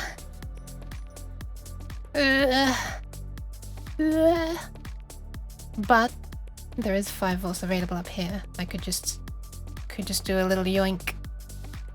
A little... I can't... Never mind, I can't make the joke. Never mind.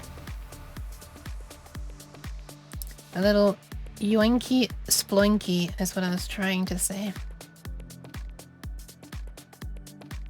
So we could... Do I even needs to be a copper pour? I could just do this with like 1 trace. This is just for the output of the flipping MIDI signal. I don't think I need to worry too much about this. I could even just like manually route this as like traces, not even a copper pour. Why am I like trying to complicate things? Let's just do it as a copper pour. I mean as a trace, not a copper pour. I'm gonna make these a little bit wider. I'm actually gonna make a new class. A new net class, which I should probably do in the here first. No, not there. Here. Where the net class is. Make one called power. And that's ground and VCC. We can call this the 0.25 like it already is. No, this one the 0.25. And we can just make this a little bit bigger. Just because we can. Not 5mm, that's a lot bigger.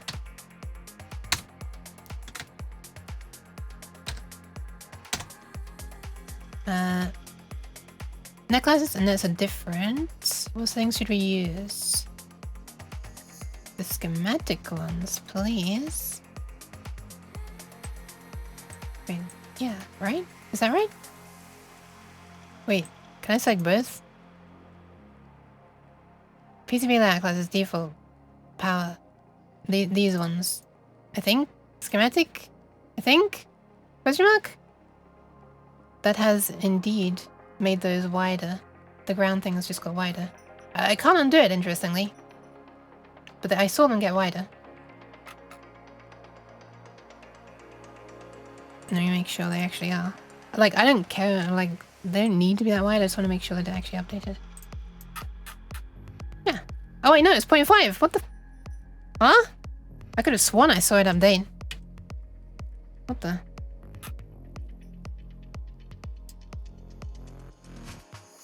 So this net is round.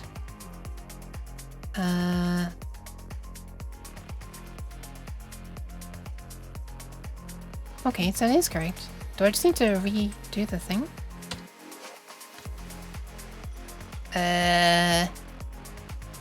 Huh?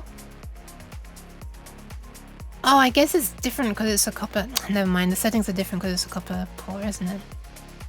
Aren't they? Yes. They're set here.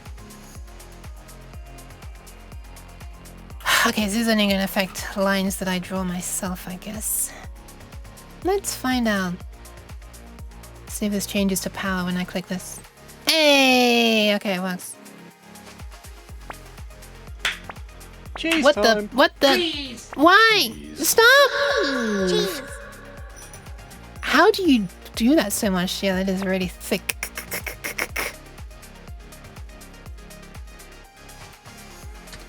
Hi Omni, welcome, welcome.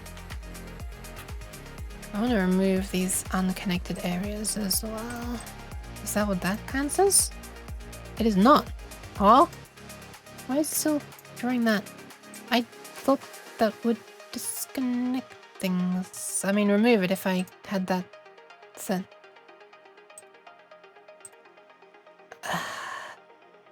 I could have sworn that happened, but oh well, I guess not. Anyway, hi Omni, how are you doing?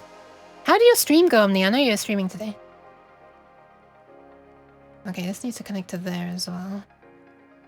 How terrible would this be if I did this? This is gonna be terrible, isn't it?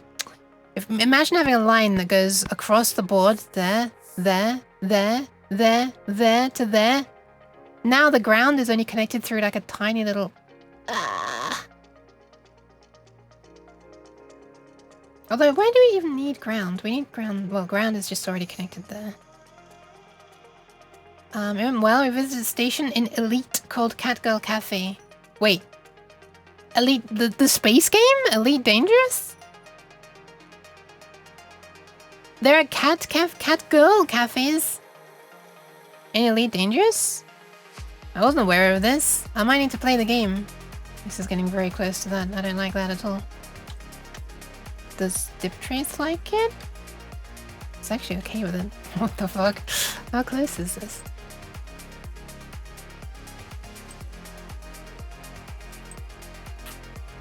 .237. Oh! I don't like that. I don't like it. I'm gonna drag it up slightly. Like that.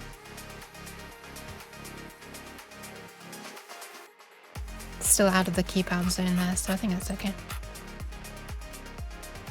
Sadly, lack of actual cat girls. Aww. Wait, why? Do it on the top side most of the time, then switch to the bottom when needed. I don't know if I can do much on the bottom. Wait, I'm talking rubbish. What am I talking about? I absolutely could do positive down to there and up to there and there. Wait, I can absolutely do this. What am I talking about?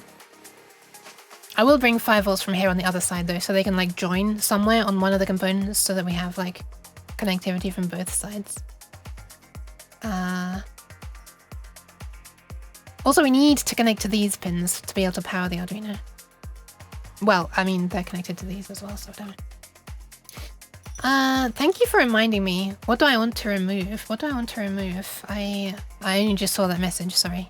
I don't think it applies anymore, but I just read it twice. Okay, power goes there. It's also going to come up here. Or something like that.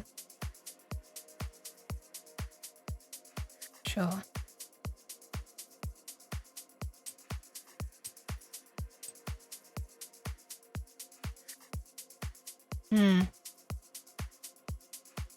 I don't like the connecting at a T-junction thingy. But I guess it shouldn't really matter for power especially, right? Even if it ever matters for anything.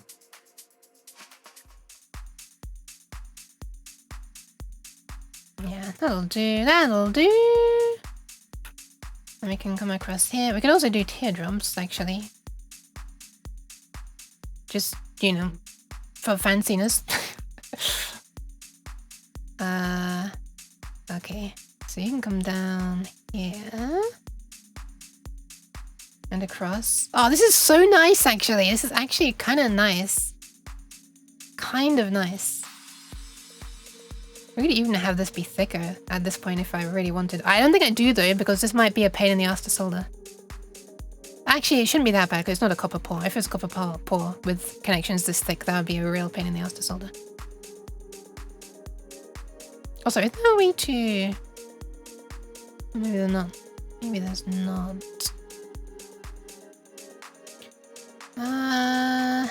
Okay, this coming up to there and there. Yeah, you know what? I'll just kind of solder as much. I'll do as much as I can on this side, which is probably going to be everything, just in a bit of a weird way. And on the other side, I will kind of do the same. Using the through-hole things, almost like wires.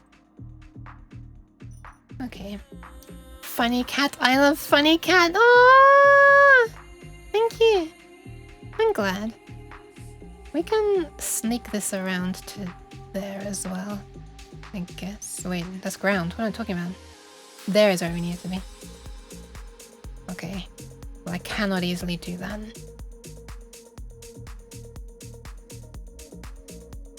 But I can come down here and give this a little reinforcement. Boop. Nice.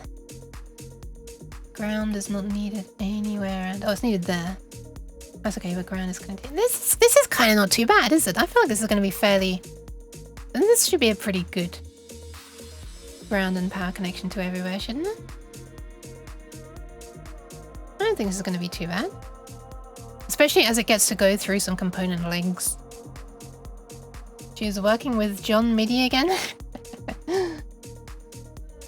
What can I say? It's a fun guy. Haha. Oh wait, there's no mushroom pun in here. No. There's not mushroom for puns around here. Is that it? This is 5 volts. Ground. Ground is already connected to this, so I'm not really sure why it's showing these red lines. The special dashed red lines as well. I hadn't seen this before. I'm guessing this is just like the implication is that these are connected within this component, I think. Like so nice when I mouse over this. This looks like I'm looking at like a winding river or something.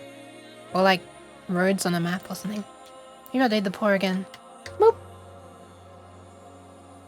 I kind of like this. They're not like normal red lines though. They're not saying that they need connecting. Hi David. Welcome, welcome. Welcome. I like this a lot currently. This is the only place the power is connecting anywhere though. So...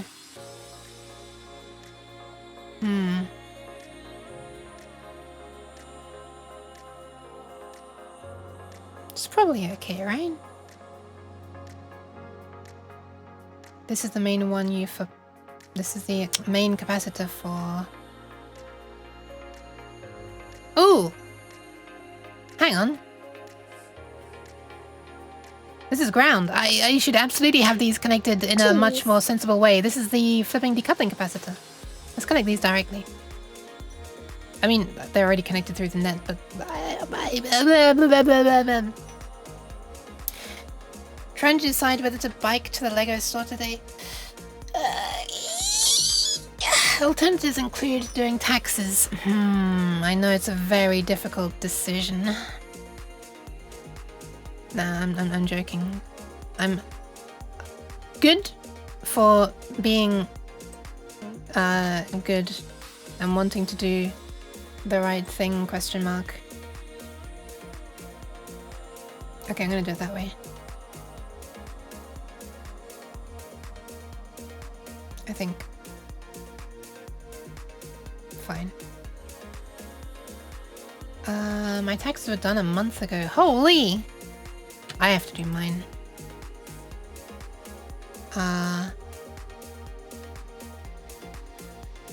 If I were, like... If I... never mind. Nyan. Kind of Nyan type situation going on here. If Clunk were a cat boy, I reckon that's how he'd say it. We've got a Nyan type situation going on here. I think I prefer that.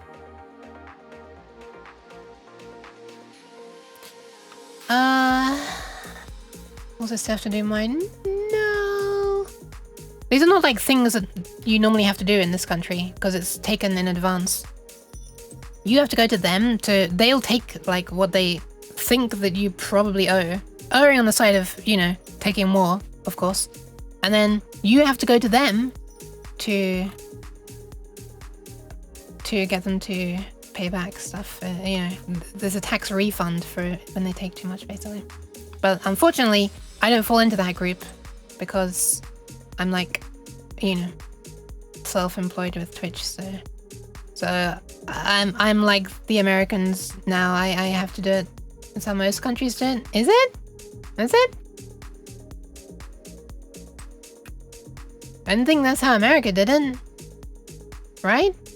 Because everybody has to do their taxes there, right? Right? Am I crazy? Normally I wouldn't have to do it either.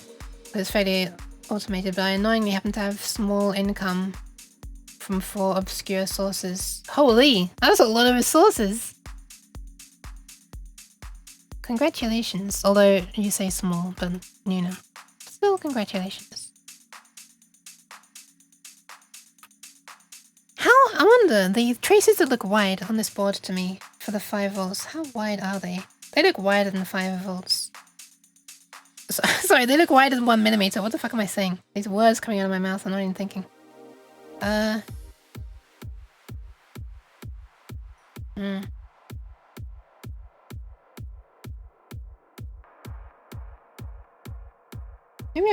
Maybe I could make the traces a little bit wider still. Most of the places, there's loads of space for them. The only place where it gets a bit tight is here. Always check tax exceptions to make sure you don't need to do it.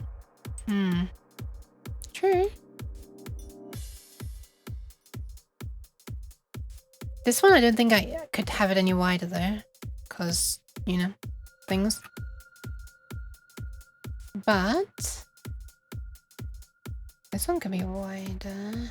This is actually connecting to nothing, so I might as well just have this go up close to the edge to stop the city copper pour.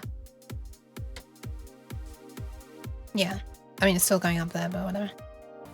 Before it was going on both sides. So it's slightly less silly. Slightly. Just a little bit.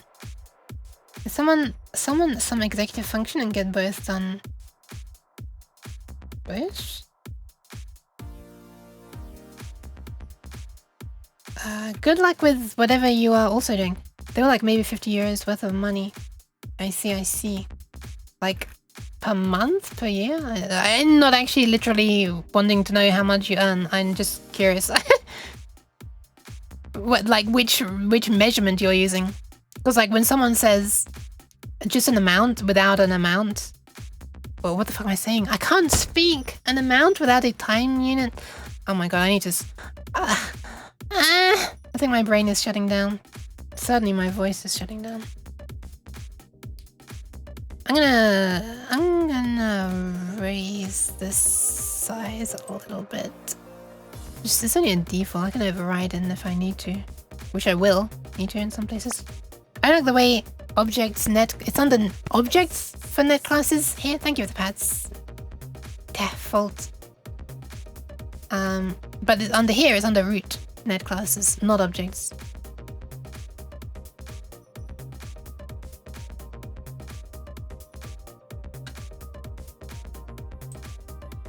I'm gonna bump it to 1.5. Bump my root width, my trace width. Trace width sounds like something. I'm thinking just... wait, maybe I'm thinking of trace root, the program, actually. Update. Yep. Schematic settings. Okay, it doesn't automatically update this.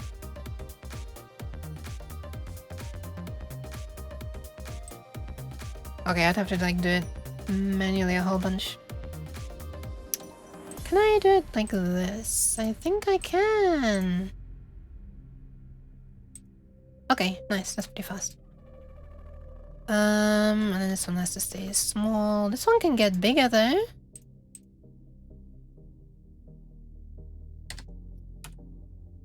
Whoops. Did the wrong thing. I updated from schematic again. Doesn't really matter though. We can make this segment, these segments, be wider. Oh, then it gets close there.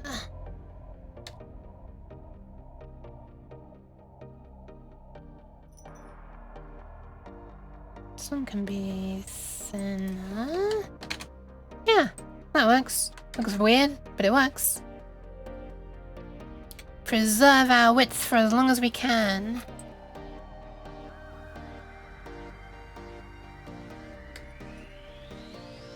Wait. Why can't I? What? Oh, I guess it merged them together. It's kind of annoying that it does that, isn't it? Oh well. Alright, I think that's everything. This is actually still not too close at... Oh, I haven't updated it. That's why it's not too close. Huh. Boop. No, it is kind of close. How close is close? Boop. Boop. 0.379. I don't think that's too bad. I don't think that is too bad. Could also root under the 5x5 chip.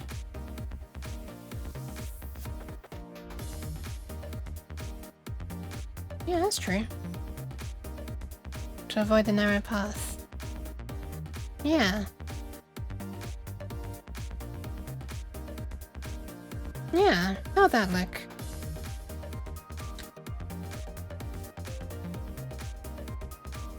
I think there's an easy way to...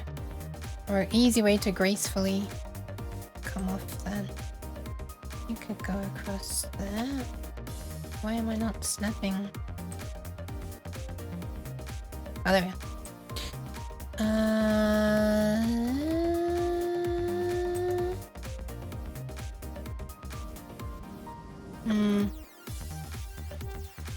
Not a fan of the 90 degrees.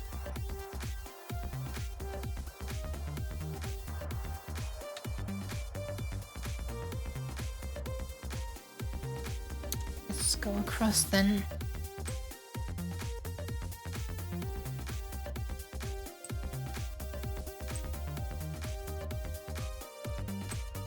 I guess that works. I guess that works. I guess that works. Yeah, they do. Should we be fancy? Let's add teardrops to this. That's kind of getting close. I know what you mean though. It's like, why push it if you don't need to? Like this, for example. Like this. Hi, Balconica.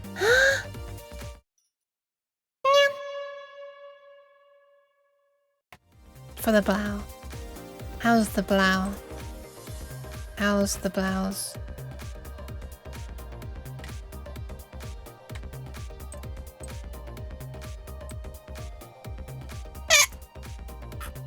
.295. Oh my gosh, even closer than the other one.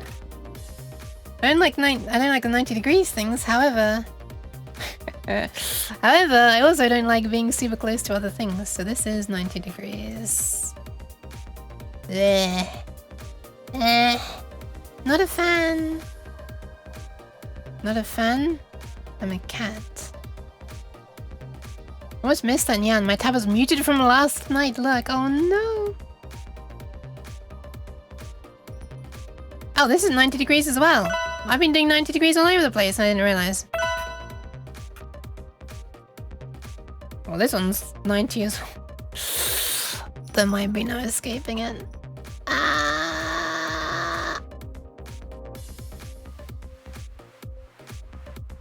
There's no reason why these are not wide as well. Boop.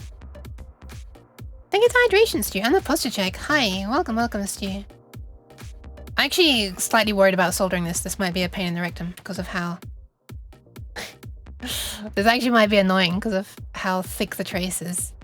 Conducting heat away from there.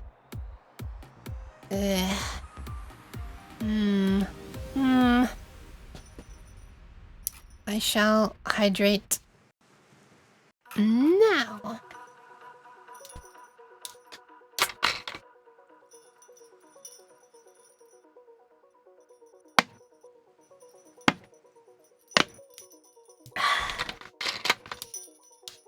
Nice.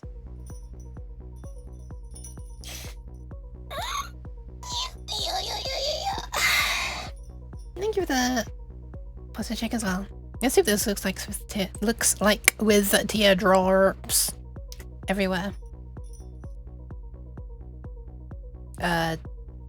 Sure? Question mark? Oh, that looks nice. That looks nice. Look at that smooth thing. Oh, it's even subtly getting wider there.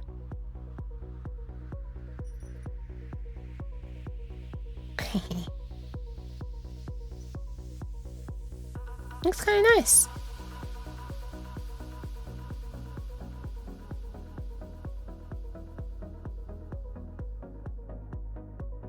Still adding one there, which is a bit annoying. Well, they're two separate traces, aren't they?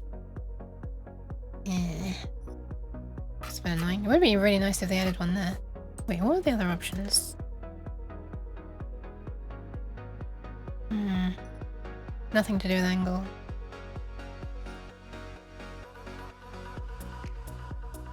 Thick lines have more power running through. Oh, can you give a brief explanation of why you have thick and thin lines? Yeah, they can carry more current, basically. And I don't really need them to be that thick for this, but I have the extra space. So, like, why not, I guess? And by carry more current, I really mean carry more current without heating up. Slash the voltage dropping due to resistance.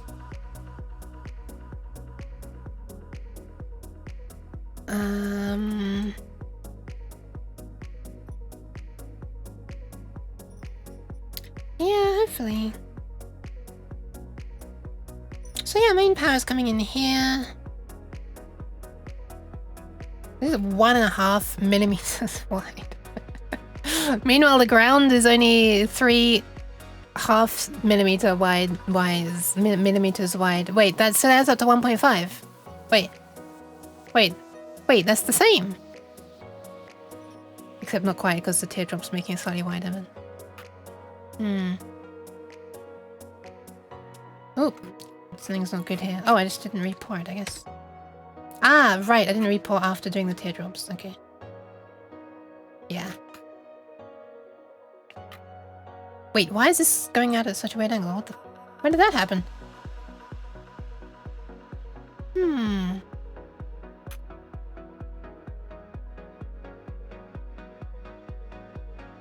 Is it just me, or is this kind of, sort of, maybe done?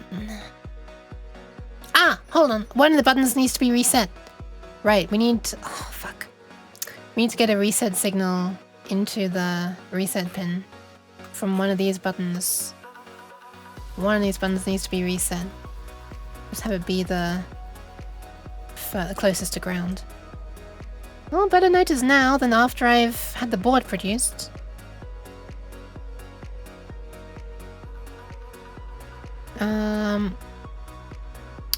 Yeah, I guess I'll just have to pull this down a bit.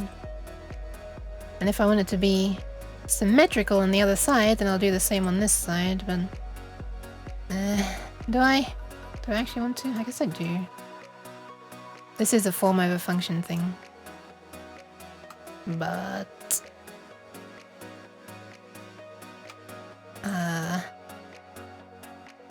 it should be fine. Okay, so this is not gonna go into there. This is actually gonna come here. Yoink. What the? Can I delete this, or is it gonna delete everything? Oh, nice, okay. And I'll have this and... Oh, hang on, I need to update the schematic first, otherwise it's gonna complain that I'm connecting everything wrongly. Which is a good thing, by the way. Ground connects there. Oh, there's no graceful way to get over to that reset pin, is there? What the fuck is this? Huh? Why are you moving in such a weird way? Why can't I select the wires and drag those? Huh? What is this dragging? Okay. Dragging these wires into the correct position. Okay, so I actually want that to be gone. Boop.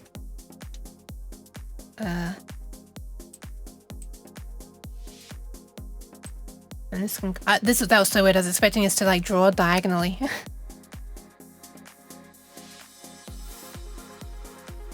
Actually, can you do that? I guess not.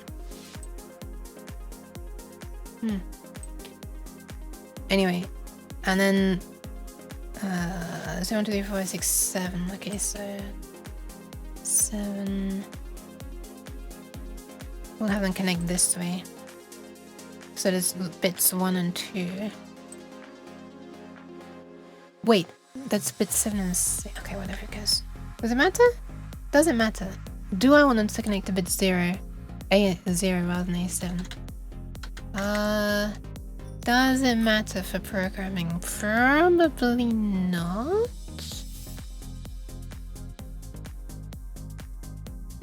Would be kinda neater though.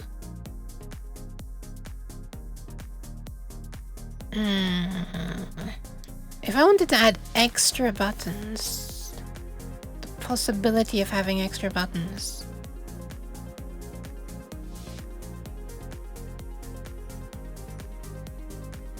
I could add an extra pinhead. I forgot I was thinking of doing that, adding like an extra, the ability to have extra things possibly in the future. Basically making bodges easier in the future. Then I would add I would add a row of pinheaders here. Or sockets, whatever you call them. The sockets rather than the pins. And... yeah... But I mean, I could just solder directly to the damn pins anyway, so... like, they're all exposed here at the top, so... I have access to them. Yeah, fucking... fuck it! I'll just do it this way. And they will connect to... bits 0 and 1 on this port.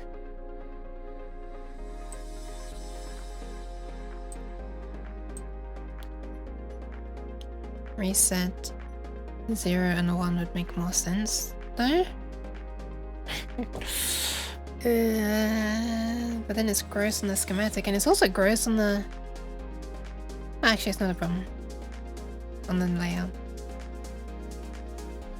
This could just sneak around underneath there to 0. Or I could swap them around up here, I guess. Have one loop over the top. It's kind of nice that the ground is coming all the way around here, though. We have like a connection. Is that the only way the ground is connected? It is. But this is just for the panel buttons, so that's not a big deal at all. Hang on, this is an interesting thought. Do the analog inputs on the Arduino have pull-up resistors? Because if they don't, I should use a different port for these, not down here. I'm just suddenly coming up with all these thoughts that I should have come up with earlier.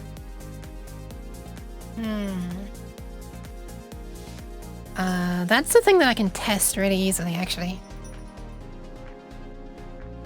Let's do a test. Let's make a little Arduino thing. It's Arduining time. It's now a verb.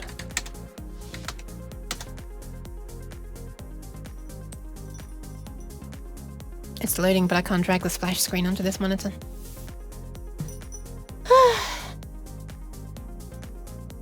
Zip. Behold, the code for the MIDI LED display is blah, blah, blah, blah, blah. But that's not what we want right now. Let's just attempt to pull up one of these analog input pins. Pin mode A0? Is that how you do it? I actually can't remember. I am so unused to referring to analog input pins. Let's just try A0. Input, pull up.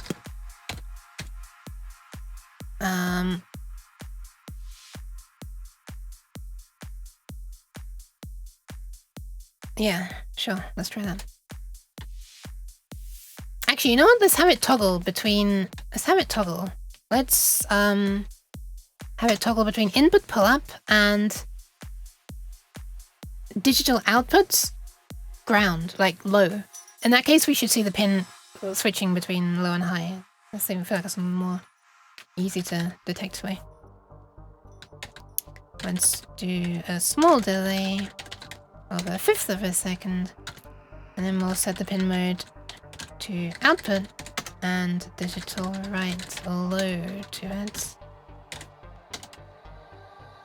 Make sure I select the correct Arduino. I have 2 connected, plus 2 other ports that are kind of fake. Oh, I don't have it connected at the moment yet. So it's whatever one is not 10, 4, or 9. When I plug it in now.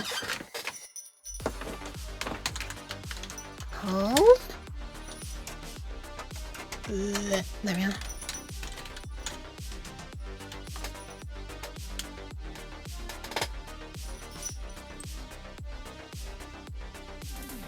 That'll be 6 then. Does it compile? Is AE0 the correct thing? Oh, I gotta save it. Let's call it analog in pull-up test. What the? I just pressed a... I don't know what key I just pressed, but I did something I didn't mean to do. Okay, when it compiles. Can I try saving it again? I don't know what I did. Okay, now it's actually saved correctly. Anyway, it compiles. 9 bytes of dynamic memory. Okay, let's upload. It's uploading. It's done. That was so incredibly fast. Now I just use my multimeter. And if this is... Oh no, this actually wouldn't necessarily... Oh, okay, I did it this way because I thought I can make my multimeter beep because it has like a mode for measuring logic low level.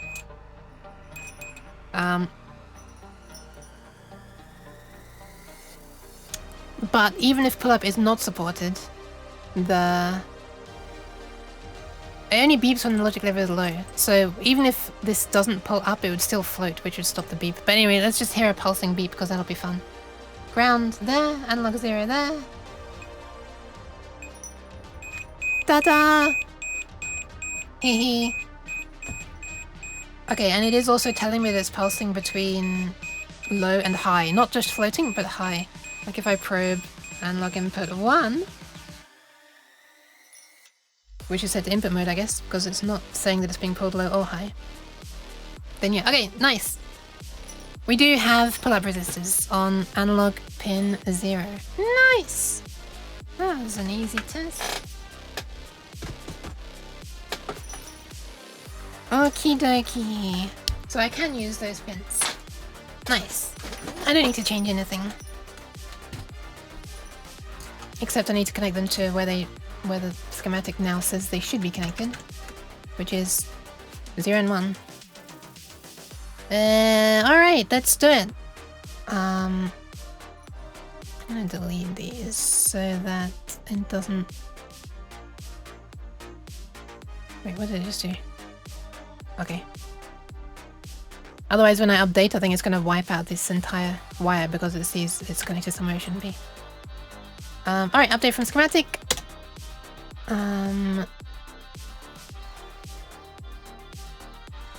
Wait, why did it not update the thingy before? Oh? Did it not update this? It didn't. Oh well. Okay, so now these two need to come over here.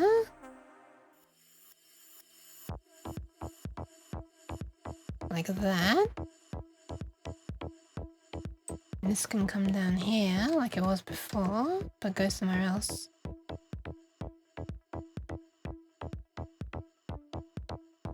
I'll worry about that in a sec. Let's do it like that.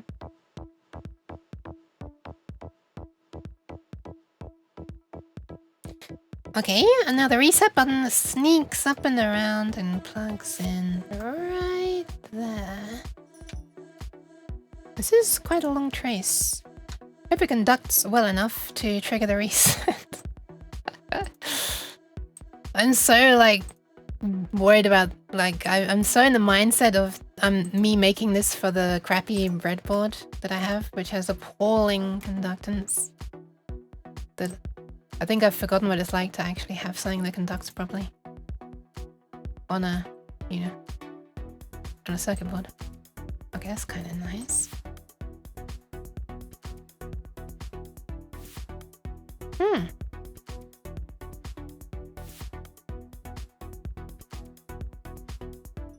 You know what? We could actually have all of these come around like this. And that way, I could have it how I wanted it.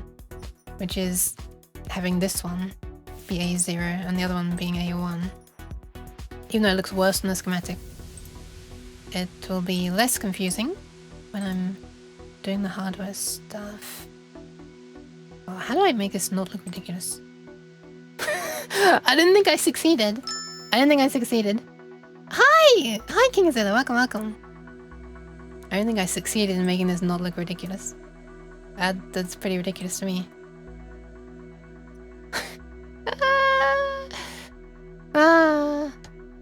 Nyan.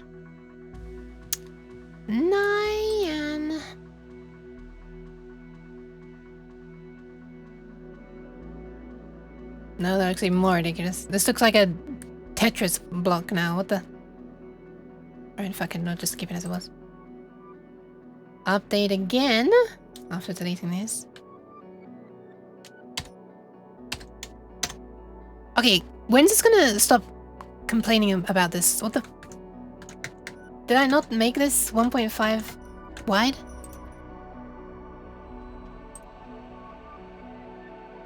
Apparently I didn't. Maybe that's what the problem was. Let's try updating again. Nice, doesn't complain anymore. Whee! How's the great Kingzilla doing? Sorry, I have to use your proper title. Can't believe I just called you Kingzilla of unspecified greatness.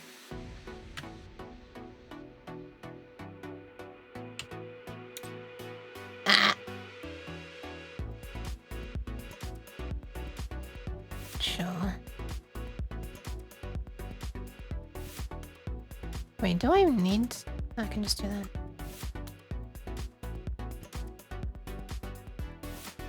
I need to worry about something. I don't know. Story of my life, probably, in general. Boop. Okay. There we go. Nice. That should be it. It's starting to look a little more uglier by the moment. Uglier by the every time I remember to there's something I need to add. I don't know. Try making a sentence out of that. I wasn't able to.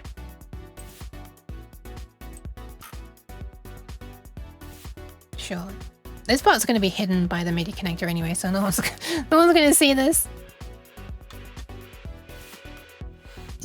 Stuff. Oh, like electronic engineering stuff. Hi, Draconis. Yeah. All right. I think that might be kinda it? Question mark? I don't want to speak too soon.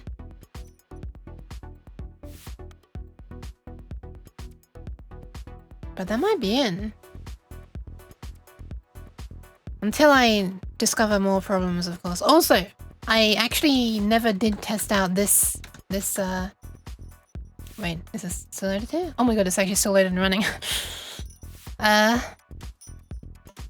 hope it's not maxing out one core of my CPU. It is not.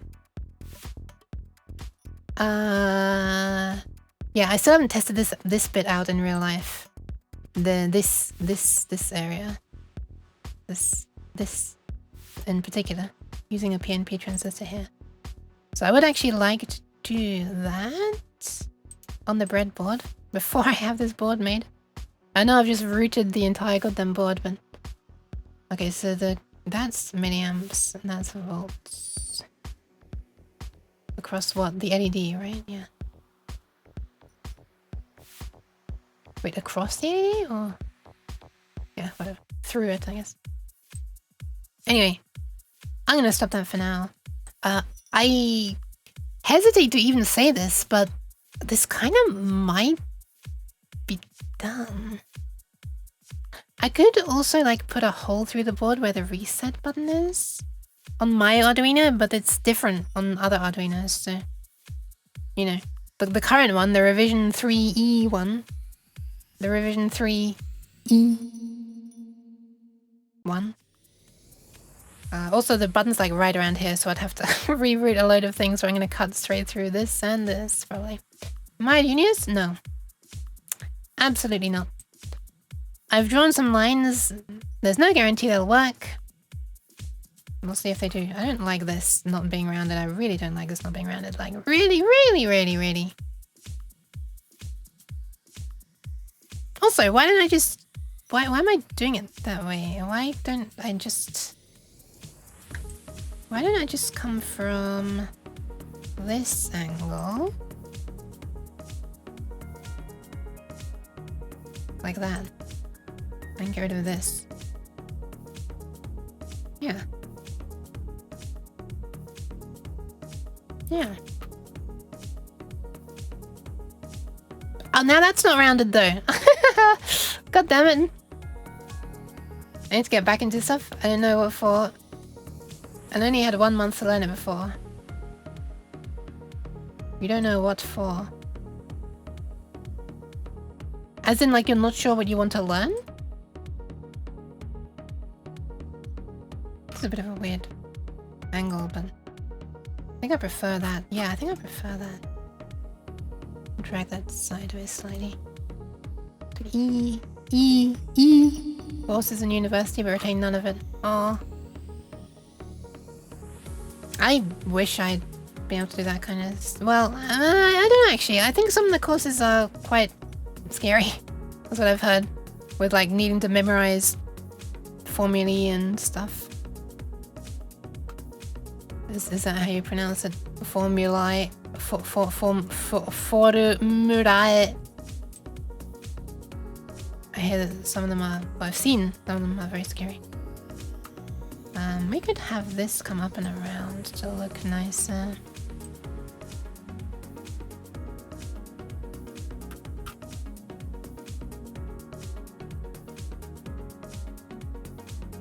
Is this the same width?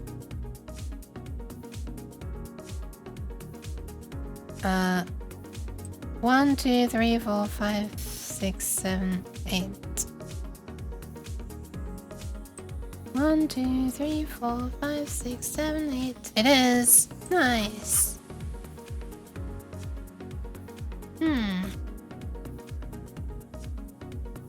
Is that like actually it? Also, why am I coming down when I could just do that? Does look a little weirder though, doesn't it? Does that look better? Probably does look better, but it's... This is form over function! I said I wouldn't do that! Ah!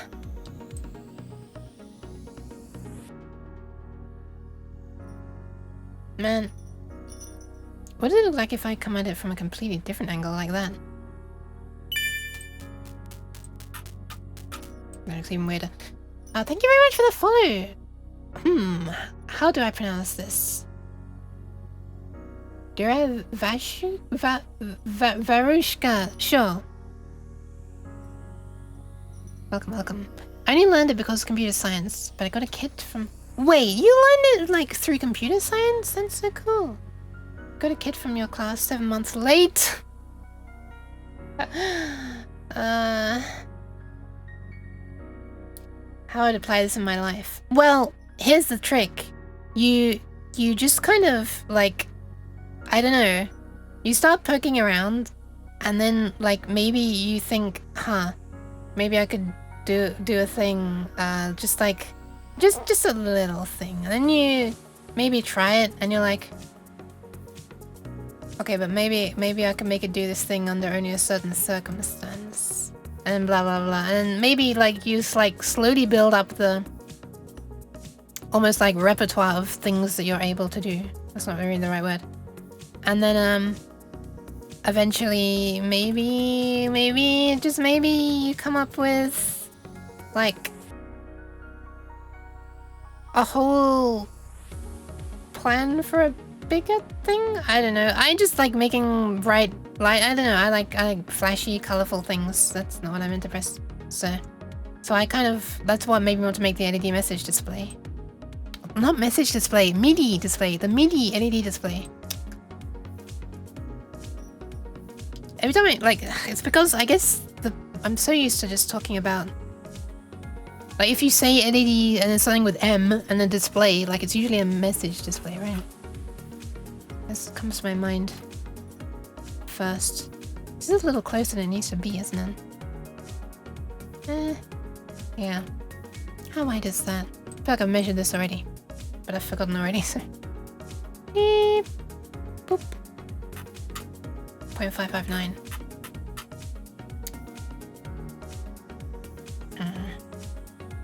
But if I put it down, it's gonna get closer to this one. It was centered before I added teardrops. The teardrop made it a bit closer.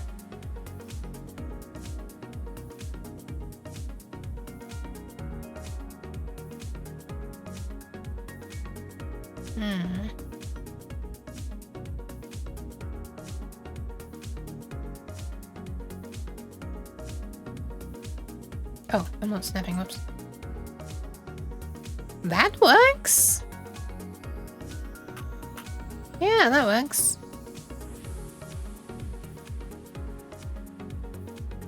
Yeah, sure, let's do that.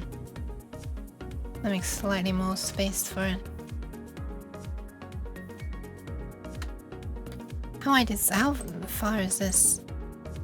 This is a part where I could just keep on modifying things forever. And I don't need to at this point. What I need to do at this point is like test the 0.7, that's fine. Test the this part, with this PNP transistor,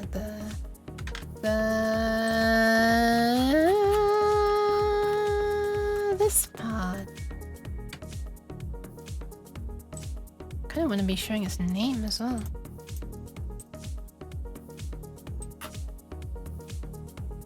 $337 $327 NPN PNP NPN.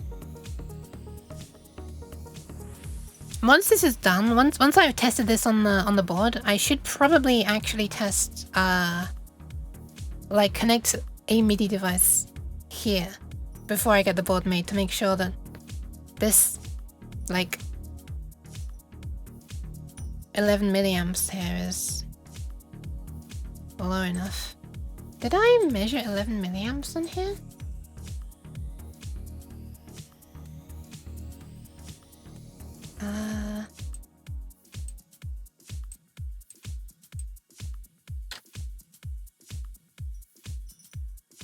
I kind of want to measure current through this wire. Can I do that? Resistor.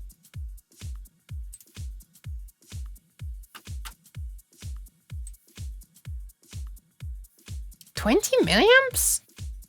Wait, why so much? I thought that'd be like half that. Is that what it would measure if there were... Oh! Wait, no, never mind. That's how much is traveling through this wire. No, never mind. Sorry, I was mousing over that and I was reading that, but this is for something else.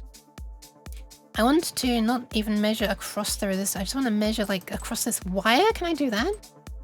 Okay, there we are. That's what I want. How much current? Somewhere around 10, right? Or 11? 9.5. Okay. Sure. I'll take that. Look at this wobbling number. It's... This is why you use a monospace font. With padding from the left. Otherwise you're reading... And you can't make out a thing that is saying. Anyway. You kind of roughly can, but it's just silly. Okay, I think I might end the stream now. File stat? Yes! Stu actually made a thing. I made the circuit. Part of the circuit that I wanted to test. Actually using an auto isolator. It's like really intuitive to do as well. I couldn't remember the name of it though. Someone said the name of it. And I was like, I haven't heard of that. And I typed and I was like, oh, it's the one that Stu uses. Thank you for the saving the kidneys. I think I'm gonna end the stream though. Because like I feel like I'm kind of done with this. I must be forgetting something, right? But I mean, I knew it was gonna be a simpler board than the LED display. I wasn't expecting to only take one day for the routing. Well, to be honest, the routing isn't that bad.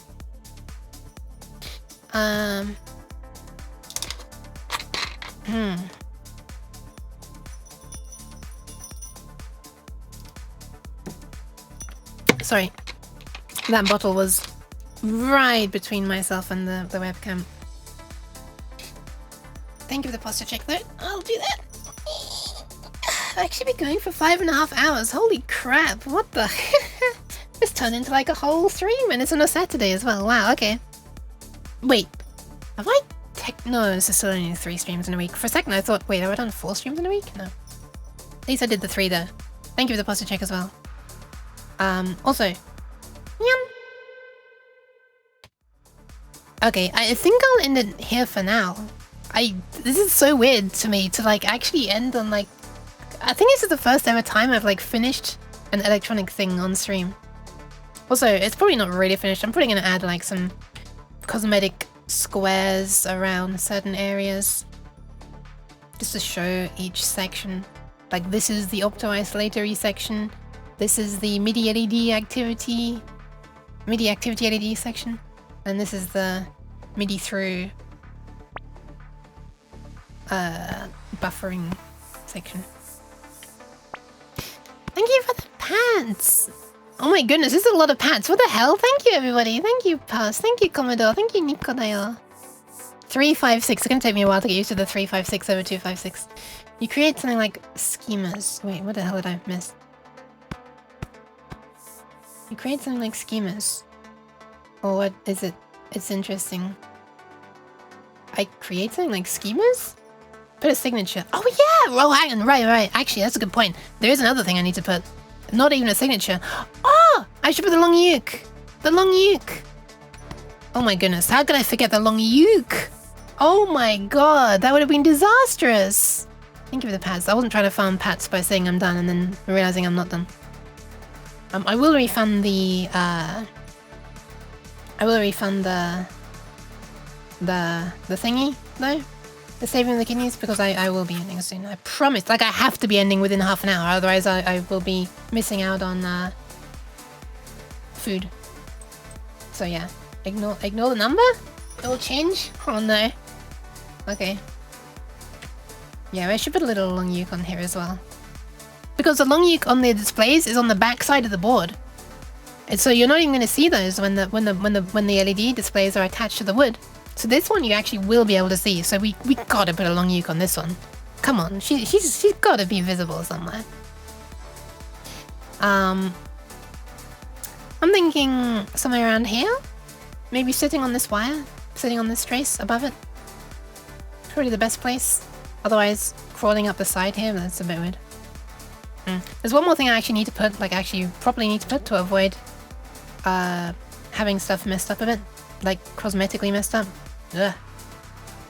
And that is adding a placeholder for GLC PCB's serial number that they want to print.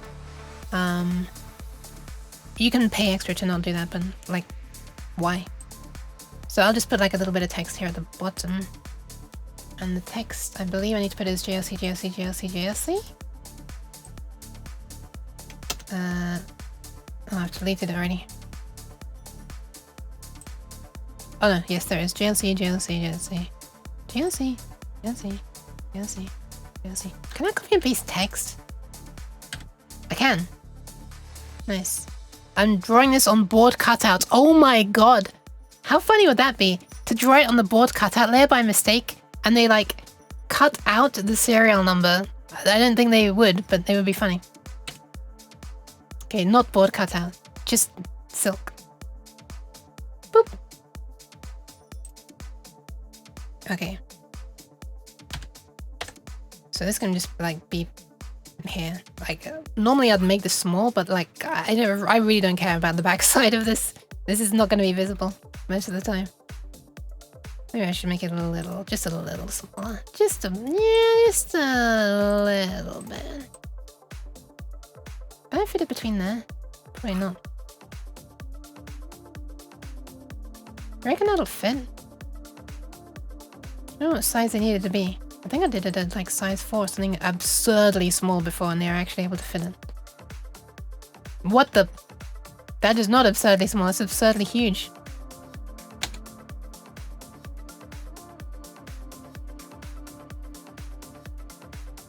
Yeah, I wonder if you can see the the serial number in the photo of the board. Hold on. Where is it? Oh, hang on, it's on the other side, isn't it? Underneath. Oh, I don't think yes, there it is. Okay, spot the serial number on this board. It's very small. Let me zoom in slightly for you. Where did they put it? Where did I tell them to put it and they actually put it? It's so tiny! That's the serial number there!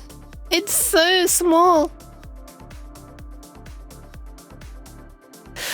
Like even with when you're looking at it normally, it's like, cause this text is small here. Anyway. But I wrote it at this font size, right? Going across.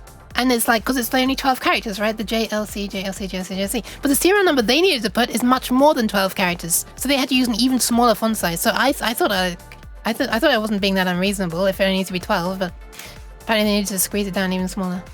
Anyway. Also, I apparently, it didn't get printed on the top one for, for some reason. I didn't think I paid extra to not have it printed, but they just didn't replace that one, so anyway. Interesting. Also, we don't talk about this silk screening error. We don't talk about that. Anyway, so hopefully this size is not too small. The size of the font that I typed on the board is exactly tiny little thing. The size was 4, I think. Wait, it is on this side. There, see? I actually made it bigger than this size. Wait, look, I actually made it bigger than that size. I wasn't being unreasonable. That is 4. Okay, size 4. So anyway, the new one is a size 7, so it's bigger. So I'm sure they'll be able to fit it there, right? Size 7. They fitted it at size 4. I'm sure it'll fit at size 7. Anyway, long nuke. I'm gonna copy long nuke from the or from the thing I just closed. Actually, let me reopen it. I could also copy it from the version 1 of the board. But Cheese? no cheese. No, thank you. Anyway, here's the long nuke on the back of the board. Ta-da! Looks weird with the coloring used for things on this board. On this program. Anyway, I think I can just copy this. And then I have to, like, put it onto the correct layers or something. I always forget quite how that part works. I don't know what size this is going to be. It's probably going to be too big. Let's paste it down here for now. Boop! It's on the wrong side. Oh my god! Wait, the layers are all correct! Like, this one is bottom mask. Wait, this is correct. Can I just, like, change what side it's on then? For the entire group? Not quite. Wait.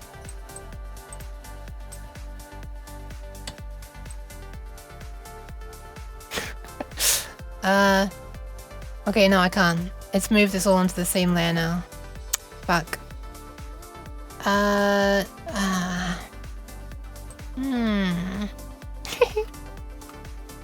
No cheese. No cheese. Absolutely not. What if I just ungroup them? They're already grouped. Why is it telling me to group them again? Hello? Group and oh, ungroup, right.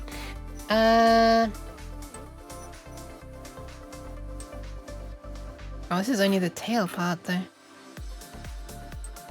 Oh, this is all so many different parts. Oh man.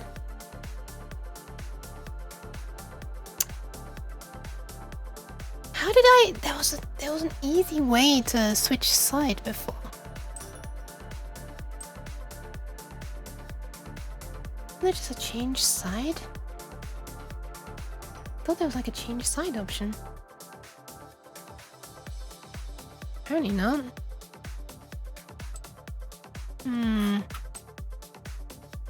What the?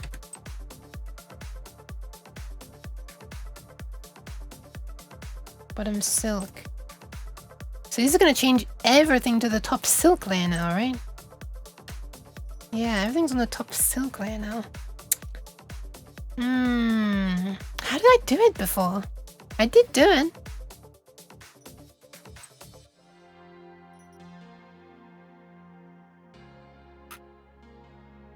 Did I have her on the front of the board on the first one or the back of the board? Let's look at the first revision of this. Because I could just copy it from the other one if this is the one where I did it on the front. Ah, sad. It was on the back on this one as well. Wait, where is it? Where is she? Oh, there she is. Oh right, this is a 4-layer board. I forgot about that. Oh my god, I'm so glad I was able to do it in 2 layers. In version 2. Okay, so it's on the back there as well. It's like a flip command under edit or placement or something like that.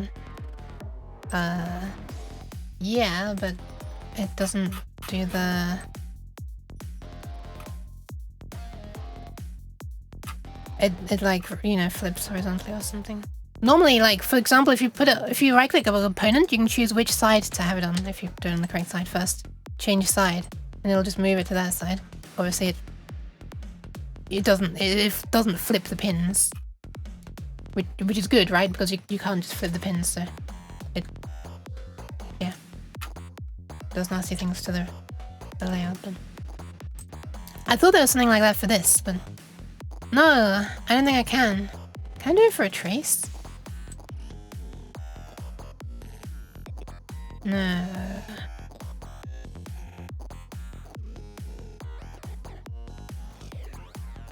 I think.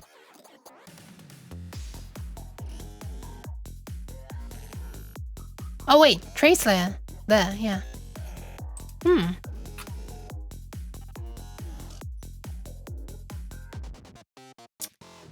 On grid.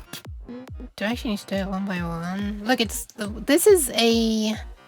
Oh, this is just a poly... Oh, you know what? Let's just do it fucking one by one. Screw it. Type signal. Bottom. What does all layers mean? Wait, it literally copies it onto all of the layers? Hold on. Really?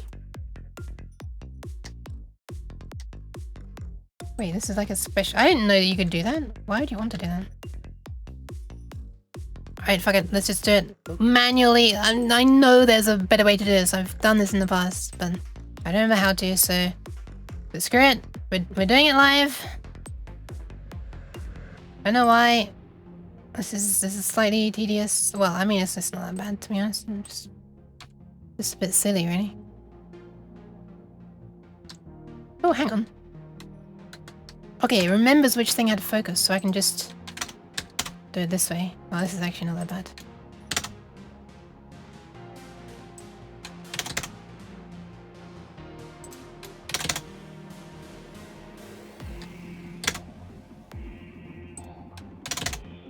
Okay, these are all silk screens, so we can do these easily together, hopefully.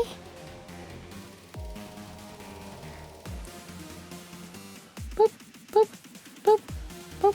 Hopefully these can all just be changed in one go. Bottom silk to top silk. Yeah! And the rest of this bottom mask. I think these are all bottom mask, right? Yeah. Cheese. Cheese. But why? That's the real question. Okay, you are all switching to top mask, and let us never speak of this again. We now have a long nuke on this layer. Hell yeah. A little bit long for this circuit though. Actually not too long though. Can a long nuke ever be too long, really? Yes, yes she can. Oh no, her tail's gonna get cut, and it's warning me about that her tail's gonna get cut. I appreciate that, Trace. Oh, the height is... Oh, the height is slightly too close. Well, I can get these closer to each other, can't I? To make space. Yeah, we're gonna have to do that. Also gonna have to shrink her tail a little bit. Just a little bit, you know? Just a touch. I could also try to have her curve down a bit. Down there. Did you put it on the copper layer? Yeah! She's a shiny long nuke. Flip her on the side and run on the left side. I don't know if I want to do that. It's also not long enough. That's where ukes live? They live in the copper. Yeah, so it looks like this when it's made. Hold on. Let's get a photo. It looks like this. So the shiny... the reflections here are doing her no favor. Let's look at this one. Actually, let me get a photo of the first board that I made. Where I had her on it.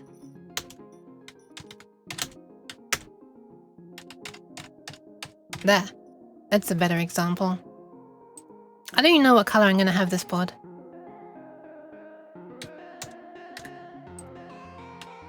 Do I have the photo of them in the night? I don't have a photo of them. Looks like a cat. I mean, it's a long nuke, so she has a little cat ears. Also, I took a photo. Let me see if I can find this. I accidentally screamed shiny long nuke in the search bar on Discord. Because I had caps lock on by mistake.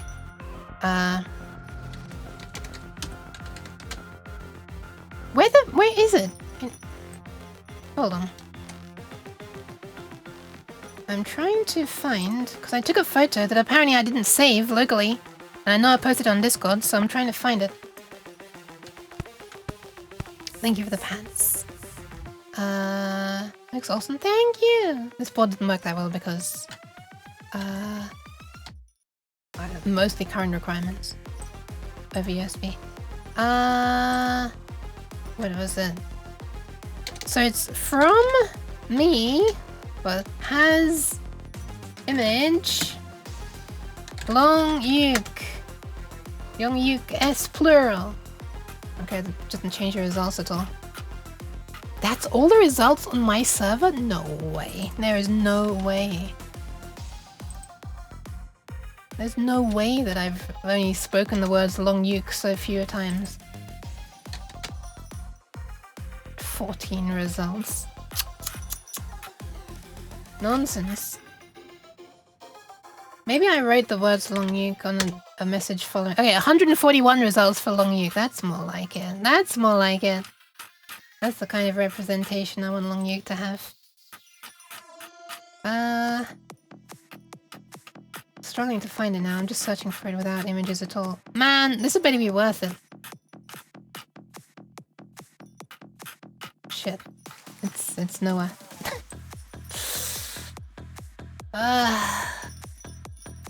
I could have sworn I posted a photo of it and titled it something like 2 shiny long ukes convening in the night.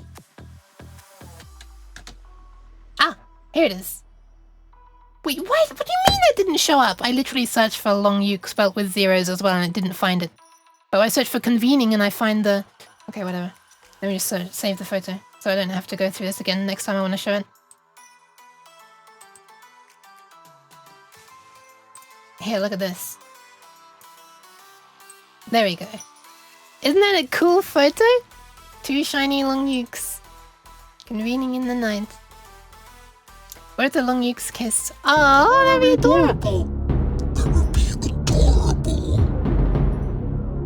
This is like my monitor or something reflecting in this. Why am I evil now?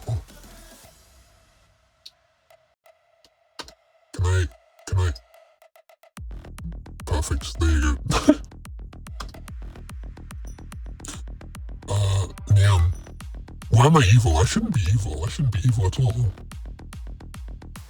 Why am I being made evil right now?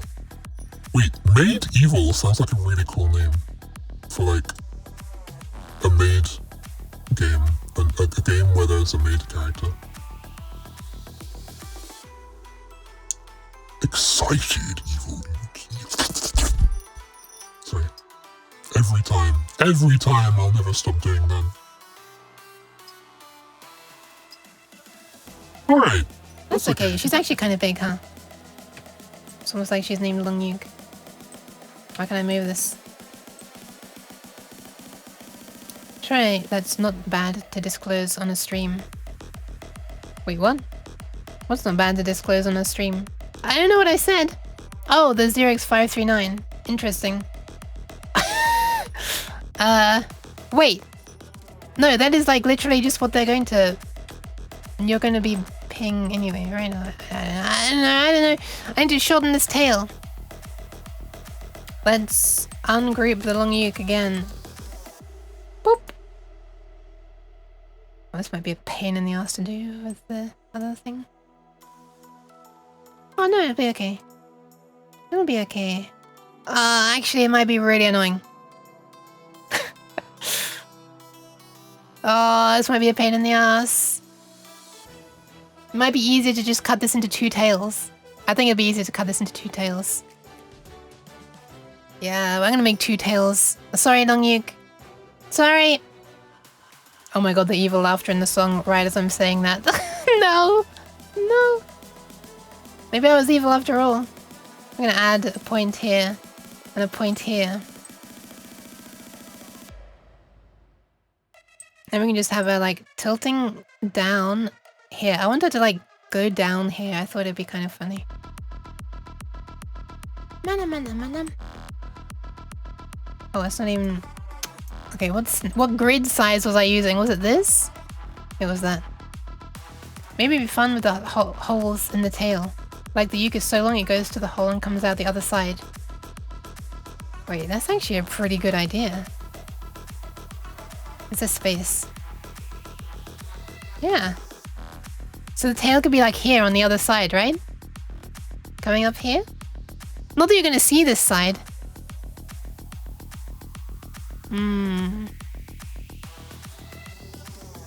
That would be kind of cute, actually. It would look like the tail got cut off, maybe, but then like you have it now. Oh, that would just look like the hole's been drilled in her tail, wouldn't it?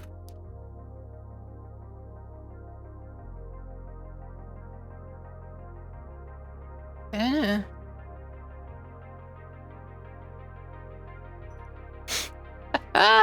This looks so weird. I'll worry about smoothing it later, I guess. I don't know if I will even smooth it.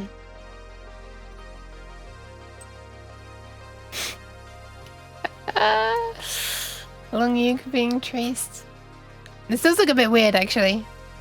Maybe this looks more, especially with how the colors look here. It looks much more scary. The annoying thing is now you can't move all of these traces, like, you know, together. Yeah. That's why I thought it would be easier to just cut the tail and then stuff. It's easier to delete points than to move points is what I'm trying to say.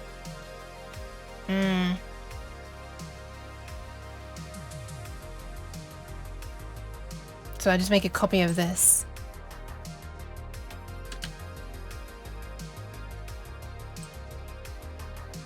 It doesn't enjoy two being on top of each other, actually. I mean, I guess fair enough. If I add them to the same net... Wait, do they even have a net? They don't have a net. Why is it upset the two things with no net? Touching. I don't understand if they had one. Okay, let's try deleting these. Really, I can't press D to delete them. Let's try E. L, T, P, O, I, N. Oh my god, none of these letters do anything, but it doesn't allow me to jump to it by pressing... One by one, like a pleb, I'll click each separate thing. Delete. No. Okay, it's wanting to... I don't know what it's wanting to delete there. That's concerning.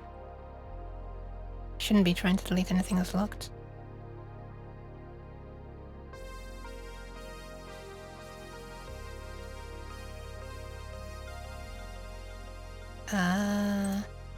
Okay, there's the tail. That I could then move down to here. Also, this makes it very easy to shrink the tail, actually. Wait, this makes it way easier to shrink the tail. Holy. Like, I would have had to do this anyway. Or something similar. Okay. Nice. So now I just delete the... Whoa! Hi, Code Life! Welcome, welcome! Hi. Welcome! Hi, everybody. How was the Code stream? The Code Life stream? The Code's live stream? And what were you up to? Let's find out. Code Life CL. Ah, wait, let me guess. Oh my god, did I type that correctly? I did. Oh, thank goodness. Machine learning stuff. Hey! Wait, I'm fading. Pat. Ooh, I wonder if you'd be interested in the Python machine learning thing that I was doing for trying to recognize voices. Thank you very much for the raid. Hi, Gee. Hi, Coffee Cafe. Oh my goodness, hi, Coffee.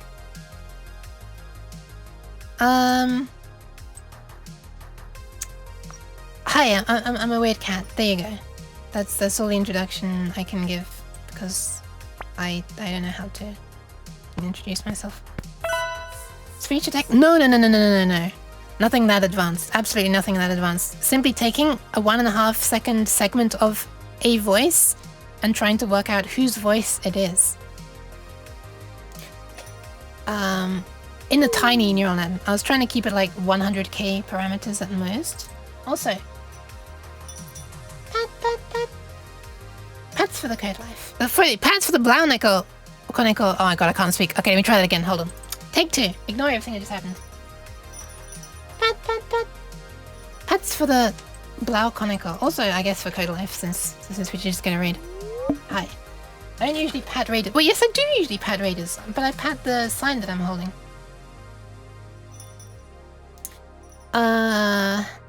What a time to join. Welcome. Free pats? You received a Uke pad for free? Yeah, don't worry. You can keep that as well. But I had to correct. I had to give another one. I don't know if I won't run it right now because it's you know, I'm lazy basically.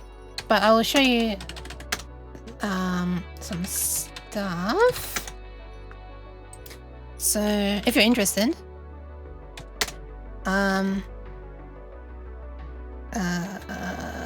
does it save them here? Oh yeah, put them into. Wait, do I save the video? Oh, I don't. Let's go with the one that's actually sure. Let's do that. So we have like a snippet of sound that goes in at the beginning in the form of a spectrogram. So down here is like, I think I made this 100 Hz. I changed it slightly after the stream, and that's like 8 kilohertz or something. And this is just a spectrogram of audio, so time goes left to right, frequencies low to high, and then brightness is how strong that frequency is basically. And then these are it runs through 3 layers of convolutions, max conv 2D, and then the max pooling. So this is just a convolutional neural net, and what you're seeing here is what the image looks like after it's been filtered by this particular convolution kernel. Is it Mel spectrogram? Yes, it is. Yes, and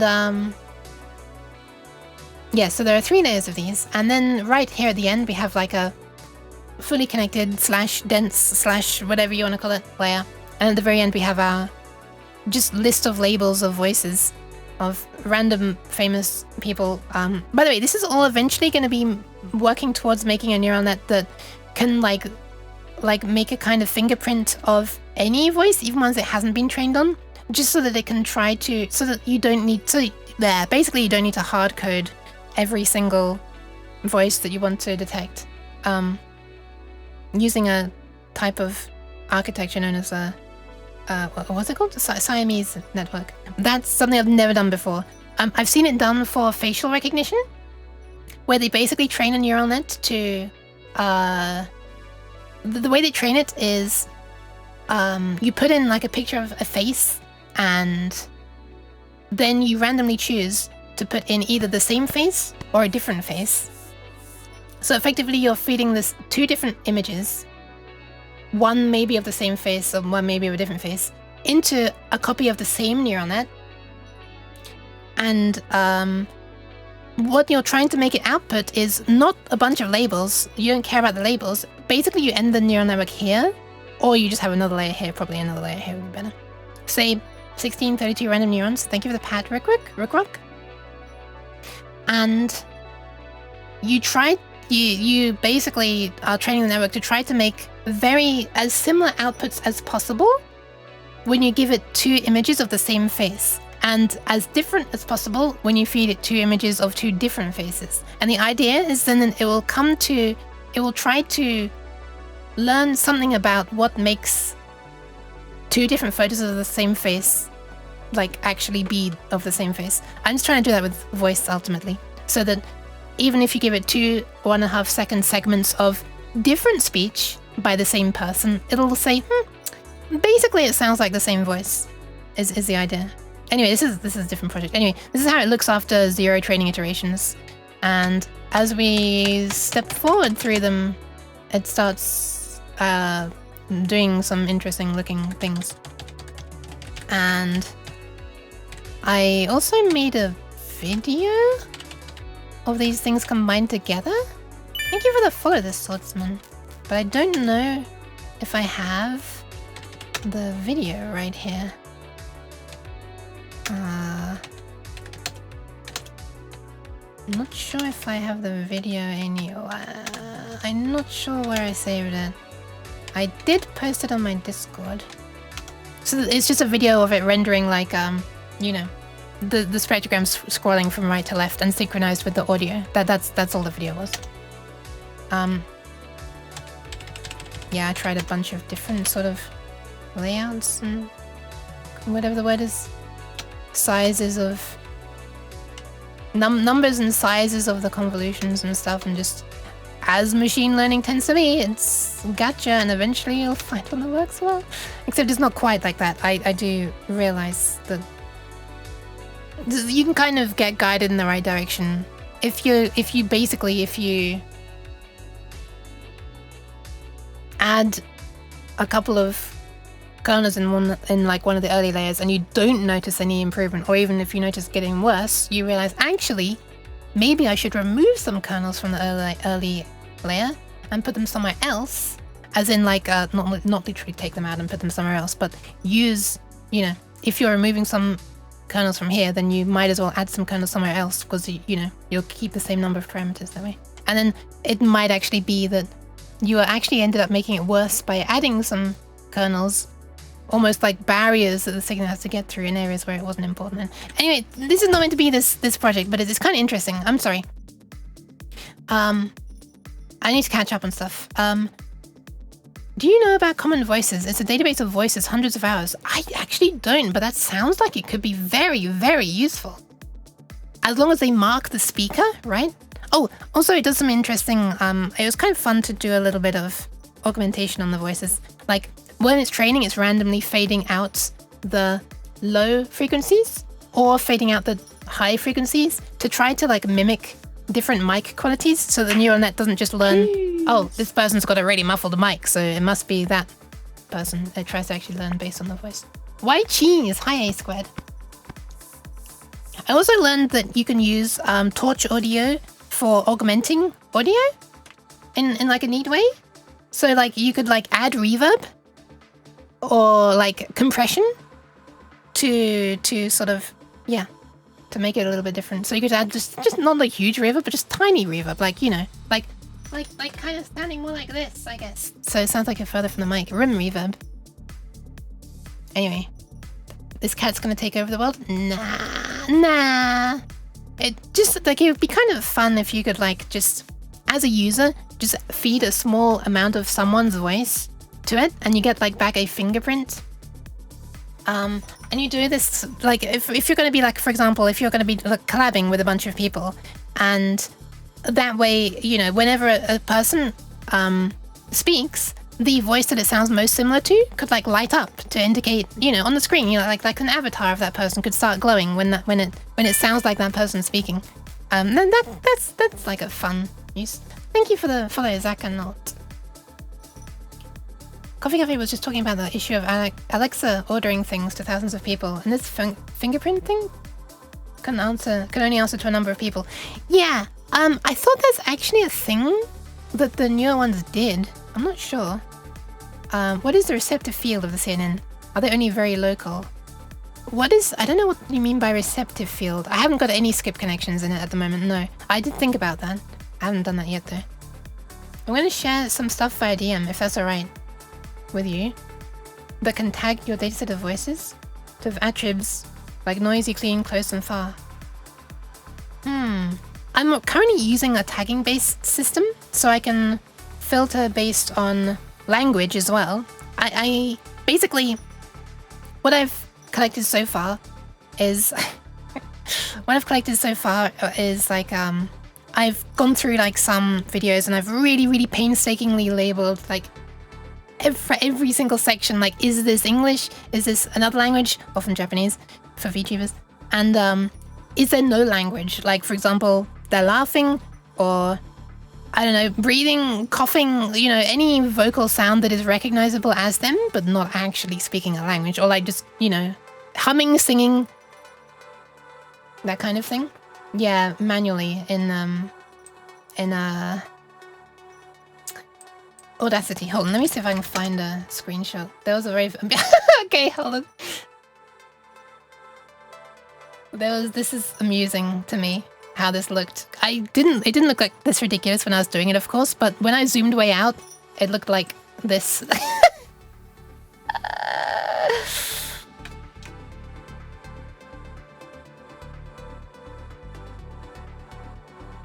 Yeah, and then you can just export based on the labels on Audacity, so yeah. It's kind of time consuming. Yeah, so English and then NA, like, not applicable. I didn't know what else to call it. Oh my goodness, look at the time. I actually really need to end stream in a moment. I'm very sorry to do that after you've just come in. I really do appreciate the raid. But I am deleting things that I shouldn't be deleting. Am I? Am I? No, yes, I am. But I should also be having dinner soon. English and North American NA. Accent is another tag that I have. I'm also even tagging the date. I don't think this is going to be useful in general, but I know that some people's voices change a bunch over time, and so it could be interesting if you're just going to train on one person to see if it can work out like how long ago it was based on the date if you have samples going very far back. So I'm just like adding a whole bunch of tags that I think might be useful in the future. Hi Cozy Chatter, I also got to run. Loving the long uke plan. Thank you. Have a nice rest, Code. Bye bye. Can I get a draw? I'm like homie now. I see. Hi RJ boss.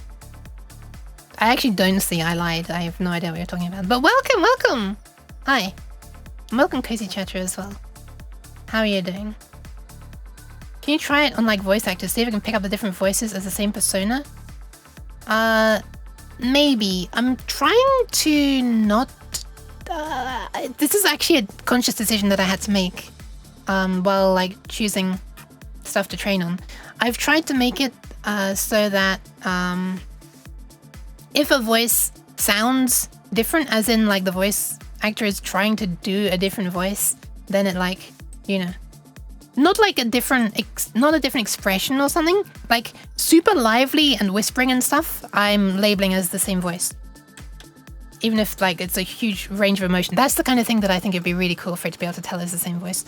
I'm less interested in trying to tell like different voices done by the same voice actor apart. But absolutely, that's the thing that you could do. There's no reason why the architecture, like you couldn't tell it to try to learn that. I don't know if it would learn it very well, but you know, you could. It's just tagging based. It's just file name based tagging,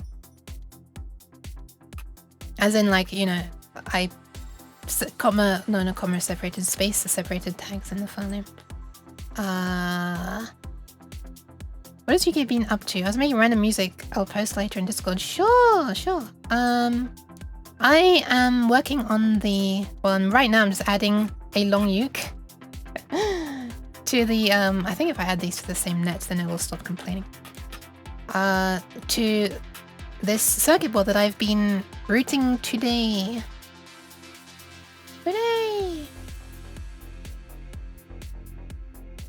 Where's the...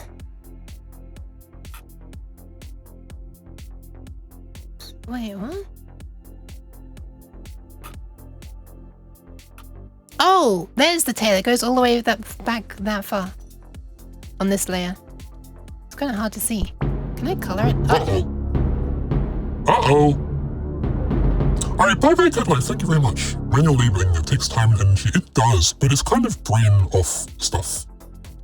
It does exhaust my brain a little bit, but... Also, a really interesting thing, I would like to try training on language. A few years ago, I did that based on just purely training on stuff I labeled of Pikami, because she's bilingual and is switching language between English and Japanese all the time. And I know she's no longer streaming as Peter Me, but you know, that's how long ago it was, so that's what I was trying to do. And yeah. It was pretty cool. It wasn't perfect, but it was pretty damn cool. I'm trying not to be too evil. I just can't help it. Never mind. I'm getting hungry. I need to go and eat. I didn't think this long week was going to take so long to do the tail. Why can I not select this? There it is. There it is. I got it. Copy, paste. Enlin! Hi! How's the Mlamlin doing? Welcome, welcome. Welcome, welcome. This is so hard to see. This really thin black outline. This is, yeah, kind of annoying. That it's so thin. That is so hard to see. What is this blue? Oh, right. Doing okay? How's the uke? I'm not doing too badly, thank you very much. I'm just trying to bend the long uke tail. What the? Oh, I just locked it by mistake.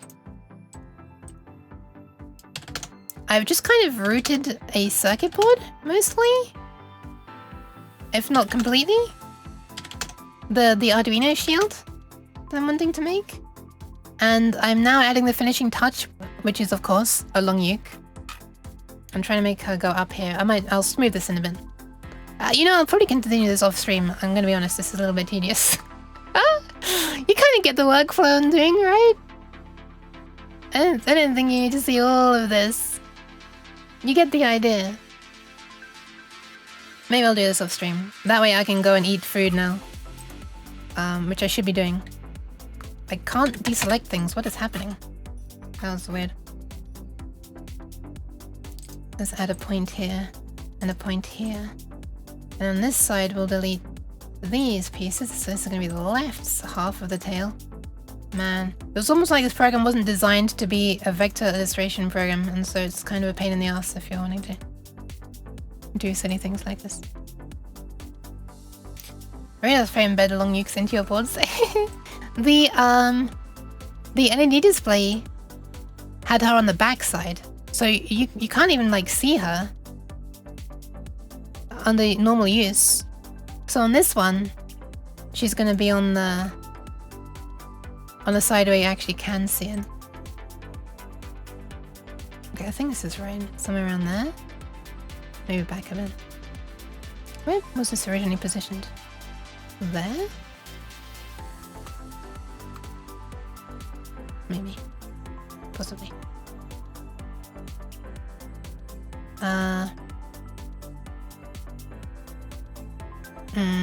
This is annoying. I can't click! Okay, there we are. The panic that sets in when I can't click. Yeah, that works. Ah! Oh my god. I'm sorry for making all these loud noises. Yeah, have a nice sleep, CL. I appreciate the raid again. I will be sliding out myself shortly. Okay, I think that's gonna work. It just doesn't like the two conductive bits joining. So I'm gonna see if when I set them to the same net, if it works. Can I select one, please?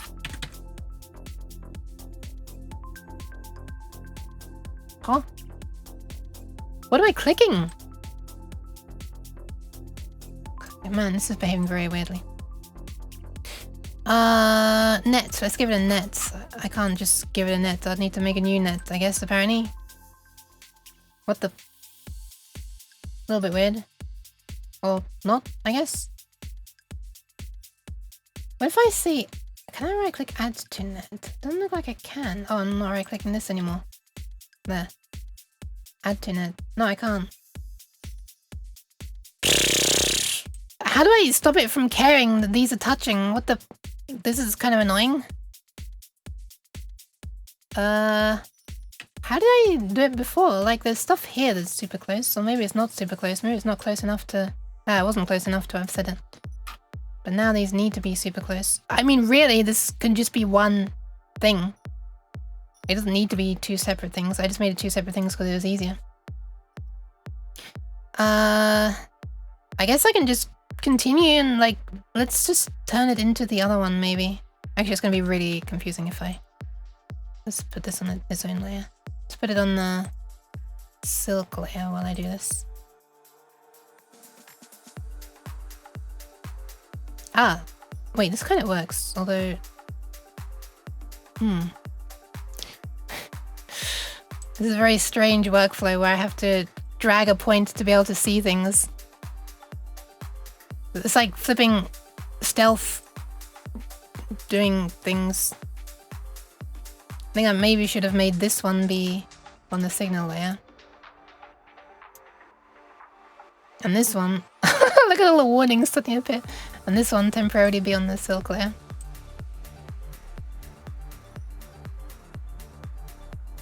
Is that gonna work? How do I... okay. No, that's the wrong one. Oh, I guess I can delete these points now from this one. Man, what a pain in the rectum. I'm a pain in your rectum. Sorry. Let's add a point all the way over to there. This one can now be deleted.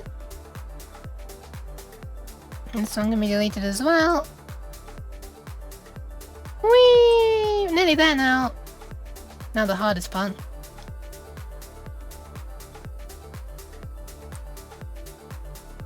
Because, you know, we're adding more points. Insert. Boop.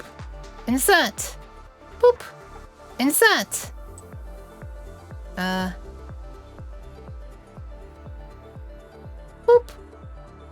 I think that's it. Is that it? It's not it. Insert. What the? Wait, is that not it? Why is there a point here? What is this? How did I... What the... Huh? Why did it look like I free-handed that into position somewhere? Okay, I'm slightly giving you a new tail. There you go. Your new tail goes like that. Possibly. Yeah, I think that's how it should have been. Then this should just continue on further this way. Right? Yeah, that's how it should have been. This kind of looks like our tail's going smaller here. I'm not sure I like that. There we go. About that. Possibly. Anyway, let's put it back on the signal layer now. Boop! Alright, would you look at that? We've got a long uke!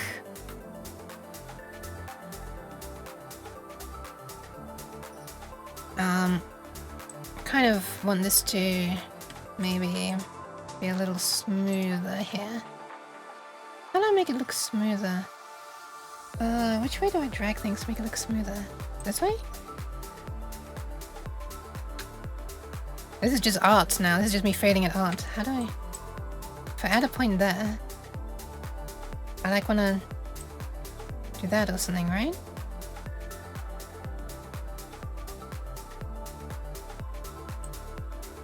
Yeah. Yeah. I think that's right. Right? That is certainly more bendy looking now. Edgy Yuke, yeah. She is. Why so edgy? It looks like she's like, you know, been bending too much. Her back has become, you know, not great. Boop. Wait, what am I dragging? Boop.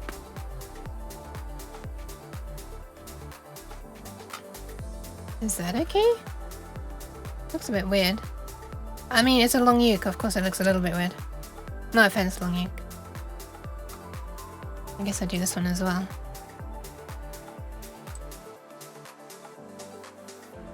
This is rapidly turning away from circuit design into art territory, isn't it? This actually is making a big improvement to how this looks. Not how it functions.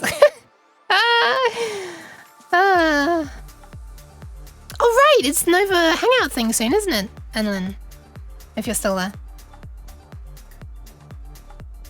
I gotta be hanging out soon.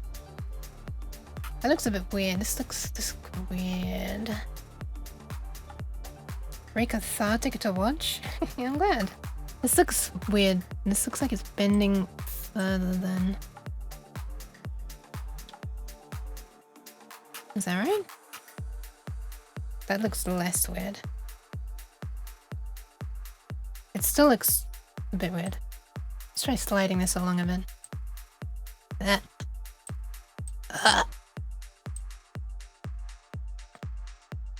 No! Just the point. There we go. Is that better? Yes. Now I just need to do exactly the same thing for the layout, for the outline, sorry. Right, we're gonna try and speedrun this, because frankly I wanna eat. We'll just put that there, and we'll just put that there. And I'll just try to mimic the positions of everything. That was easy.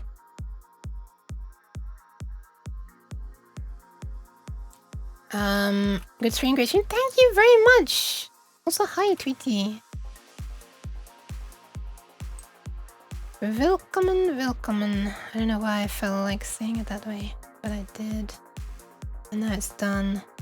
There's nothing anyone can do to stop it. Boop! Does that... this should still be a bit wider, I think. This outline is... Is that okay?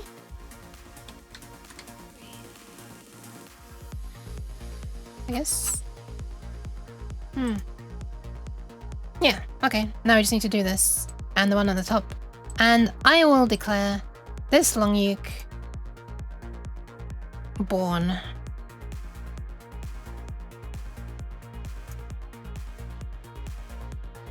Yep. That's good. Man, it's so much easier when you're following something that's already been done, instead of trying to work out for yourself where to put it. This goes up a bit. This goes up there. This goes this way, maybe?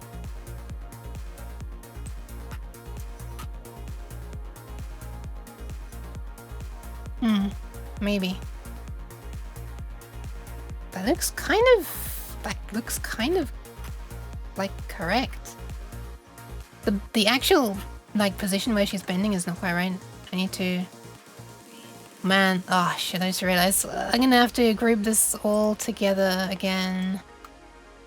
And I can't do it with a box selection this time because silly reasons. Let's just try to select everything. Nope. Oh my god, what is happening? Hold on. Okay, I'm gonna do something. Can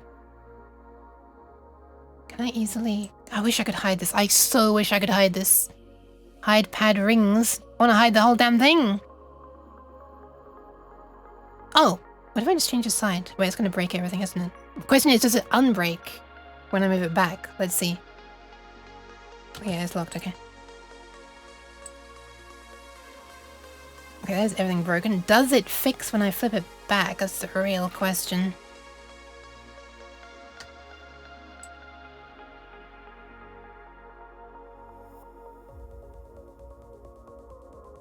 It looks like it, doesn't it? It looks like it's fixed. Let's see if it does. Okay, if it is. So I'm taking a screenshot before the flip. There it is. And I'm gonna do the flip. And then flip it back. And take another screenshot. Is everything the same? Oh, this doesn't get fixed. This bit down here stays messed up. That's a small price to pay. I'll fix that back. I'm glad I noticed it though. Change side. We'll put it back there. Now, hopefully, I can select this. And deselect these. Oh, this is such a horrible way of having to do this. Ah! What do you mean? Wait, what? Why'd she do— what? Where'd she go? What has happened? My long uke vanished.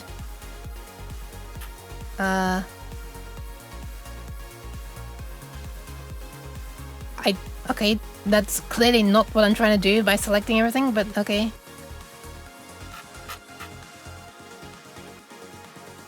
Okay, I've isolated my long uke. Nice. So now I can group her into one. I can flip this back. And I can just fix this one wrong bit down here and hope that this is, again, the only the only thing that's broken this time as well.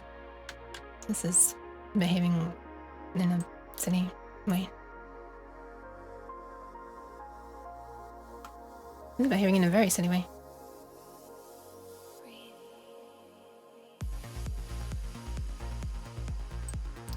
Boop. All right.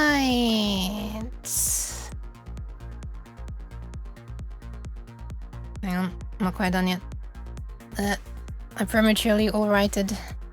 Wait, let me put this grid back up a bit. Did I just do that? Is that how it was before? No, I made it go down.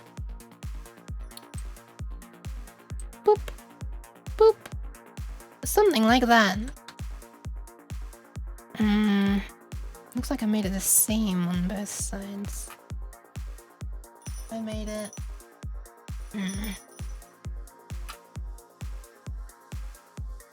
I don't know, something like this. 1, 2, 3, 4. 1, 2, 3, 4, 5. I don't know. Something like this. Maybe. Possibly.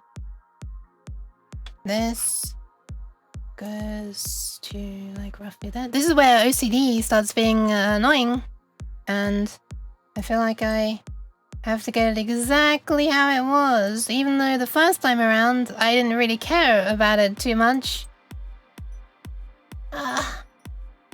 Uke board. Yes! Yes, Ninja Zombie. Did I say hi to Ninja Zombie? Hi to Ninja Zombie. Oh, okay, nice. So lets me measure it like that. Okay, it's the same length. We're good. We're good. Passes the uke test. Unfortunately, this is now too far that way. Is it? Actually, no, it's not. Is it? No. Is it? No. Is it? No. Alright, now I can bring Long Uke back and position her exactly where I wanted her. She's still difficult to grab. What the?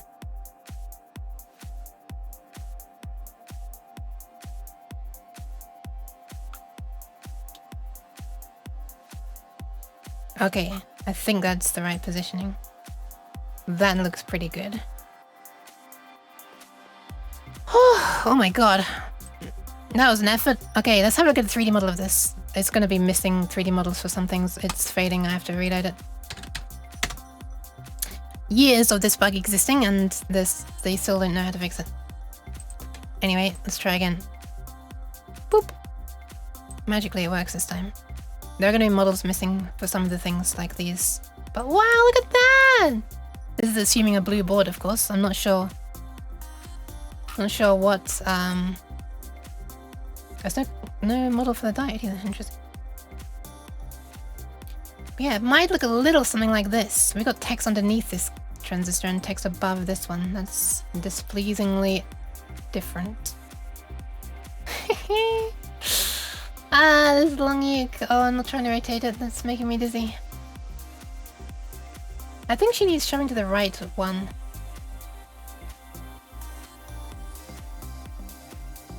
Uke. Slide.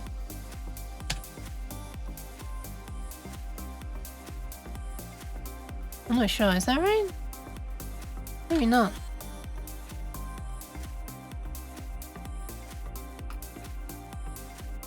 I'm just noticing like this in the diagonal here. Oh, maybe that is correct. It's probably fine. It's probably fine.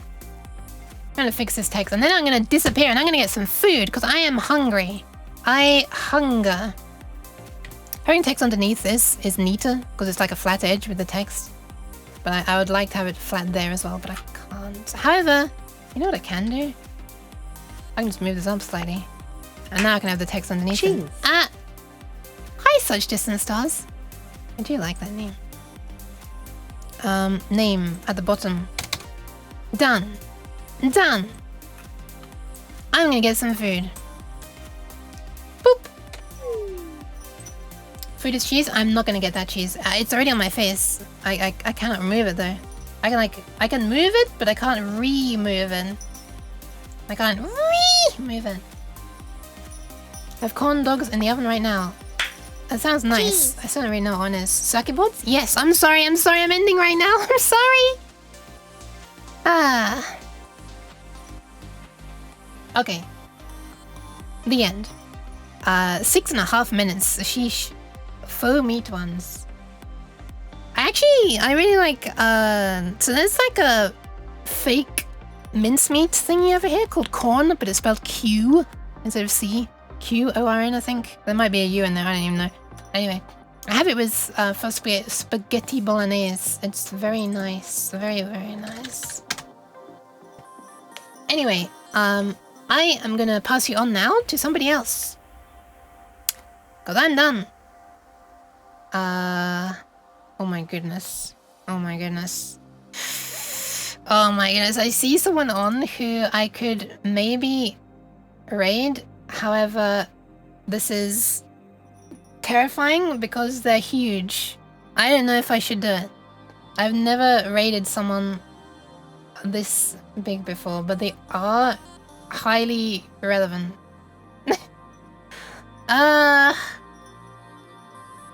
No, this is too much. This is too much. No way, this is too much. This is too much. Too much. Far too much. Maybe if they had 1/4 of the number of viewers they have right now, I might think about it. That'd be like around 200. This is too much. That's too much. Too much. Nah, not this time. No, not this time. Not this time. Not this time. No. However, there is somebody who has a smaller number of viewers that also silence Stretch. Don't speak before you're spoken to. Also, thank you for the pants. There is someone who's doing electronic related things. Okay, I need to actually end this. It's getting too late. I need to pass it on to somebody. I'm getting flipping hungry. I could. I raided uni last time, right? I'm pretty sure I raided uni last time. I'm gonna raid someone who is a flesh tuber. However,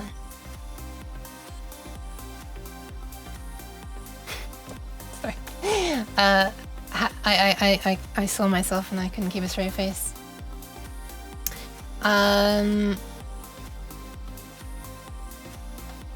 I think I might raid Tech Tangents because it's been a while. He does electronic stuff as well, and I mean not a VTuber is what I mean. Blah.